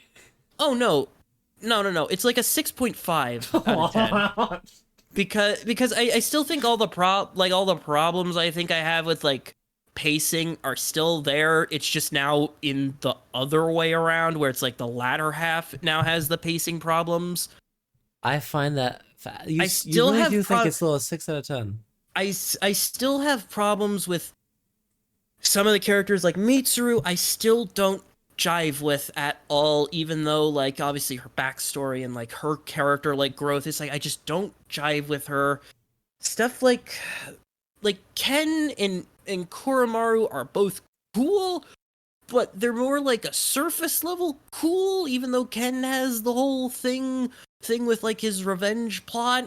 Like every Eh, character is like interconnected. They have like is this they are are- you, when you say a 6 out of 10, are you talking about personal enjoyment or how actually competently made the story you think is in terms of like general in enjoyment? terms of competently made, I give it like an like a 7 or an 8, but in terms of like personal enjoyment, I give it like a 6.5.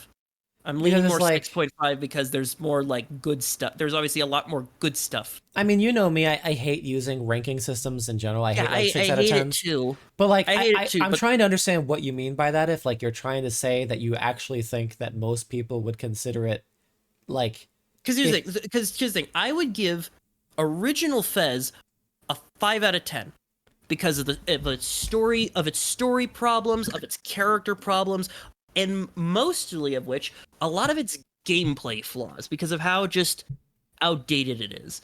But there's still a decent amount of stuff like the good social links and the overall just like theming that I think gives it at least half the marks. Here, most of the gameplay stuff and to extent some of the character flaws are all gone and replaced with genuinely great things, plus adding new things on top of it, which gives it an extra point or two. However, I still think there's still some like structural flaws with the plot, and there's just still like personal, I don't want to say biases because I don't think it is biases, but it's just there's just still like personal just like problems I have that just don't really just meld with very well. So I don't know. It's just one of those things where it's like how some people can get into like, oh, there's this cool new game. Like I'm trying to think of like a good example. It's like how some people can be like, oh, cool, a new Fallout game. It's cool. Like some people will immediately like click with it and jive, you know, even if it's not like even if the game itself like I know you hate the word objectively, but like I if hate that say the word. game, yeah, you hate the word, but like say if objectively the game is like a 6 out of 10 game because yeah, well mechanically it's sound and it's got some good systems and some cool things about it. Overall, it's just kind of meh experience. Some people are really gonna love it and really gonna like connect with it, while other people are just really not gonna like it. I think this is one of those examples where I can understand why people really do connect with it. I just don't think I'm one of those people, so I don't think Mhm. I'm too fair of a critic. That's I why don't think it's I'd be like too fair of a critic of it. I always hate being the person that's like, yeah, but like because I don't like the idea of saying like, oh, you can like or dislike something, but you have to acknowledge its true quality. It's like, Well, no, I um, acknowledge it. I can acknowledge because it's its like, quality. This is a very quality Persona game, well, I right? mean, of the story, Oh, especially, because it's like, well, I don't like when you someone says you rank something out of 10. I like, there's so many different reasons why that frustrates me because it could mean anything depending it on could how you mean anything. specify it. So for Um, me, I'm taking this as more of a personal kind of ranking.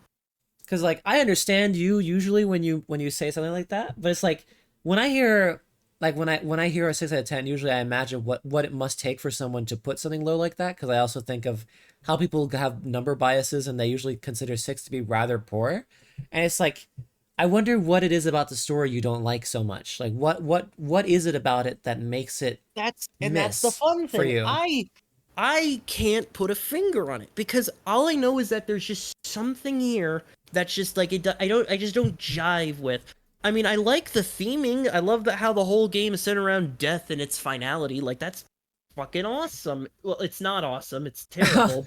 Because I jive with it quite a bit. Like in my with my It's like I don't know. personal.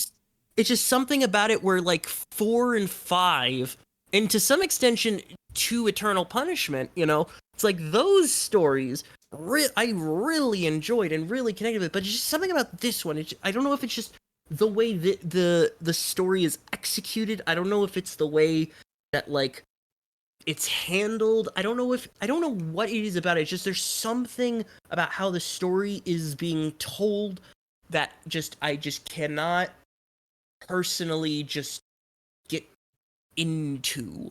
I can't get into those genes. And it's interesting because like for me, with the inclusion of the Maruki plotline, I still put five at the top. Oh yeah, no. Um, In terms of all the Persona things, 5 Royal is the toppest of top. Like my god, it is a well crafted, well executed story. like when it comes to Persona games and like fan bases and like discourse, usually people will try to dilute the games into like essences that make them look simpler than they are. Because like people will when like you get far enough away from something and you like experience spin-offs like Tactica where characters start to flanderize a little bit, you forget how much depth was actually there. Like Yeah. some people like especially now that Reload exists, a lot of people are brand new fans of three and they're gonna look at how serious the story of three is and be like, this is the best story in the Persona games, and they haven't even played like something like two, and like even though I Yeah. played two, it's like I don't even think it's like that incredible, but I like two story. Hmm. Um, I really like this. This is definitely my second favorite Persona story. But there'll be a lot of people who act like five did not have a level of seriousness, or five did not have good plot arcs, or very like they'll focus on like a couple parts of the story that they didn't like, and then they'll forget that the rest of the story existed. Um, like, and it's like five really had a very like there were plenty of serious, strong, resonant moments in five that were really well put together Oh and a yeah. lot of like deep themes. And I think it especially came together with all the royal content. But Oh yeah, like definitely. three, I was like after I had played them all, I still felt like three was maybe somewhere in the middle. Was maybe like maybe my second place, but I felt kind of held back by the fact that three felt so miserable to play for me. Like it had too many things holding it back that I personally didn't care for about like how to play the game. The flow of it just kept stopping me from liking what I liked about five and four's flow. That I'm like I like And the that's true. story. I do think that originally the gameplay was what I believed was holding back the story from me, even though I Mhm. did like the latter half stuff that was introduced. Mhm. and to some extent, I still do like it. I do like all the character moments. I like Aegis's arc into becoming like understanding humanity. I liked Shinji's arc. God rest his soul. I hope he finds the robot in the sky. I like I like that Strega. I like that Strega had like some, even though they weren't like the most like well written back then. At least they at least had like they were kind of interesting and neat, and I like the whole idea of like Makoto harbingering the devil baby. It's like it was interesting. The But devil baby. yeah, the devil baby. Realty, baby. I mean, he had the fetus inside him for 10 years. Like that baby's gonna be malformed. This was the first Strand type game. It was the first Strand type game. I know. But yeah, no, but like there was still stuff I enjoyed. It's just I do feel like there was a lot of it that there were still like problems with the story because it was 2006, And so there was just some things that were just like, that's not good. That's not really well written. But even now where it's like, oh, now the parts that were kind of icky aren't as icky anymore. There's a lot more story, a lot more character has been written into these characters, a lot more emphasis has been put on story plots. There's just some, I like to think Persona has its own, like 3 has its own level of complexity that I just don't jive with. And you know me, I love my complexity in a story. Yeah. I love me fucking complexity. But I think like maybe it's like this particular version of complexity. Maybe it's even the fact that it's not even that complex. It's very simple, that it's just like, It's not that complicated, but yeah, I mean, it's. I think it's well put together for what it's trying to do. I mean, yeah, and I can agree that it is well put together. But that's just like, there's just something that, like, I think there's I mean, it's hard to talk about bloat in a story where there's so many optional things you can do, but like, yeah, exactly. That's in what I terms was of like mentioning individual earlier. elements, I don't see a lot of like I guess contradictory elements. Like I think on a throughput of like understanding and like trying to make sure that you cover all the themes that you'd want to cover with something like this, I feel like they've touched enough bases to feel like a filling thing. So it's like, it's interesting that you consider it so like such a miss for you. It's like, it's just fascinating to me because I obviously think it, like, I would put it probably second in terms of story for me. I mean, I have showcased many oddities to you, Adam, where it's like, oh, this thing, you must clearly like this thing because it has all the things you enjoy. It's true. I don't really care. And it's like, you can't explain it sometimes. It's just like, yeah, That's true. You could, There are so many times where I assume you're gonna like something and then you just end up not. yeah, You're I you're can't less think of one predictable off- than I am. I can't think of one off the top of my head, but like, oh god, I'm trying to like think of like what's a good example of something like that. That I've showed you that you ended up being really mean towards or more Well, kind not of well, no, not that. It's just more just something where it's like I have stated I like these things, and then either you or Wendy or Gage or someone says like, oh, then you must like this thing, and I'm like, oh no, I don't like that. Yeah, it's always hard to be put on the spot, but I could probably come up with an example. Yeah, I know. I'm just trying to think because I can't think of anything off the top of my head, but I know I know that's there are. happened Yeah, before. it's happened a few times. We've talked about it. It's happened many Anyway, times. at the very least, since you're like, all right, the story is still not incredible to you, but you at least feel that do you at least feel that Reload is the best? Do you think Reload is the best version of it, or do you think For that now, yes. For now, yes. I do think it is the best version. I'll have to see with the answer because I didn't play the answer because like if you had to, if someone came to you and they're like, I want to experience Persona 3, I would say do you play send them Reload. to Reload or do you send them to Yeah, the I would- movies? I would. If they want to see the story, I'd say the movies. Honestly, I think I would say the movies movies are over pretty- Reload, but Pretty good. the movies are pretty dang good. So I would say, yeah, I would first send the movies, but I'd say if they're looking for a good game story, I would send them here. I would send them here because just because I have my own problems with it doesn't mean other people don't. I have a hard time deciding between them, but I probably might still actually pick the movies because Yeah, because I think the movies do a good job at like telling the story yeah. because it's not it's not bloated by gameplay, which I don't think is the problem. Because if that was the problem, then I should be hating all the personas. That's true. So it's like, no, it's not the fact that the gameplay itself is bloated. It's just for the time. Persona 3's gameplay was very bloated and how it like affected everything. So, how did you at least feel about the ending cutscene with Igus and you on the? How did you feel about the last day and the It was bigger much emphasis better on- than it was much better than the original, where it was an in-game talking scene. It was like it was like the weirdest hybrid of like cinematic 3D render and talking, which is like kind of perfect for how it was. Do you think it was more obvious this time what happened to Makoto? Yes. Because in the original, it's quite possible for a lot of people to come out of that and not have any idea that Makoto died. Yeah, no, it's much more obvious. Especially because I felt there was way more emphasis placed on, hey, dude, are you feeling okay? You look fucking weird and stressed out. Literally everybody who's talking to you is like, "Hey man, you okay?" Plus, you don't have to spend an entire week. Yeah.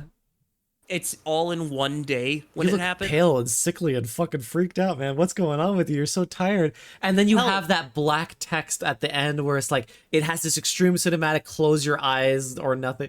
Like I think Close it's your eyes. I think that scene was done like with the flowers and the cutting to like Yeah. different like things. It was probably the cinematic that hit home the strongest in terms of what they want to do with cinematics for me. Oh yeah, the cinematic was beautiful. Did you get choked up at all, or was it just kind of like, Not oh, really. that's sweet? I didn't really get choked up. No, I didn't. Not like the original. Because I remember in the original, you told me that if you had found this game when you were like 10 or 12, it might just be your favorite story ever. Potentially, yeah. There's a But then universe again, where you loved this plot line. here's the thing, though. Yeah. That I am growing. I am growing. No up. way. No, hear me out. So, I think I can make a fair assessment where it's like there are some stories where if I had found them now as a 20 something year old instead of when I found them as like a kid to teenager, I would not like them as much or at all. And I exactly. I don't think I would. I will be honest. I don't think I would have liked Danganronpa at all if I discovered it in my 20s. At all? I mean, maybe a little bit. I mean, I enjoyed the one I played so far.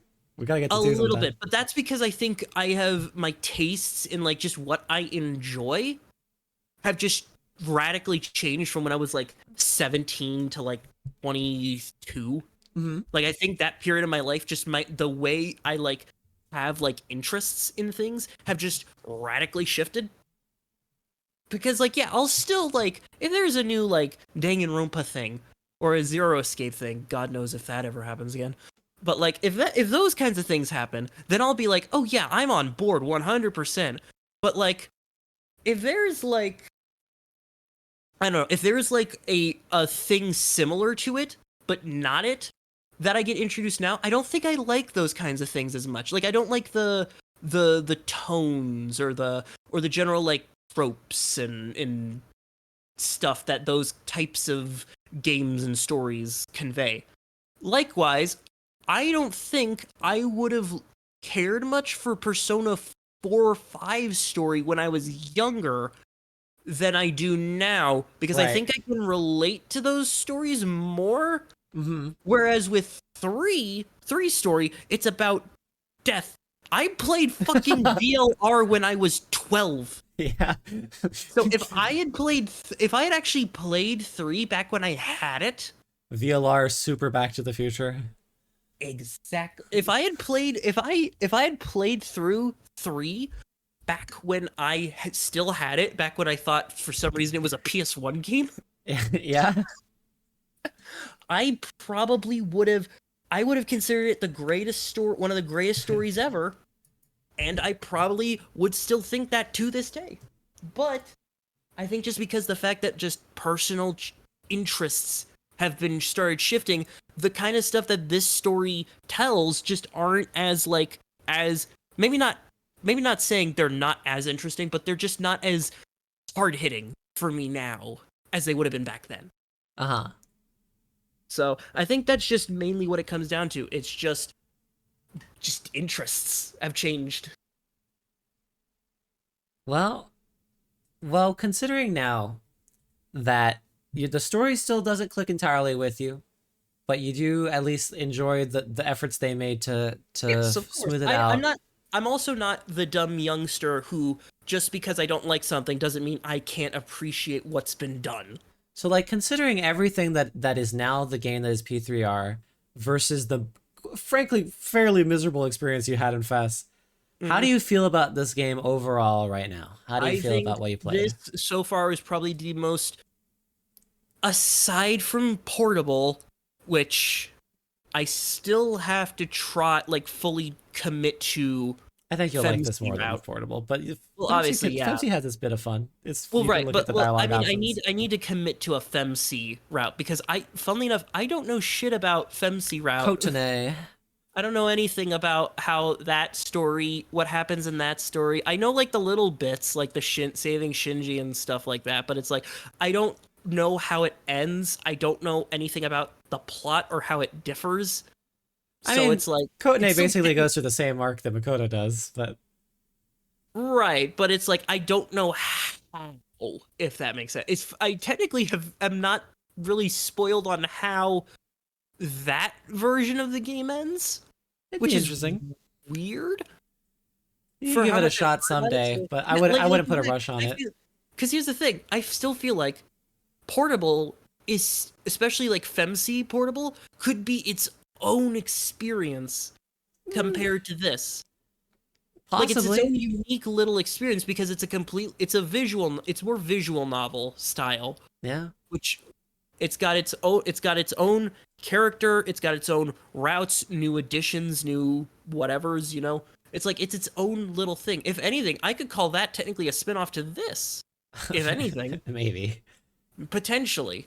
But yeah, no, if I had to say, I would say this is probably the most definitive way to experience P3 outside of the movies. But even then, the movies are kind of And say hit or miss this in was the places. only product of P3 that existed. Say P3R is just a game, Mhm. regardless of its legacy as a remake of something else. How do you feel about the experience known as P3R? It was a pretty good experience. I mean, I would agree. I had a mean, great time. What else are you gonna expect me to say? It's like it's still a pretty dang good experience. It's still fun to play through. Their social links are great. The a lot of the characters interactions is wonderful. It's like there's still a lot for like just because I don't enjoy the like the best way I could describe Persona 3 Reload.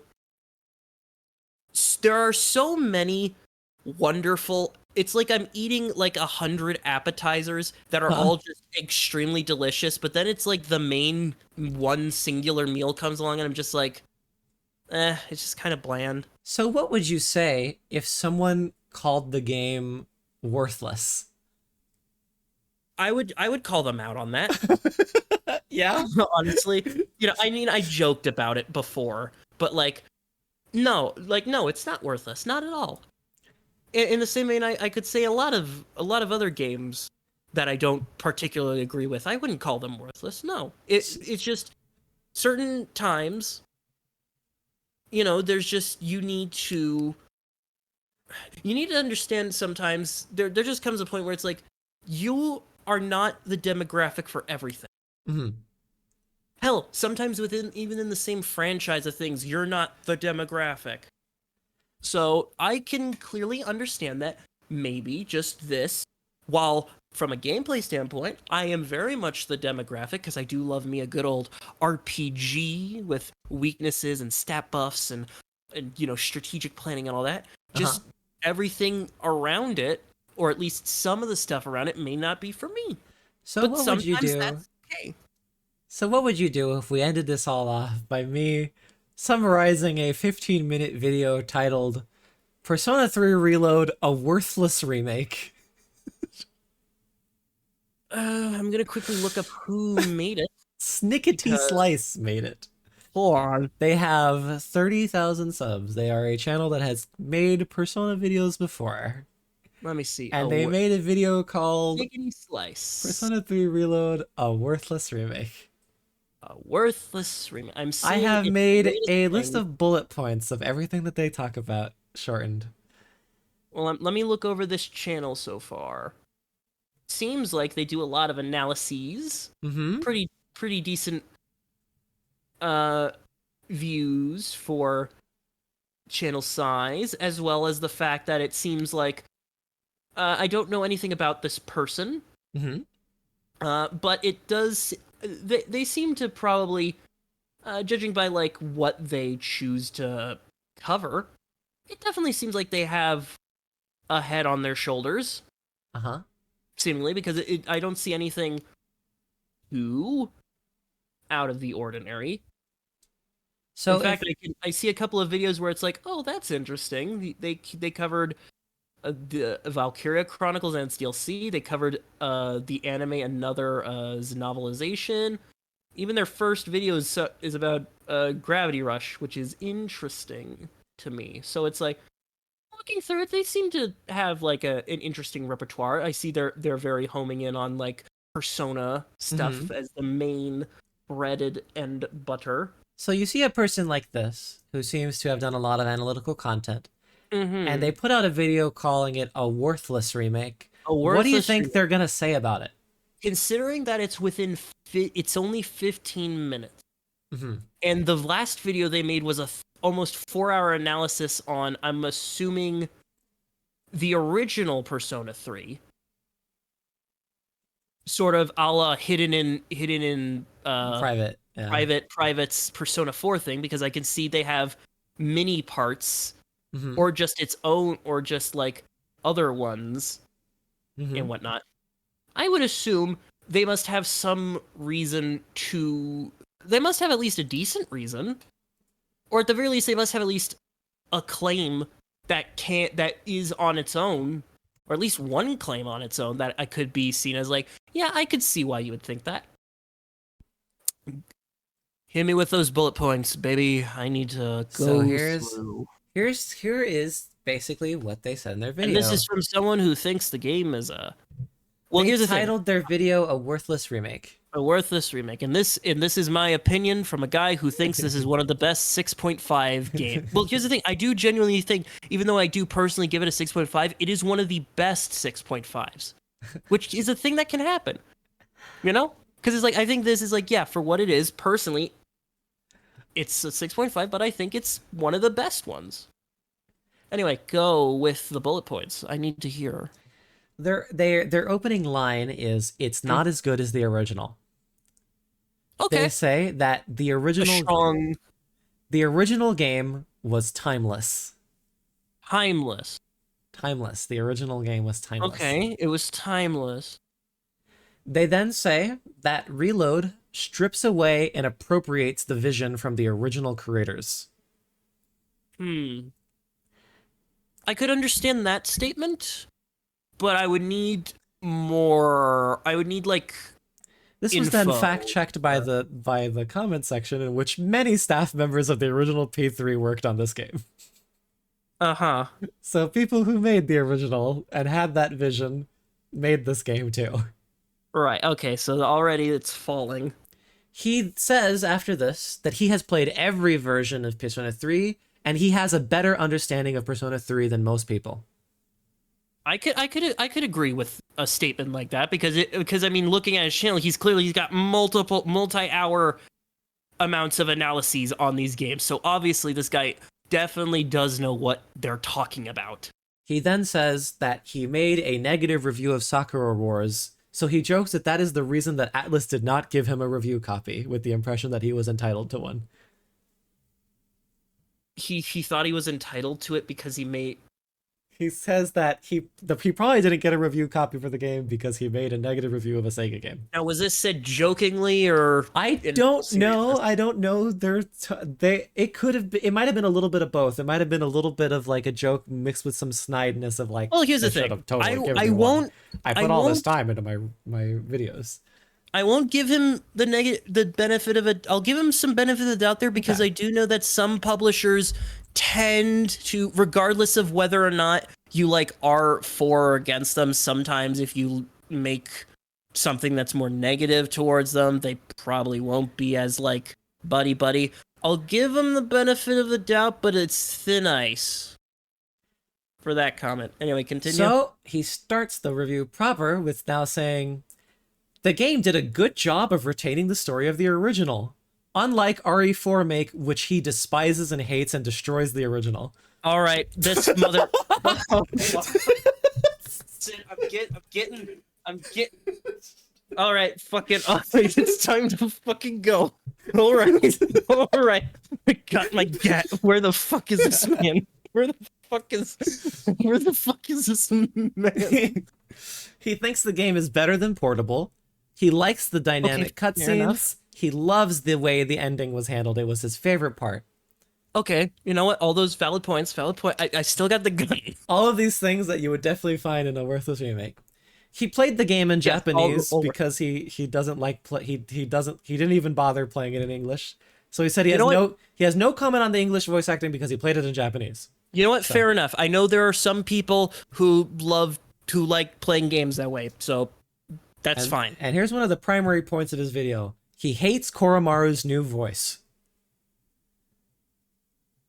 He said it was impossible to get attached to him because a human did the voice. Hold on, 1 second. 1 second. I need to fact check something. Did a human voice? Well, I know a human voice. I know a human voice is Koromaru, but I'm wondering, did they get an actual dog to do the original voice? In the original, they used some stock dog sound effects and put a reverb on it. He likes stock. But because a human did Koromaru's voice, it was so annoying to him that he hated Koromaru. Uh-huh.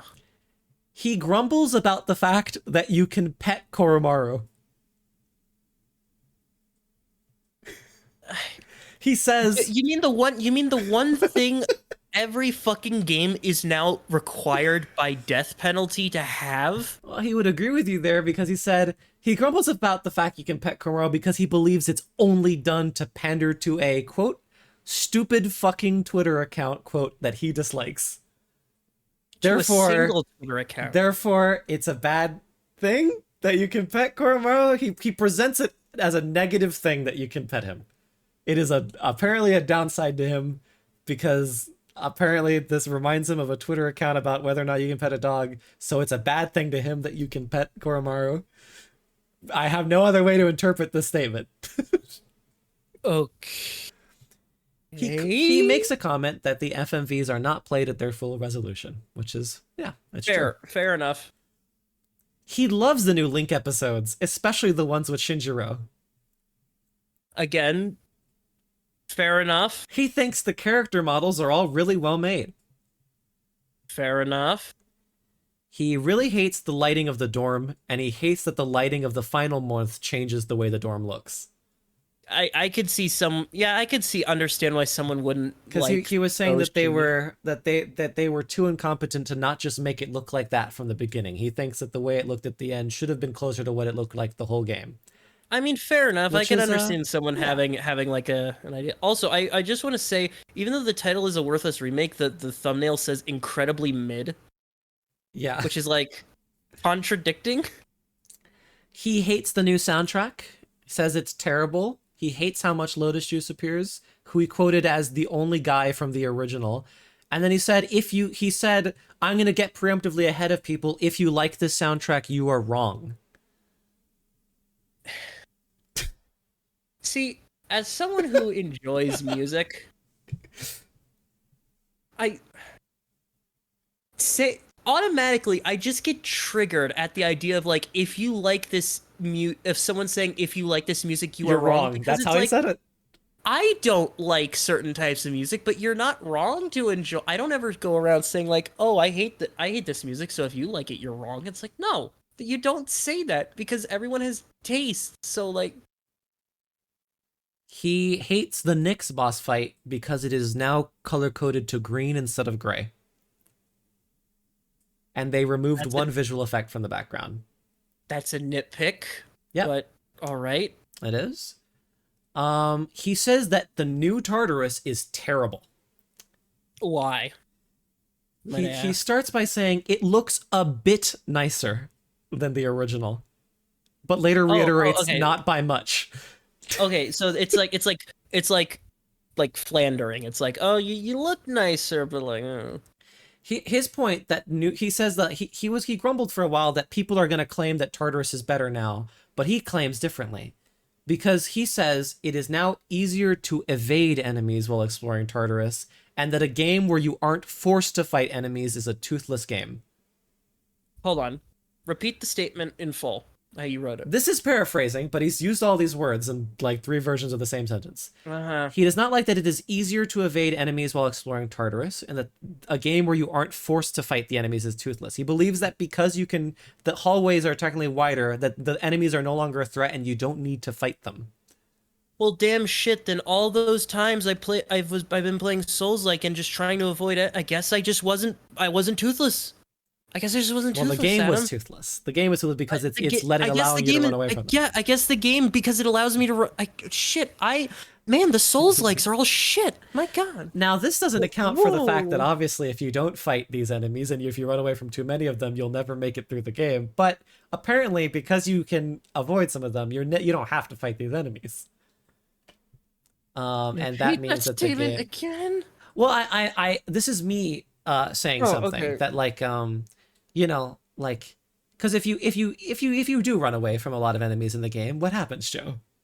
You don't get experience or money. You don't level up. You don't. Yeah, exactly. But according to him, just the fact that you can avoid them means that all the threat of enemies has been removed, and that he thinks that the game is no longer requiring you to fight them. He's It's saying an that that's such a RPG. big deal. It's an RPG. You could choose to not fight things in an RPG. That's the whole point of a role-playing game. But he said but he likes Tartarus so much in the original because it pays homage to classic dungeon crawlers, and that apparently. Okay, yeah, this. that's a correct statement. Yeah, dungeon crawlers. Yep, Tartarus is very much like dungeon crawlery, He doesn't especially like old school ones where they're random. So He says that resuming from your last floor undermines the need for teleporters, and he says that Mementos was better than the new Tartarus. see that last one is more opinionated than anything because like It I sure could is. say like Mementos is theoretically better. He says, I mean that's really all he has to say about Tartarus as a place itself. That the new Tartarus, Okay. if anyone thinks that Tartarus has been improved at all, they're Mhm. wrong because you can evade enemies more easily. Is basically his whole point. He had like 2 paragraphs to say that in a more convoluted way. So Tartarus is bad because you're playing an RPG. And if you think that New Tartarus is better, then he kind of looks down on you a little bit. He thinks that you're misguided to think that Tartarus has at all been improved whatsoever from the original game because All you I can can evade think of enemies is like, easier. oh, it's like a snob who's like, oh, you like it easier, do you? But it's like knowing what he just said, Oh. it's like, ugh, my temple. All those other things we talked about, all the different changes made to Tartarus, all the different little things, none of that is mentioned even at all. The only point he has is that you evade enemies and they don't chase you down as much.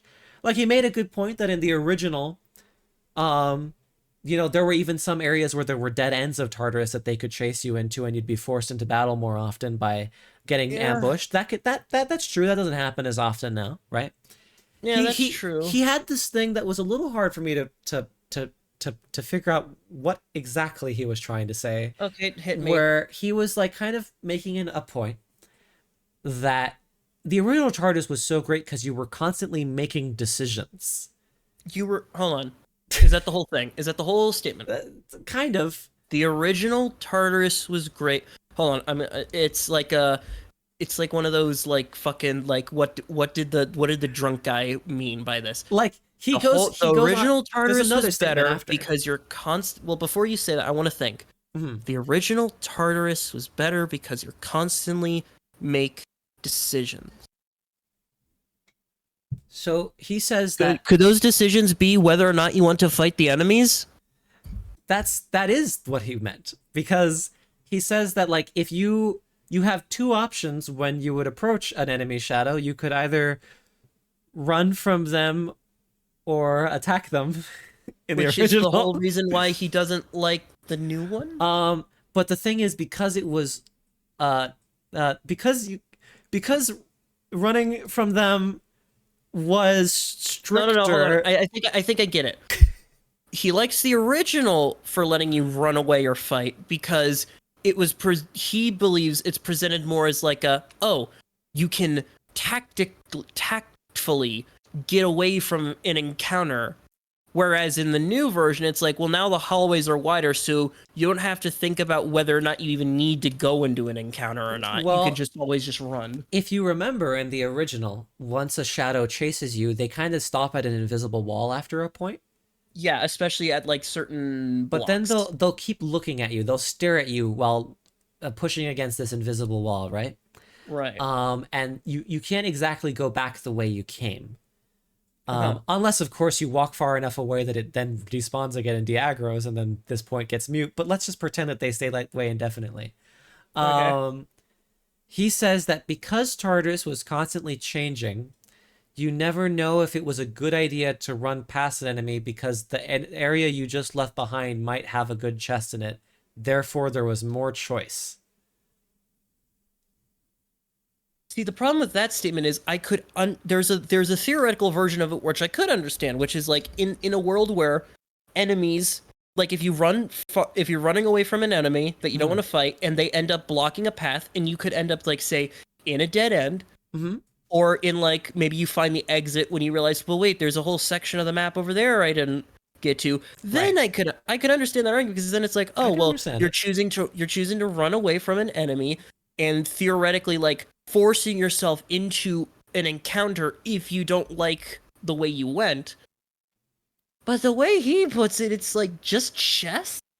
It's a bit of an odd point that, like, trust me, he says it in even more words in the review, and I'm going to watch this video. He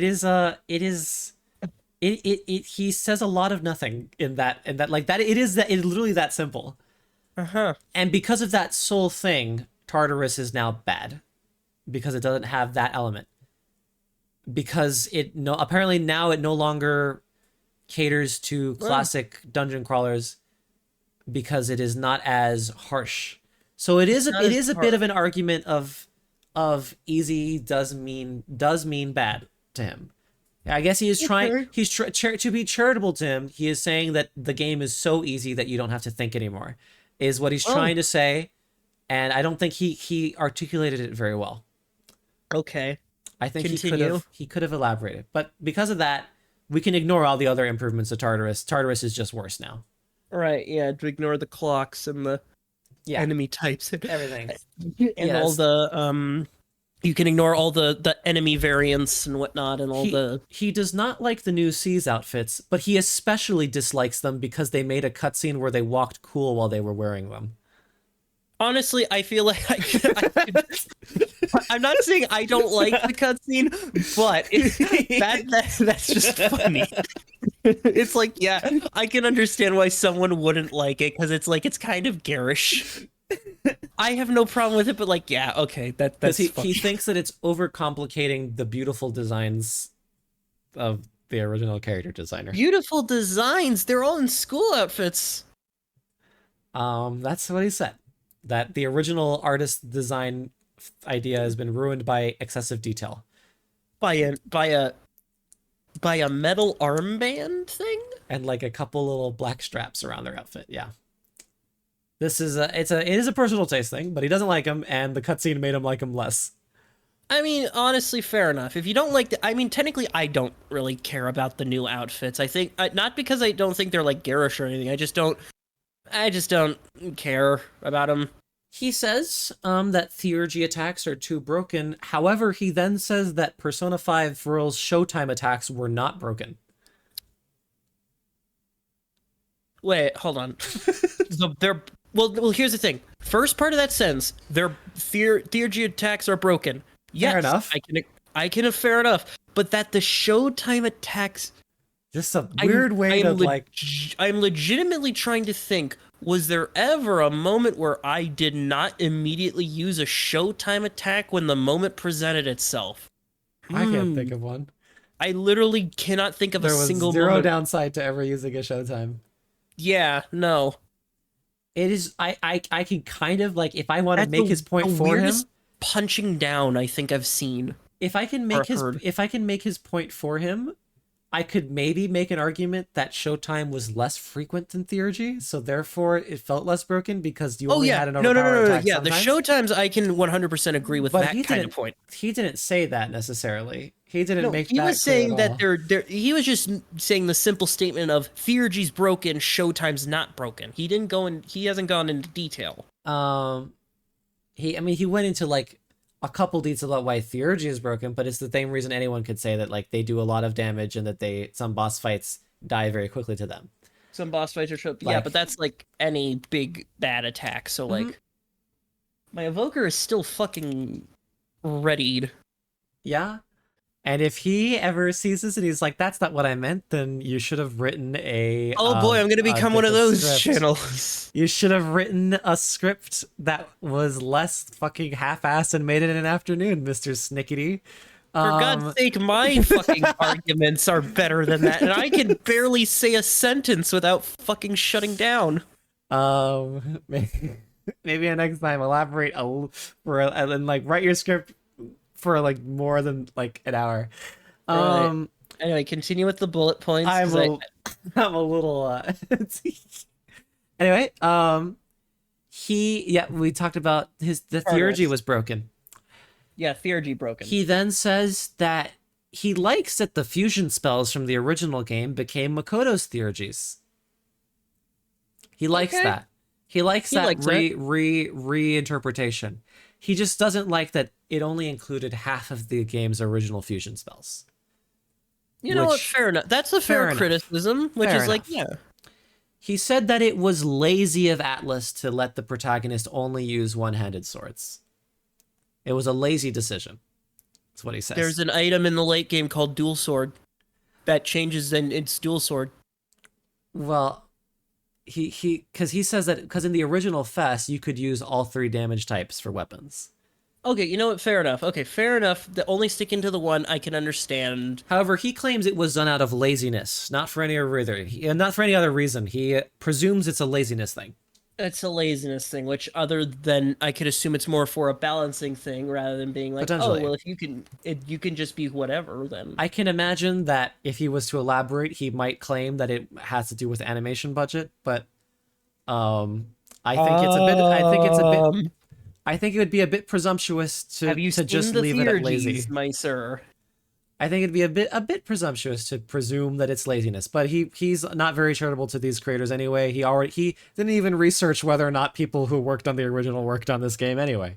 Fair enough. He then quotes, this is a direct quote instead of a paraphrase, if Atlas had any interest in actually making a true remake of Persona 3, they would have brought back AI party members. He wants AI party members? Why? And he doesn't. And he thinks people would be. I'm sure he scoffs at people who think that you should control them. Because it feeds into his hidden interpretation of easier is worse, which he would probably tell you that AI made the game harder, therefore it was better. Instead of thinking about, I just realized he only has videos on Persona 5 dancing. Oh no, he has a VLR review. Oh no. he then complained like he like, we're doing a random podcast where we just talk about everything that comes to mind. Like we don't have a very good structure to this. Like so far, all of this has been just all over the place in terms of what he says, because he follows that with, he says they've had any remake of Persona 3, they would have brought back AI party members. After that, that's when he then says, by the way, the rush command is too slow. The rush command? Which I would agree. I wish the rush command in combat was a little faster. I wish some animations played a little faster. I do wish it could have been faster, especially when it's like the enemy's turn.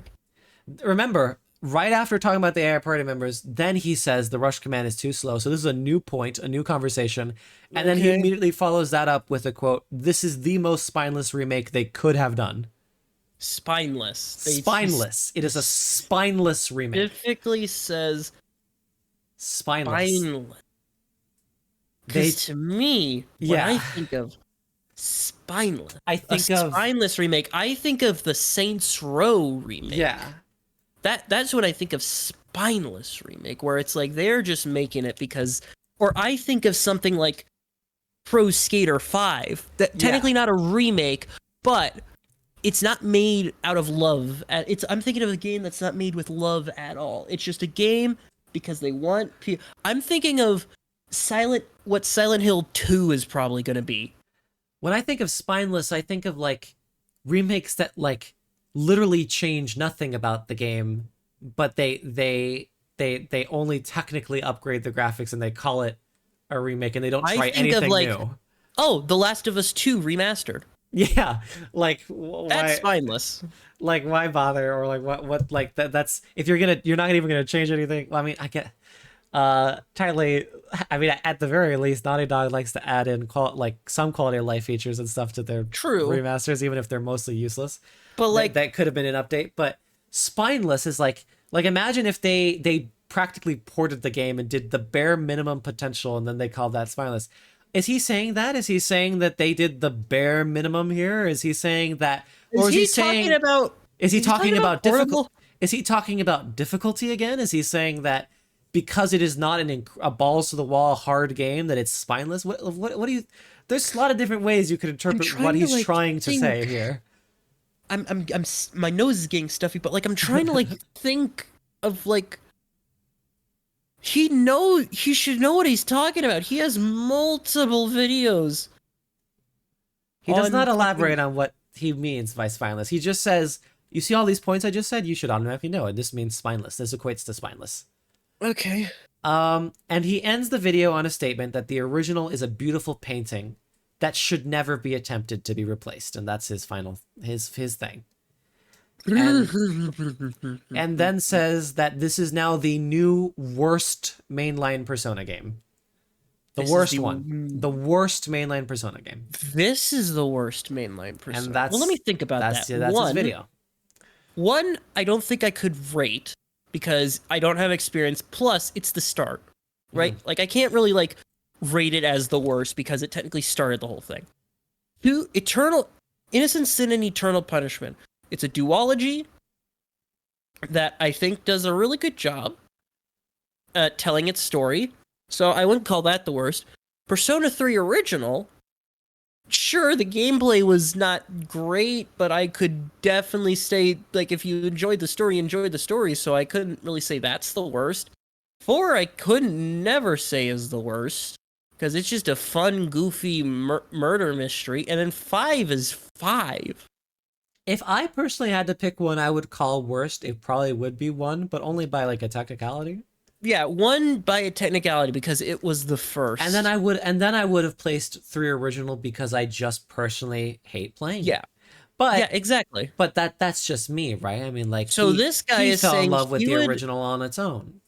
Right. And because because that's pretty much the video. Because he does at one point say, yeah, sure, was the original one perfect? No, but it never needed to be. It's a painting of its time and it should stay where it is. And he says that if anyone ever wants to experience Persona 3, they should play it the way it was originally made. So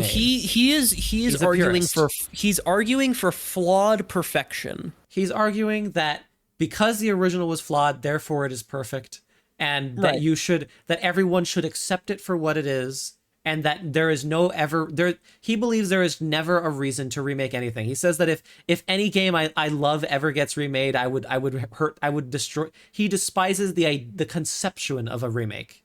Says the man who is going to get a bullet through his head because allegedly a bullet through his head because he mentioned fucking RE4 make. He is of the belief that there is never a justification to remake something, that art can only be accepted for its things, and you should never make a reinterpretation of anything, despite its large historical precedent and the fact that it has not replaced the original, and that it is in fact. Does he know? Has I feel like when people talk about remakes of stuff like that and compare it to art, does nobody ever remember that the fucking Leonardo da Vinci had to repaint the Mona Lisa like 30 different times because he couldn't get it right according to his own words? But he is so strict in the ideology that art is inherently like it is inherently like so perfect that there should not even be an attempt to recreate it, and like, or not even like pay homage or make a new interpretation or add a new option to the playing field. It has to remain at what it was originally, always. And because apparently a remake is erasure, and like I'm elaborating on a point he didn't even make. I'm making his argument for him. Apparently he doesn't care much for portable, because he says this is better than portable.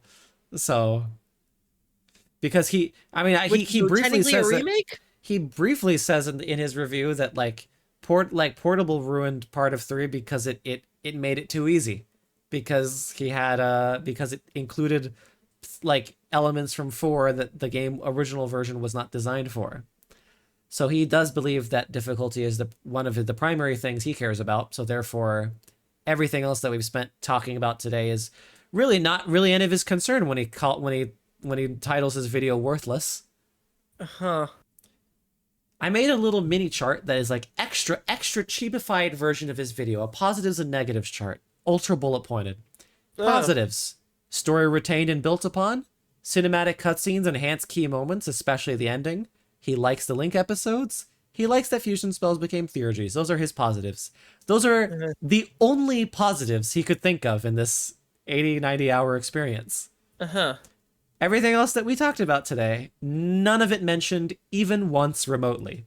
It's just those 4 things that he thinks are positive about the game. Clearly, there is not a single other positive in the game. Wow. And his negatives are: the developer vision was appropriated. Koromaru is voiced by a human. They let you pet Koromaru. FMVs are not played at full resolution. The rush command is slow. He hates the dorm and Nick's lighting. He hates the soundtrack. Tartarus is bad because you can evade enemies easier. Theurgy attacks are too strong, and the protagonist uses one-handed swords. Everything else he says in the video is fluff. Those are his actual points. And because of all that chart, it is a worthless remake. There is nothing worthless. Have I ever told you about my hatred toward a game called Black Mirror?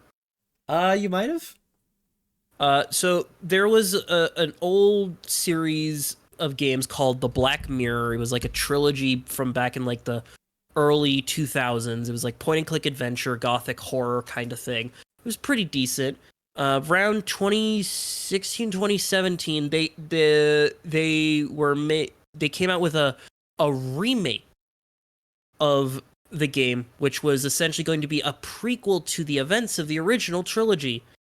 It is a buggy, unfinished, colossal fuck up that tried to be like a Telltale game and failed spectacularly. I have an old playthrough of it on my channel. It's glitchy, just animations are bugged and not synced up properly, lighting problems. It is a terrible mess. I consider that a worthless remake. Like, if I need to think of like what would I consider worthless, that's something I would consider worthless. But Reload? Because if he's going to have exercise his freedom of expressing what he hates, I can say that I hate his video because, and I from this being the only thing I know about him, I hate the way he thinks because because the way he thinks is imposing his worldview onto everyone else. That because he specifically values a couple things, because his mind focuses so clearly on these view specific gripes that he doesn't care for. He has a loose ideology that he kind of alludes to about the concept of scoffing purity. of purity and remakes, like never having any value inherently, but without having him being too spineless to put his foot down on that concept further, if he wants to use that word. He looks at specifically the fact that I guess to him video games are about how difficult they are and whether or not they are the exact same vision as the thing that the adaptation has to have the exact same vision. Like I really don't know that much. Most of his things were just nitpicks. But because of his specific thing and because he believes that because the only positives he saw were those like 4 things and his mind was blind to everything else, therefore he must exert that it is worthless and you cannot find worth in this. It is worthless. That is the phrasing he chooses to use. There is no worth in it. There is nothing redeeming about it whatsoever except for maybe those 4 things. And frankly, I'm sure that if he heard all of this, everything we talked about today, I guess he surely must have experienced that in his playthrough, and it was not worth talking about to him. Because you might as well have written it off. Because talking about petting Koromaru is more important. Petting Koromaru is always important. We had to talk about reasons why it could be worthless. And it's this kind of thing from a channel that prides itself on analytical, critical content that makes me think that this person is not capable of critical thinking, and they are extremely uncharitable and narrow-minded to a fault. Here's the thing, though. I haven't watched any other video from him, so I don't know. Here's the thing, though. I know what video I am going to be fucking watching, so I can judge heavily. Hey, I might like another video from his, but this is not a great impression. No, it is not a great impression. And it's just a good... I wanted to go through this with you at the end here to give an example of the kind of stuff I don't like on YouTube. The kind of thing that makes me sad, that pushes my own ideology of why I think... Why I want to... I would love someday to change the landscape of review culture, because so many videos on the internet work like this. And they pass themselves off as this kind of like think piece that really doesn't say as much as they think it's saying, and is so narrow-minded, and people who look at themselves in this very like kind of like higher up way, like saying, well, I know more than you do about this, and my point stands, and I should be able to say barely nothing about it, and you should just take me at my word and not put in the effort and like just throw it up there and say, I want to contribute to the conversation by throwing this, and trying to even though he does, fair enough, say early on like, oh, I'm not trying to say I'm an authority on this or anything, but then he goes on and says all this and tries to assert it on us, and it's like, well, this content is representative of a lot of different types of videos I find on the internet. That's like, I don't like that people like this can end up influencing conversation.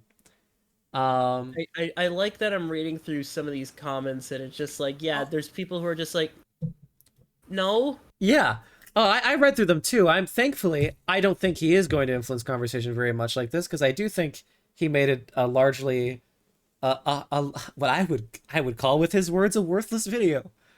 But I shudder to imagine many similar types of videos to this made by people with a larger outreach that will be parroted by children and people who just don't want to think, and they watch a video and they're going to spread it, and then it ends up becoming the dominant conversation for no reason. And it's stuff like this that's like that upsets me deeply and feels so largely dismissive of actually trying. If he wanted to make a true, real, if he had any intent to make a true, real analysis of Persona 3 Reload, you know, like I can use his statements against him. And it's just I feel like I've just been bullying this guy for an hour, but if he can do it, I could do it.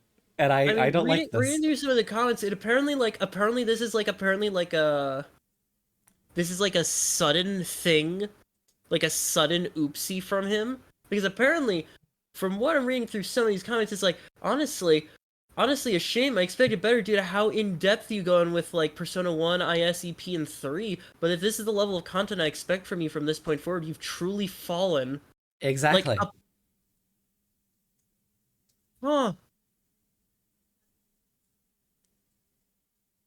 Like I'm reading through, like some of these just feel like some of these I'm assuming are confirming that it's like this is like the first misstep. Yeah, it's what I saw. It's not giving. It doesn't make me want to go watch his catalog. That's for sure. I mean, I'm going to because I know that there's one of his videos that like I've seen before, the Goro Akechi analysis. I've seen that video get recommended to me before. And then it starts to be like, then it starts to feel it starts to feel even worse if he has these other videos that are very charitable to what he goes, and then he goes to something like this and just shows his hubris, and it's like it's not a good look. Yeah, that's You should be better than that. You would expect if he has experience doing this. it's a shame. That's what it is. And I just wanted to use this as an example because I wanted to stand on my own little high horse here, I guess. But I generally hope that anyone listening to the podcast sees why I don't like this video and why I think that making content like this is just kind of upsetting and misses the potential of analytical content and what you can really do with it, especially from someone who should already know this. It's like someone who went in with a real strong bias, someone who went in like, I'm real mad that they made this thing that I like and people are going to start liking it over the thing I like. I'm going to be really like rude to it and dismissive. And I'm going to write the script. I'm going to record it. I'm going to post it, and I'm going to let all those stages happen without double thinking if this is worth uploading in the state, if I can be proud of this upload. And it's like, yeah, I mean, sometimes people upload something they're not proud of, but like, this is just something where it feels so spiteful. It feels so like, Who hurt him? yeah, apparently Atlas did. Atlas hurt him, which is a shame. And the shame is that he had some good points. He had some things in here that are like, under a different format, he could make some valuable things and raise like, hey, this game could be even stronger. Like, remember when we had the conversation about imagine a game mode where you had AI party only, maybe they turned off theurgies, maybe they have a version of Reload that plays very similar to the original. Imagine if they added that. like a hardcore something mode that would serve no detriment to anyone, that would only be that like, hey, if you want to, like, sure, you can't play the original, but if you want to really experience this kind of like the way we experience it, you do it this way. Something that would only give positives to people. Something that like you maybe you don't have to throw an achievement behind it so people don't like feel pressure to do it. It's like, here's a challenge mode. You can get your bragging rights. Everyone wins. Like you can format a review that is actually helpful and still put in all the things that he finds as like, hey, I think the game would be a better game if you did this and this, and here's how you could do it, and here's how you can please everyone. Here's how you can please, if not everyone, here's how you can make more people happy.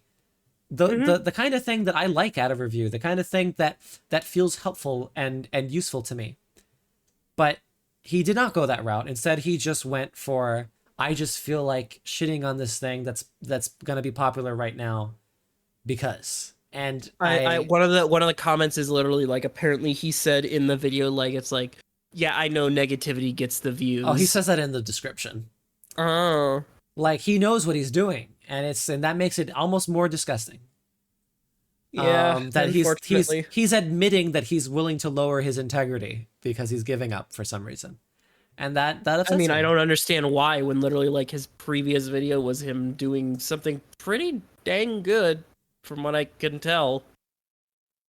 So, anyway, there's my unusually cool rant of the month. Well, If- that's your podcast rant. That's the newest like segment. I It's gonna be like would we're gonna find something that you can rant about. I would gain some respect for this person if they were to take it all back and reformat their thing into something with a little more actual like them trying and being like, all right, well let's be charitable here and let's be fair while still pointing out like the plenty fine thing that's like, yeah, and I don't like it and here's why you might not like it. So many different avenues he could have taken, so many angles that would have just been just more helpful to everyone. And I wish for that, for content like this. I wish for I see a vision of a better standard, or a standard that I like, that could help developers and discussion alike. That always upsets me whenever stuff like this comes out. Anyway, I gotta stop myself at some point. You do gotta stop yourself. We gotta stop. I feel like we've drawn enough points. We've made some decent conclusions and come to some interesting arguments and understandings here. So, unless there is anything more to like really stay on the reloaded manner of it all. I had a very good time with Reload, and I did do too. recommend it to people over the original. And I if you want, recommend it. and if you play Reload, and it sparks your interest in 3, I would still recommend booting up PCSX2. Go to any really random website that has ROMs on it. Get yourself a copy. Yes, I know it's piracy. Who cares? Obviously, we they're don't not. endorse piracy. They're- Please don't pirate. But if you have to, you can do it this way. Or buy Portable, which is closer to the original experience than this technically. I mean, if they ever port FES, buy that. But right now, they're not selling FES anywhere.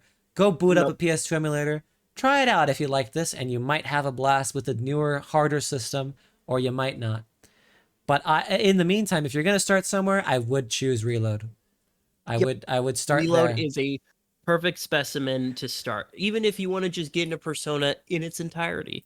You can definitely Reload- start here, Reload is definitely a good space. or to pick start. up a copy of Royal on Steam, or insert Or Golden. your place. Golden even too. Golden is a fine place to start Just too. pick It's not up a that bad. Persona game. Pick up the comics. Pick up the manga. The manga is also Watch the pretty movies. nice. Watch the Watch the- animes. There is a reason why people like this franchise. Anyway, thank you for the No Piss podcast. Yeah, well, thank you for watching episode 1 of No Piss Podcast. Join us next time where we're gonna have more. It's more than just us, and we talk about bears for some reason. Oh So, yes, so much to say about bears. so much about bears. So Anyway, much. I've been Joe. He's been Adam. Get glow here. Goodbye. Have a wonderful night. Love you. I love you guys. I love you. You in the audience specifically, I love you. Don't tell anyone else in the audience I love you specifically, okay? All right, have a good one.